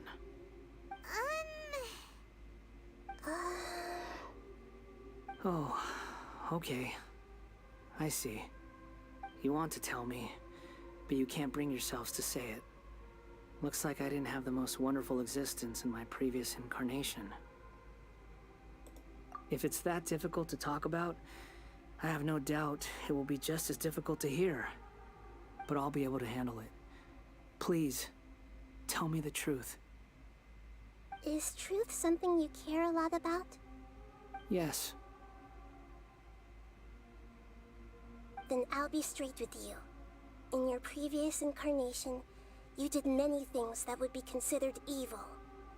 You nearly died because of what other people did, and many died because of you. As a non-human being, you hated gods and humans alike.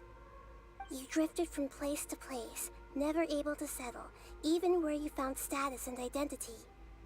You adamantly believed that you were missing a heart. Actions rooted in persistence sometimes bear bitter fruit.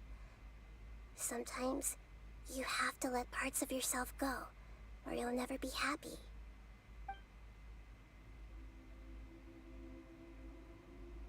I gave everything I had, but it barely changed history at all.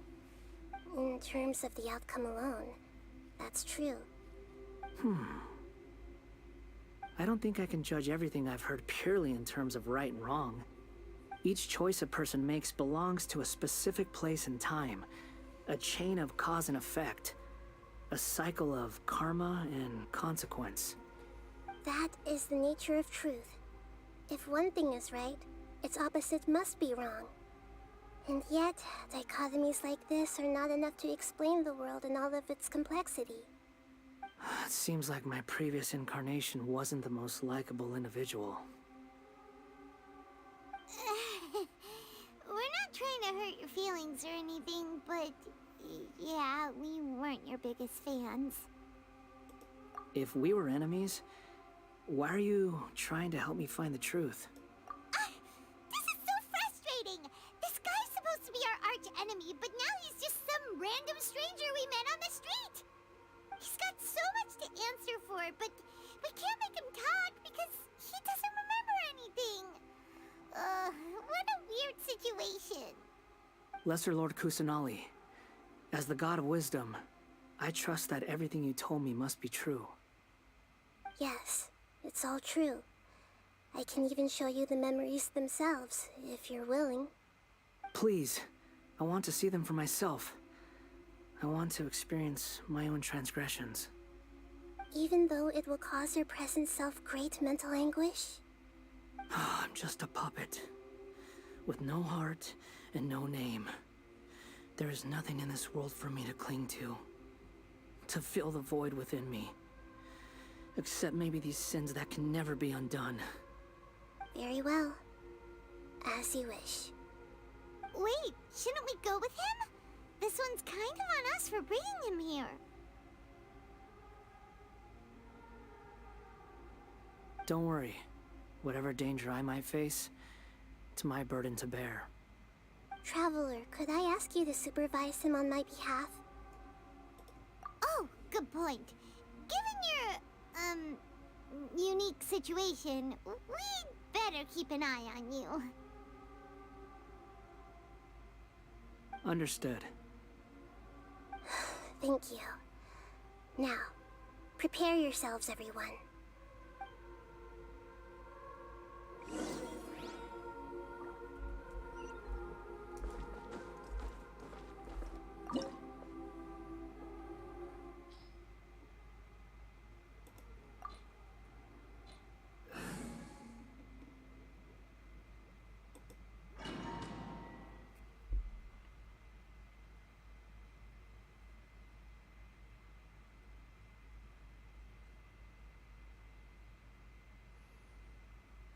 I don't really want to know what you're doing.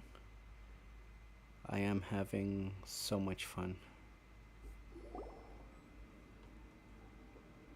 This looks like Inazuma. Right now, you're in a dream I created using information extracted from your memories. These memories will show you the raw truth, but be aware that enemies may react just like in the real world. Please be careful. Sounds like an immersive experience. It's a good thing we came along. You don't need to do this for me. I don't deserve your protection. We never give up halfway. Well, we had to once, but that was your doing. All right. Thanks. Wanderer, this is the Shake Pavilion. In your Balladeer incarnation, this is where the Electro Archon placed you after your creation. You had a great many memories here. Is that because this is kind of like his birthplace? You could say that, in a sense. You'll see why shortly. I hear footsteps. This place is huge. I can't believe the landslide didn't fill it in.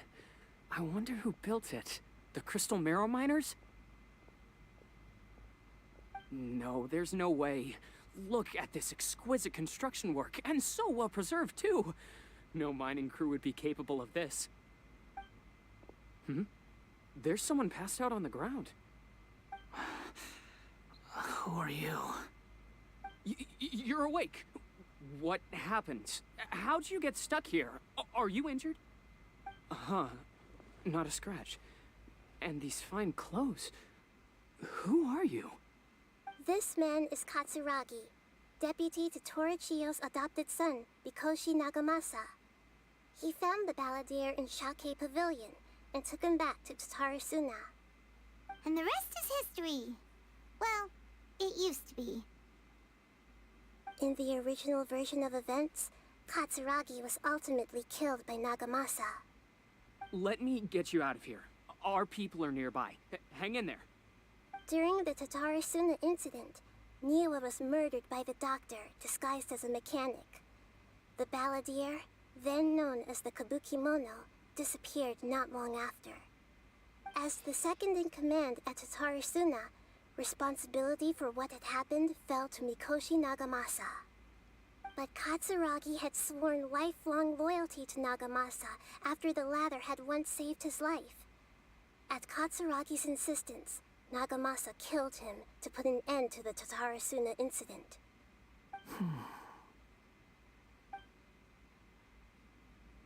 Katsuragi seems like he was a good guy.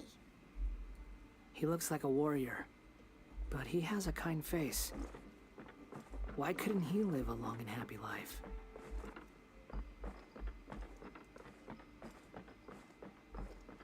Into the wind.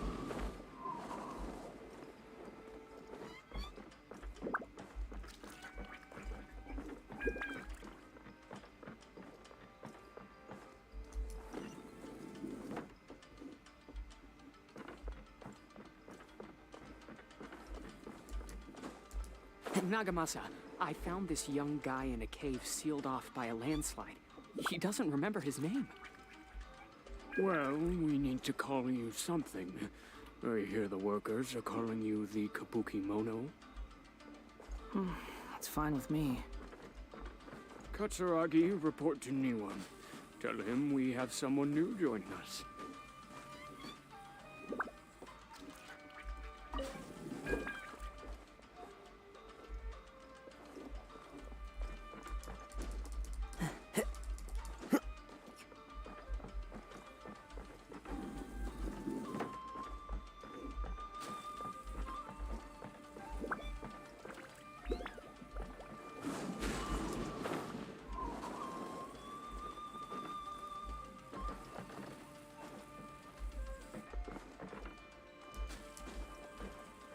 The wind knows me.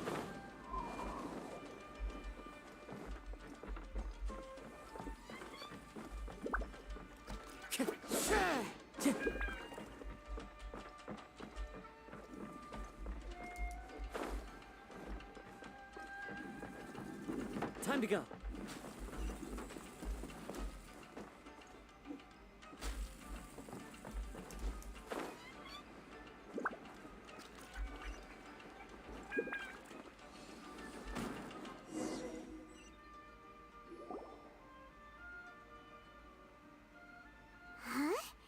What are we doing back here? Whoa, this is where you were born? It's pretty, but there's nobody here.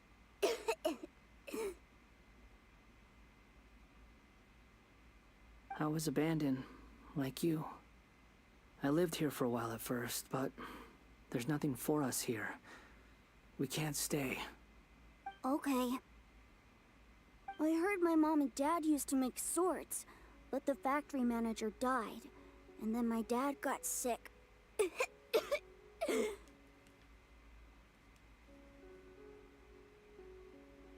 He kept coughing all the time, just like me. Then Mom started coughing too. But you can't. You promised me. Yup, we're family now. We're gonna be together forever and ever. This child didn't have a name. Or rather, the balladeer didn't know what to call him.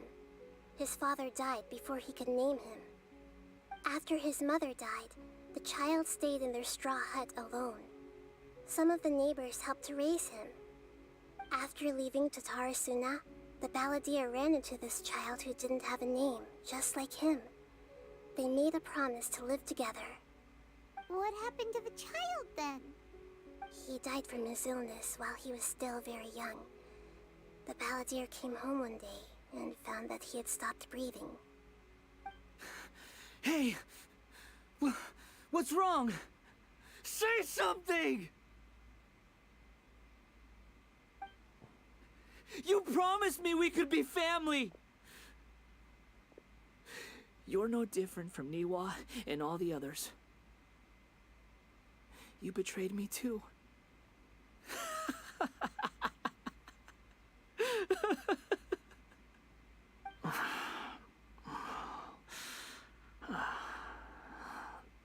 The voices have gone.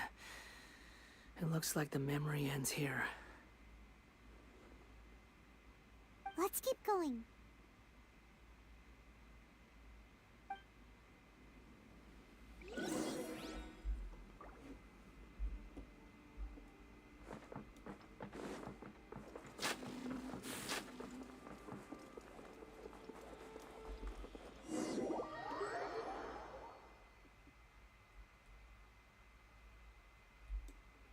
You do realize you're blocking my path.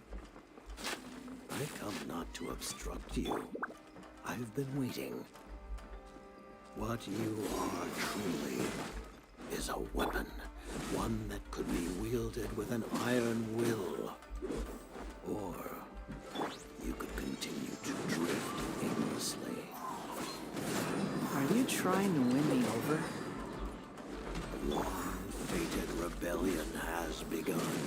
Why not take your place at the banquet and join those who shall feast? Burn! Let's end this quickly! I'll protect us. Be still.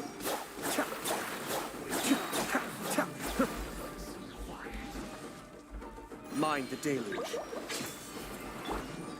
The wind knows me.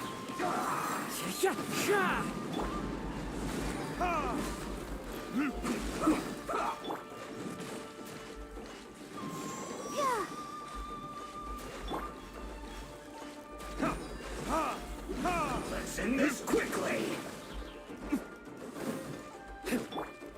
Fallen leaves, adorn my night! Cascade.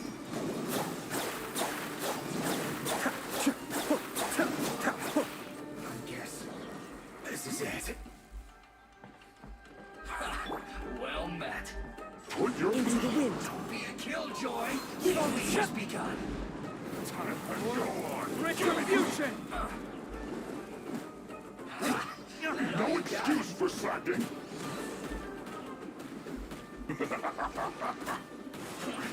I see through you. No slacking off.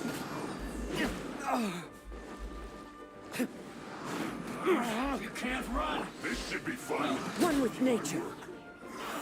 Be still.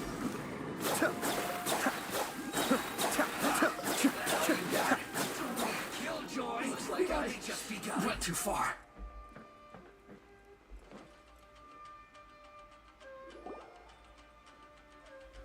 This place is dark. Paimon knows this place. It's the Delusion Factory in Inazuma. In the original version of events, the Traveler once encountered the Balladeer here. Such a creepy atmosphere. And so familiar.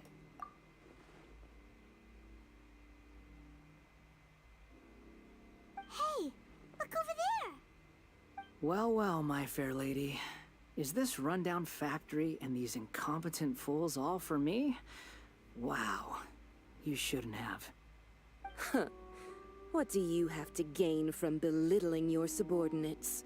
You might not want to admit it, but you are a part of this plan. Perhaps you find fighting in the Abyss to be a more meaningful use of your time? Oh, but of course, even this pales in comparison to being experimented on by the Doctor. What a sharp tongue you have. Funny how negotiating never seems to be your strong suit. For the task ahead, I suggest you keep your true feelings to yourself. Save your breath. I know what I have to do. I'm sure you think so, but I still think you need to hear it. Don't start thinking you're invincible, and don't let your emotions get in the way. Surely you're not worried about me. I just can't have you getting in my way.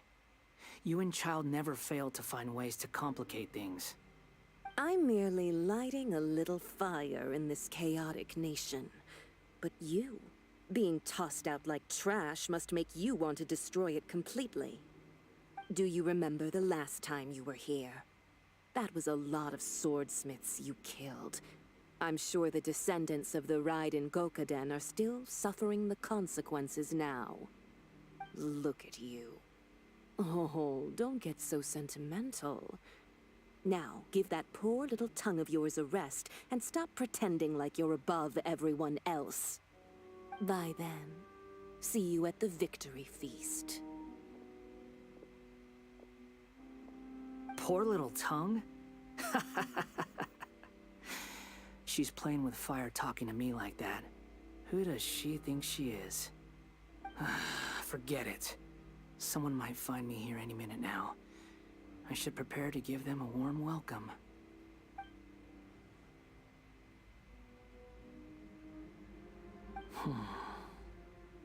The plot does not end here. There is more of this story to come.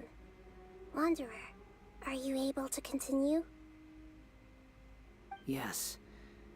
Please don't worry about me.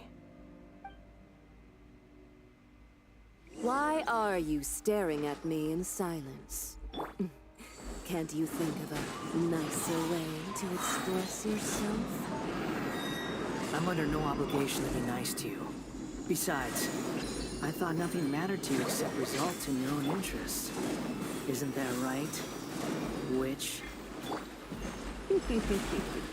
Muddle-headed puppet. You're only number 6 because you can take more abuse than other humans. Do you really count that as an asset? You're about as much fun to be around as a raging inferno. But before we murder each other, it'd be best if we finish our duties. Into the wind. This is Your Majesty's gift! Let the show begin. The wind knows Got you. Mirror images dispersed like wind. Furnaces? This body belongs to ice and snow. One with nature. Let me amuse myself. One with wind and cloud. Over here. No escape. The more, the merrier.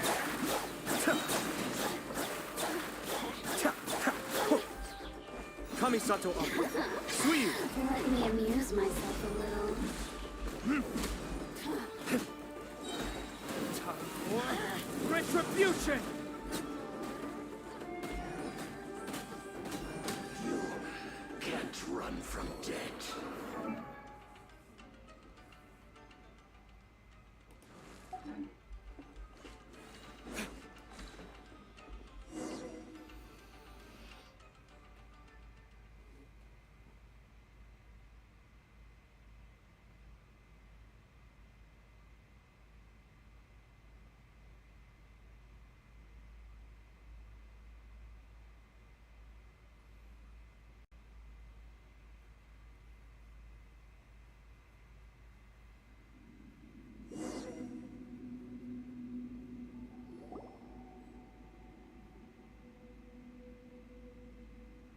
Looks like we've arrived in Sumeru.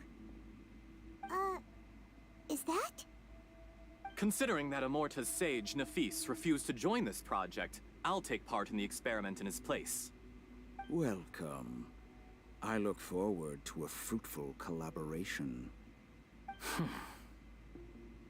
When do we start? You seem impatient. You should know that becoming a god is far from a trivial affair. The biological transformation is a lengthy process. As such, I too would recommend that we commence as soon as possible. In the event that a successful connection is established, his body will become permanently bound to the machine, and he will be unable to move independently of it. Nothing worse than what I've been through before then, Doctor. You were the most resilient test subject I ever came across.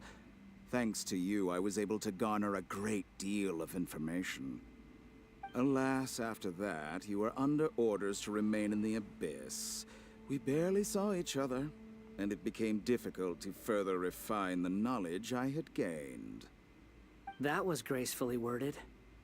Ever wonder what they think if they knew that nothing matters to you, apart from your crazy experiments? I suggest you speak to me in a more respectful tone, Scaramouche. The mere fact of your utility does not make you indestructible. The doctor again? That was uncomfortable to watch. That person gives off a very sinister energy. It's normal for him to give you the creeps. He scares the bejeebers out of Paimon. Let's move on.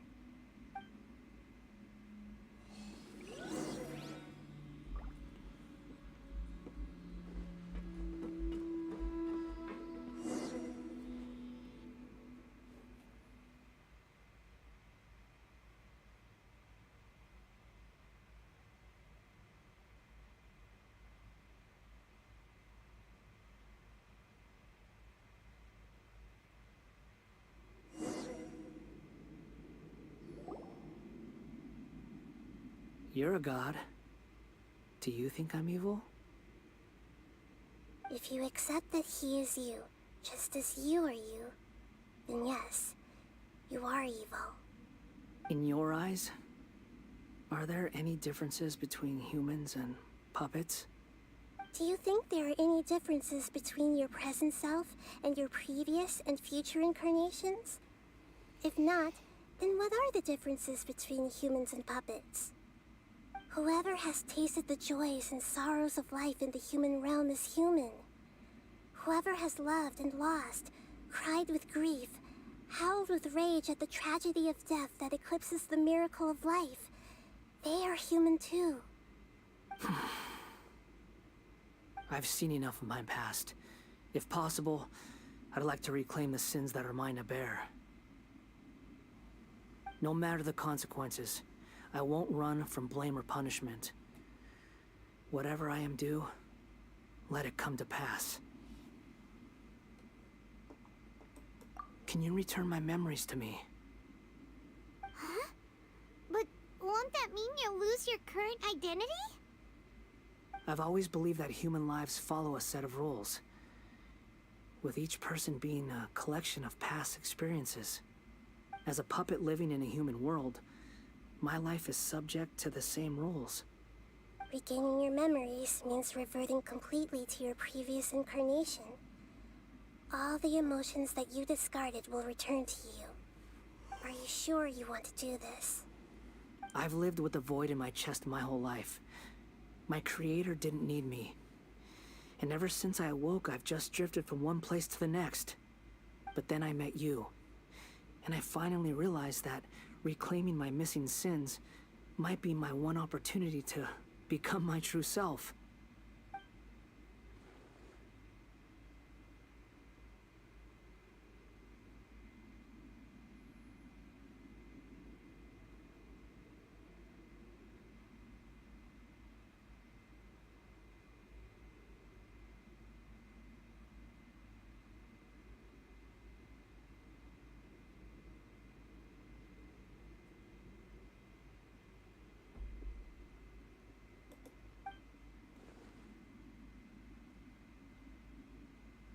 I've always felt I have an innate tendency to yearn for something more, in a way that goes deeper than for most people. But for all my soul-searching as a Shugenja, I've never fully understood it. Looking at it now, it seems that I brought this curse upon myself. So I beg you, grant me this opportunity to gain a purpose, to change my destiny, and end my wandering. Very well. Since your mind is made up, I will return to you that which is yours.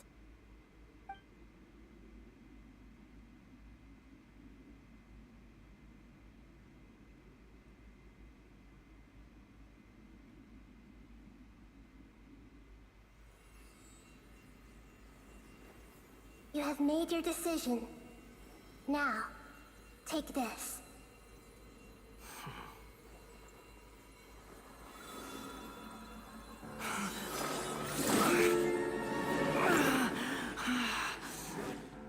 Set him free?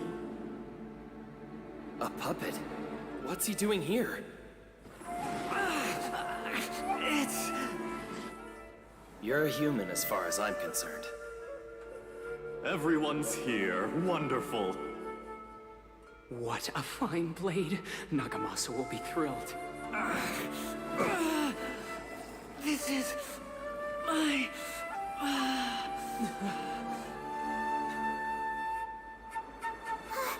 Is he alright?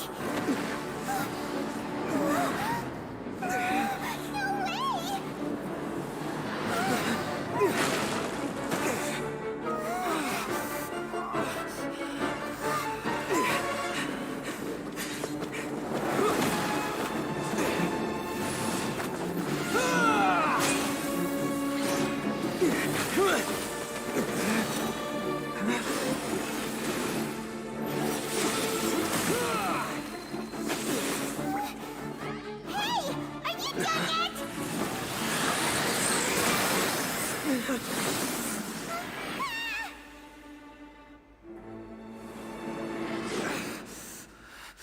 All worthless dross will be purged.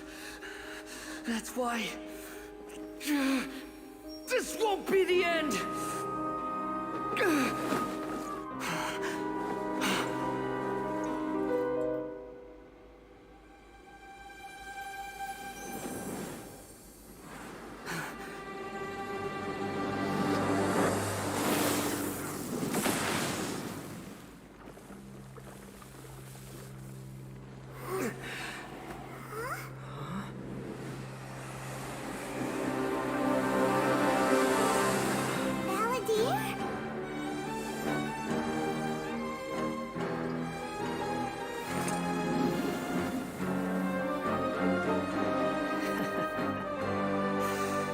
Die.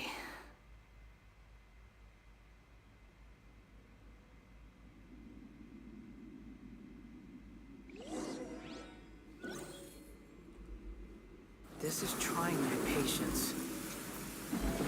Have you got all your memories back now? Have you got any more stupid questions?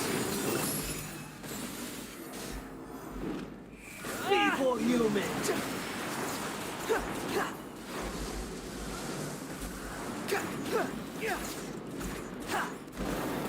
The wind rises.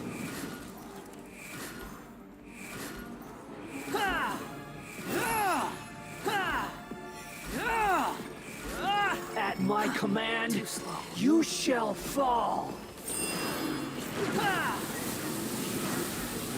Nothing worth mentioning. Squall and fury.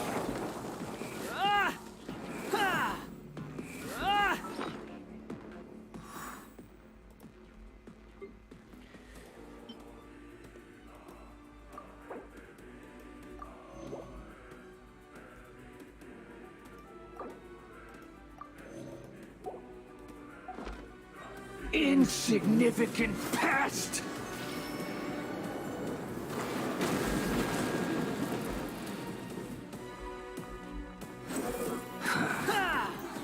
That's far enough.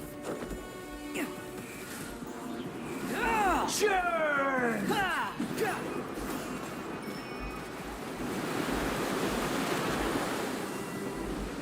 Behold, My endless cycle begins!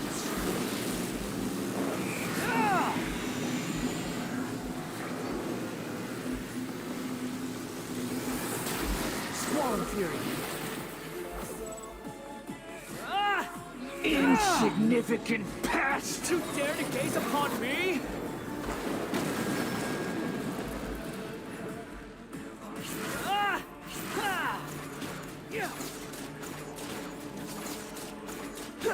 Feeble human! Behold. Nothing worth mentioning.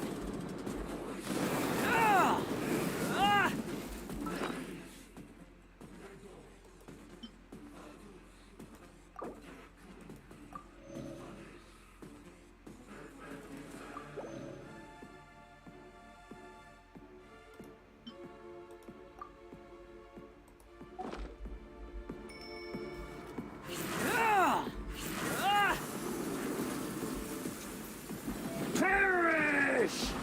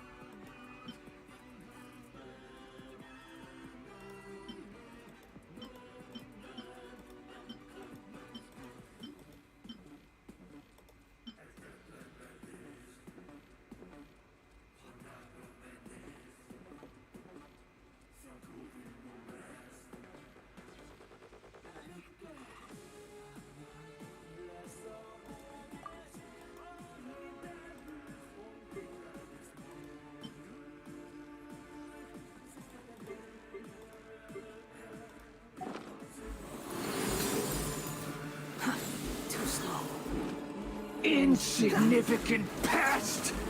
Quit following me. Too slow.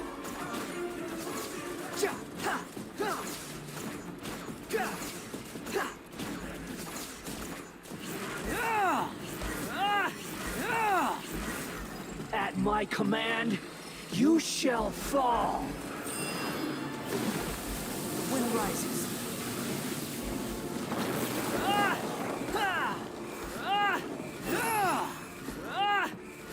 Insignificant pest!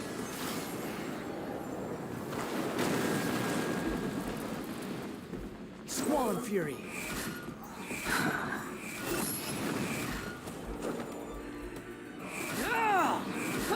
Churn!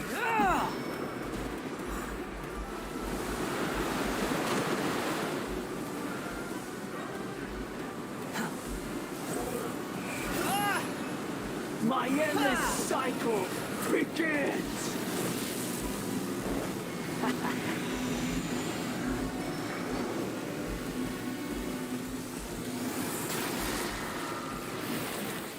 The wind rises. Feeble human, know your place.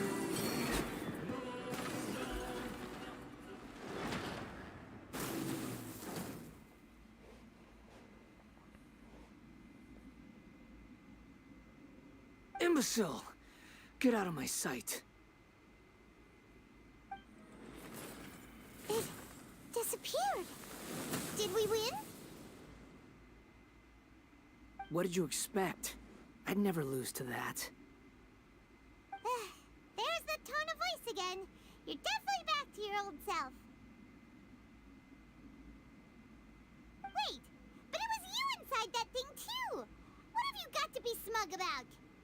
Sorry. I'm harsh on myself and everyone else. Just the way I am.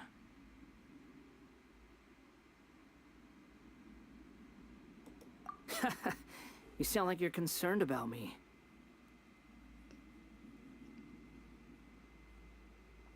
But don't worry. Thanks to you, even if I didn't change a thing, at least I now know the truth. The memory recovery seems to have been a success. This dream has served its purpose. Come on. Let's continue this outside.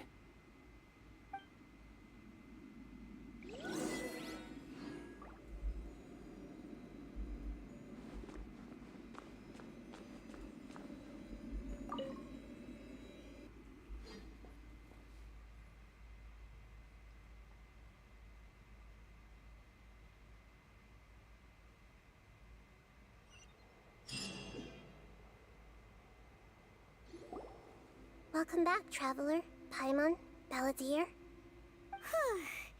It feels like we just went on a really long journey. Paimon's exhausted. You don't like being addressed by that name? It's fine. But I was just thinking, I should probably change it. After learning about everything the doctor did, there's no way I can carry on using a name connected to him. I'm not planning on returning to the Fatui, and they wouldn't take me back anyway. Recent events will have affected a lot of people, and they might not even remember who the Sixth is. So, you're quitting the Fatui for good?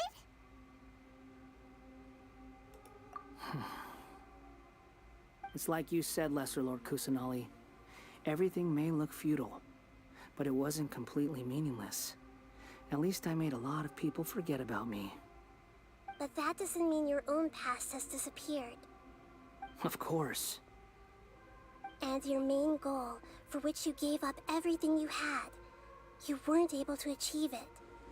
I hope you can see and understand that. Changing the world, changing the past, changing the fates of other people, these are not simple things to accomplish. What you are looking for is complete annihilation. But this is just a fantasy. Even if the Balladeer is removed from existence, the world will not heed your will. Indeed. How ridiculous. Do you regret doing all that when you've gotten so little in return?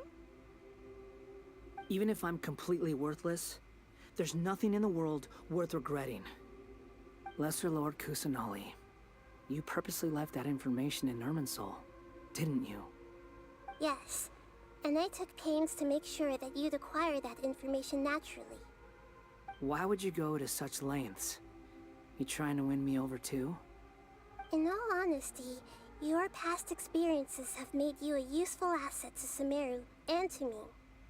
Winning you over was indeed a part of my plan. But before that, I wanted to tell you the truth about your past. If all I wanted to do was use you, then I'd be no different from the doctor. Very clever. I guess you could say that's one of my virtues.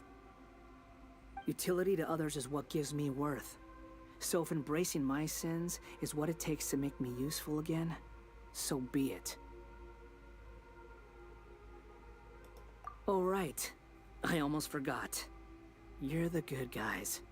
You're into justice and all that. Sorry if I have a slightly different perspective on things, but I don't feel like I've been duped.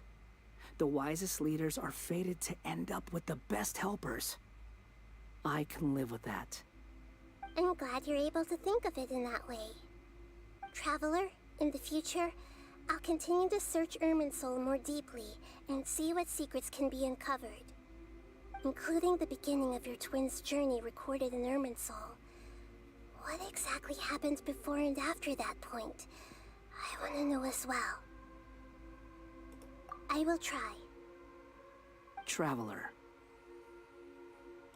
After I dove into the information torrent in Irminsul, why did you go to Inazuma? So that's how you found out whose fate had changed. And how. Well, whatever your reasons, you did me a favor. And I'll do everything I can to pay it back.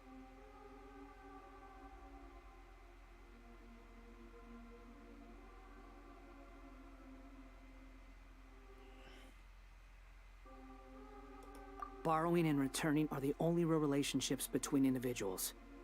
I'll balance the books one day. Don't you worry. That's not true. A relationship between two people is not simply a ledger that can be reset to zero. I think deep down you realize this. People who show up in your life don't just evaporate like water drops and leave nothing behind. There is no such thing as balancing the books. Some things in this world can never be brought back, and they can never be changed, which is why there is emotion in the human world. Everything that you feel is real and lasting, and whatever is missing in you will not be made whole. To be human is to live with imperfections. You can choose whether or not you want to be human. But humans can't live without a heart, can they? Anyway, I gave up trying to become a human a long time ago. You understand what pain is perfectly well, even without a heart. You're just bearing your feelings. The past is set in stone, but you can keep moving on. And the longer your future lasts, the shorter your past will become, until one day, it is but a tiny fraction of your life. Sounds like you've got a future planned out for me. Everything's ended up being pretty darn complicated. Paimon doesn't even know where to start, but the most important thing now is that you need to follow Nahida. Otherwise, all our efforts will have been for nothing.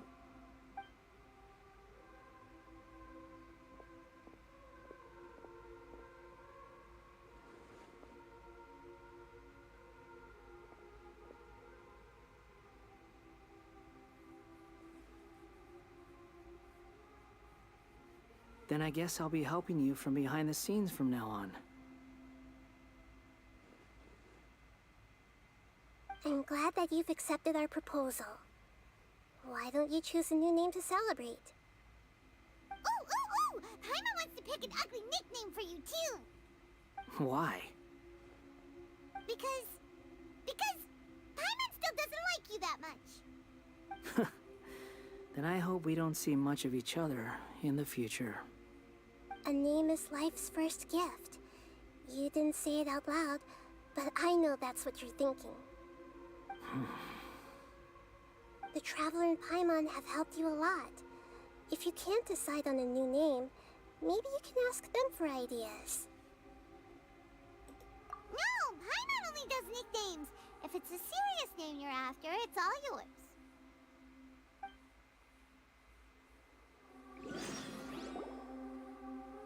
Have you got anything?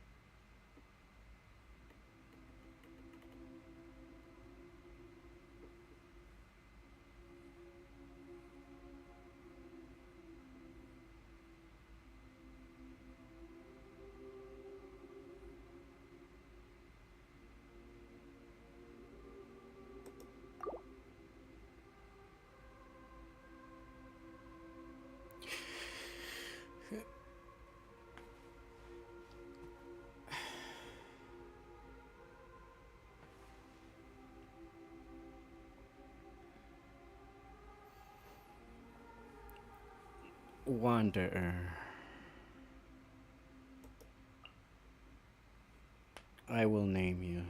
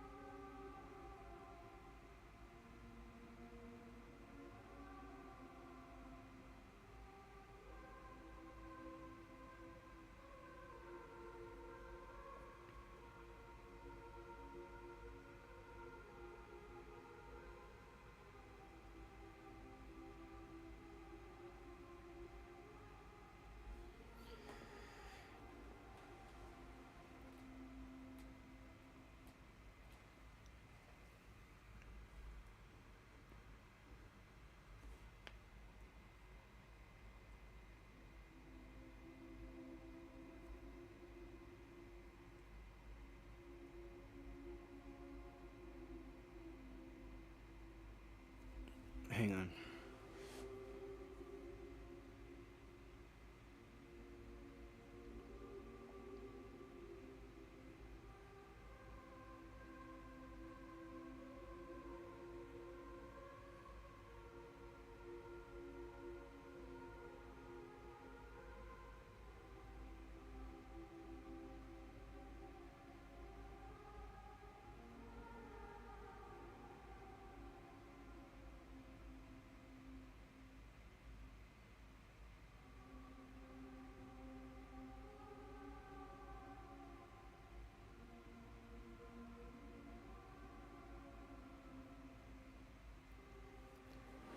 Yeah, I just want to make it meaningful. I will use all of my wisdom for this. Give me a moment. Thank you.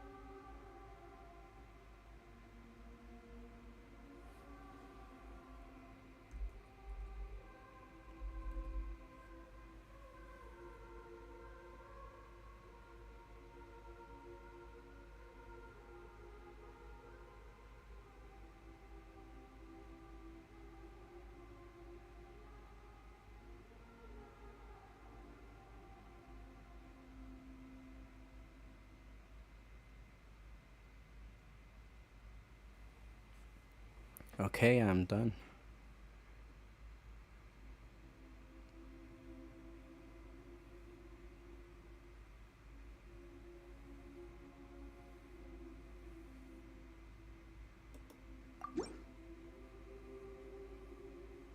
Are you sure?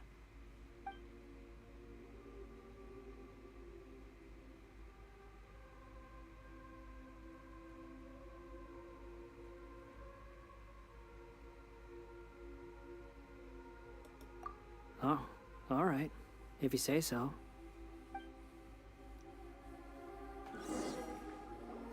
There. Now you have a name of your own. What about a nickname? Are you done yet? Still thinking. Stop rushing me! Take your time. I don't need to see you again until you've thought of one. Everyone who manipulated me and made me suffer will have to pay the price. You mean the Fatui? The doctor, at least. Now that your stance has changed, I believe your future path will change accordingly. But it won't be immediate. You still need some time to compose yourself. One more thing. There are still some descendants of the Raiden Gokuden living in Inazuma. Some of them know. Well, they ought to know about the connection between Raiden Gokuden and myself. I don't plan to leave Sumeru for the time being. If you see them in Inazuma, please tell them that I was the one responsible for the Raiden Gokuden's downfall. Even though the events have been erased from the world, they still deserve to know the truth. I see. That is up to you. Huh? But if we do that, then... It's fine. Let them stab their blades into my chest if they so desire. Maybe that's how it always should have been. No nonsense. I like it. All right, let's call it a day. Goodbye, wise deity. And you too. He's gone. What he went through today would have been like living an entire lifetime in an instant. He'll need some time to calm down. Yeah, true. But even so, after everything that's happened, he doesn't seem quite as fierce anymore. So we can finally go eat? Paimon is starving. Thank you both. I hope you will find somewhere nice to go and relax for a while.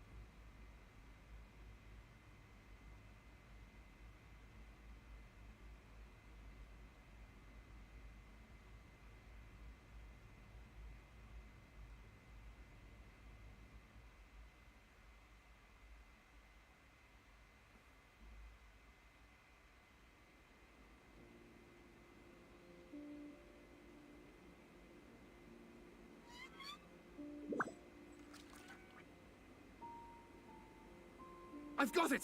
I can end my novel with some words from Mikoshi Nagamasa. You mean because everyone else in the story is dead?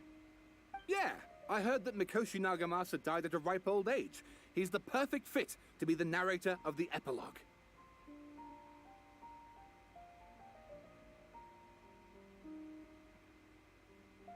The dark clouds had dissipated, but they continued to cast their shadow in Mikoshi Nagamasa's mind for decades to come.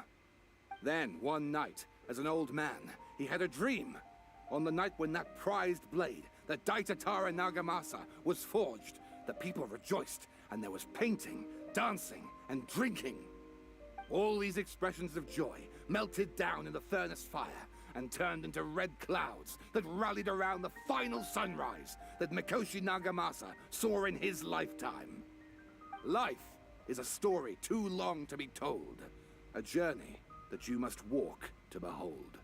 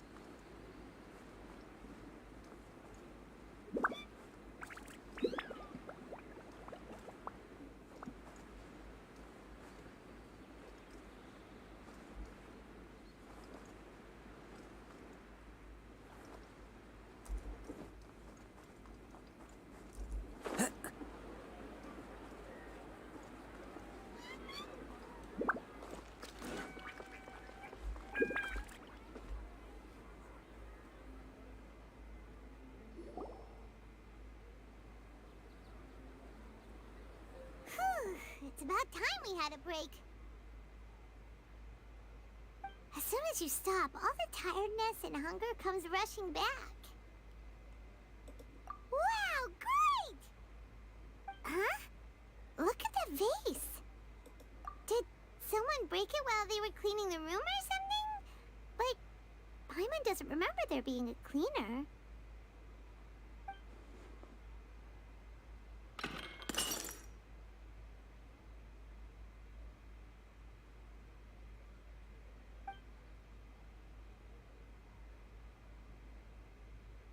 You sound lost and confused.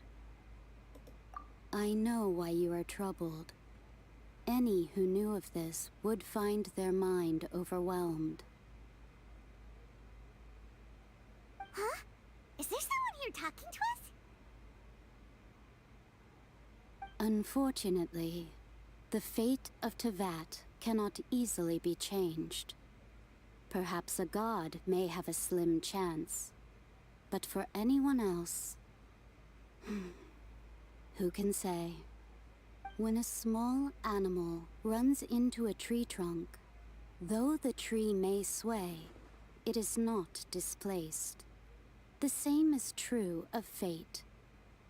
Like a vase that falls to the ground, whether it is broken by a cat or by a bird, the result is still a broken vase. Is it not? Who are you? How do you know about all this? History does not change easily, but human hearts can. Believe your own eyes. Only that which you see is true. What is unseen is but an illusion.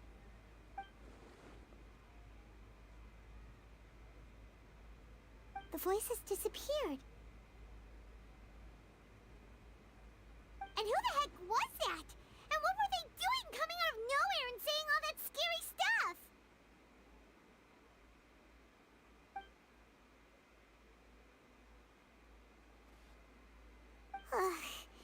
Anyway, that vase is still lying there broken on the ground.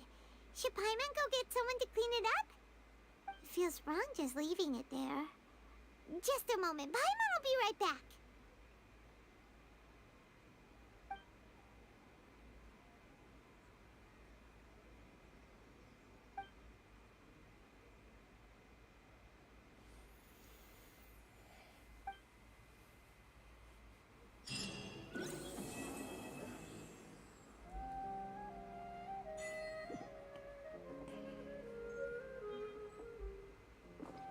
Are we done?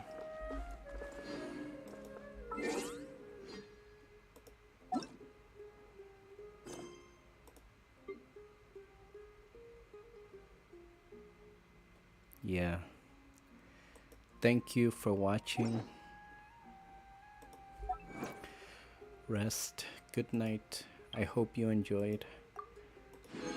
I am very satisfied, very content.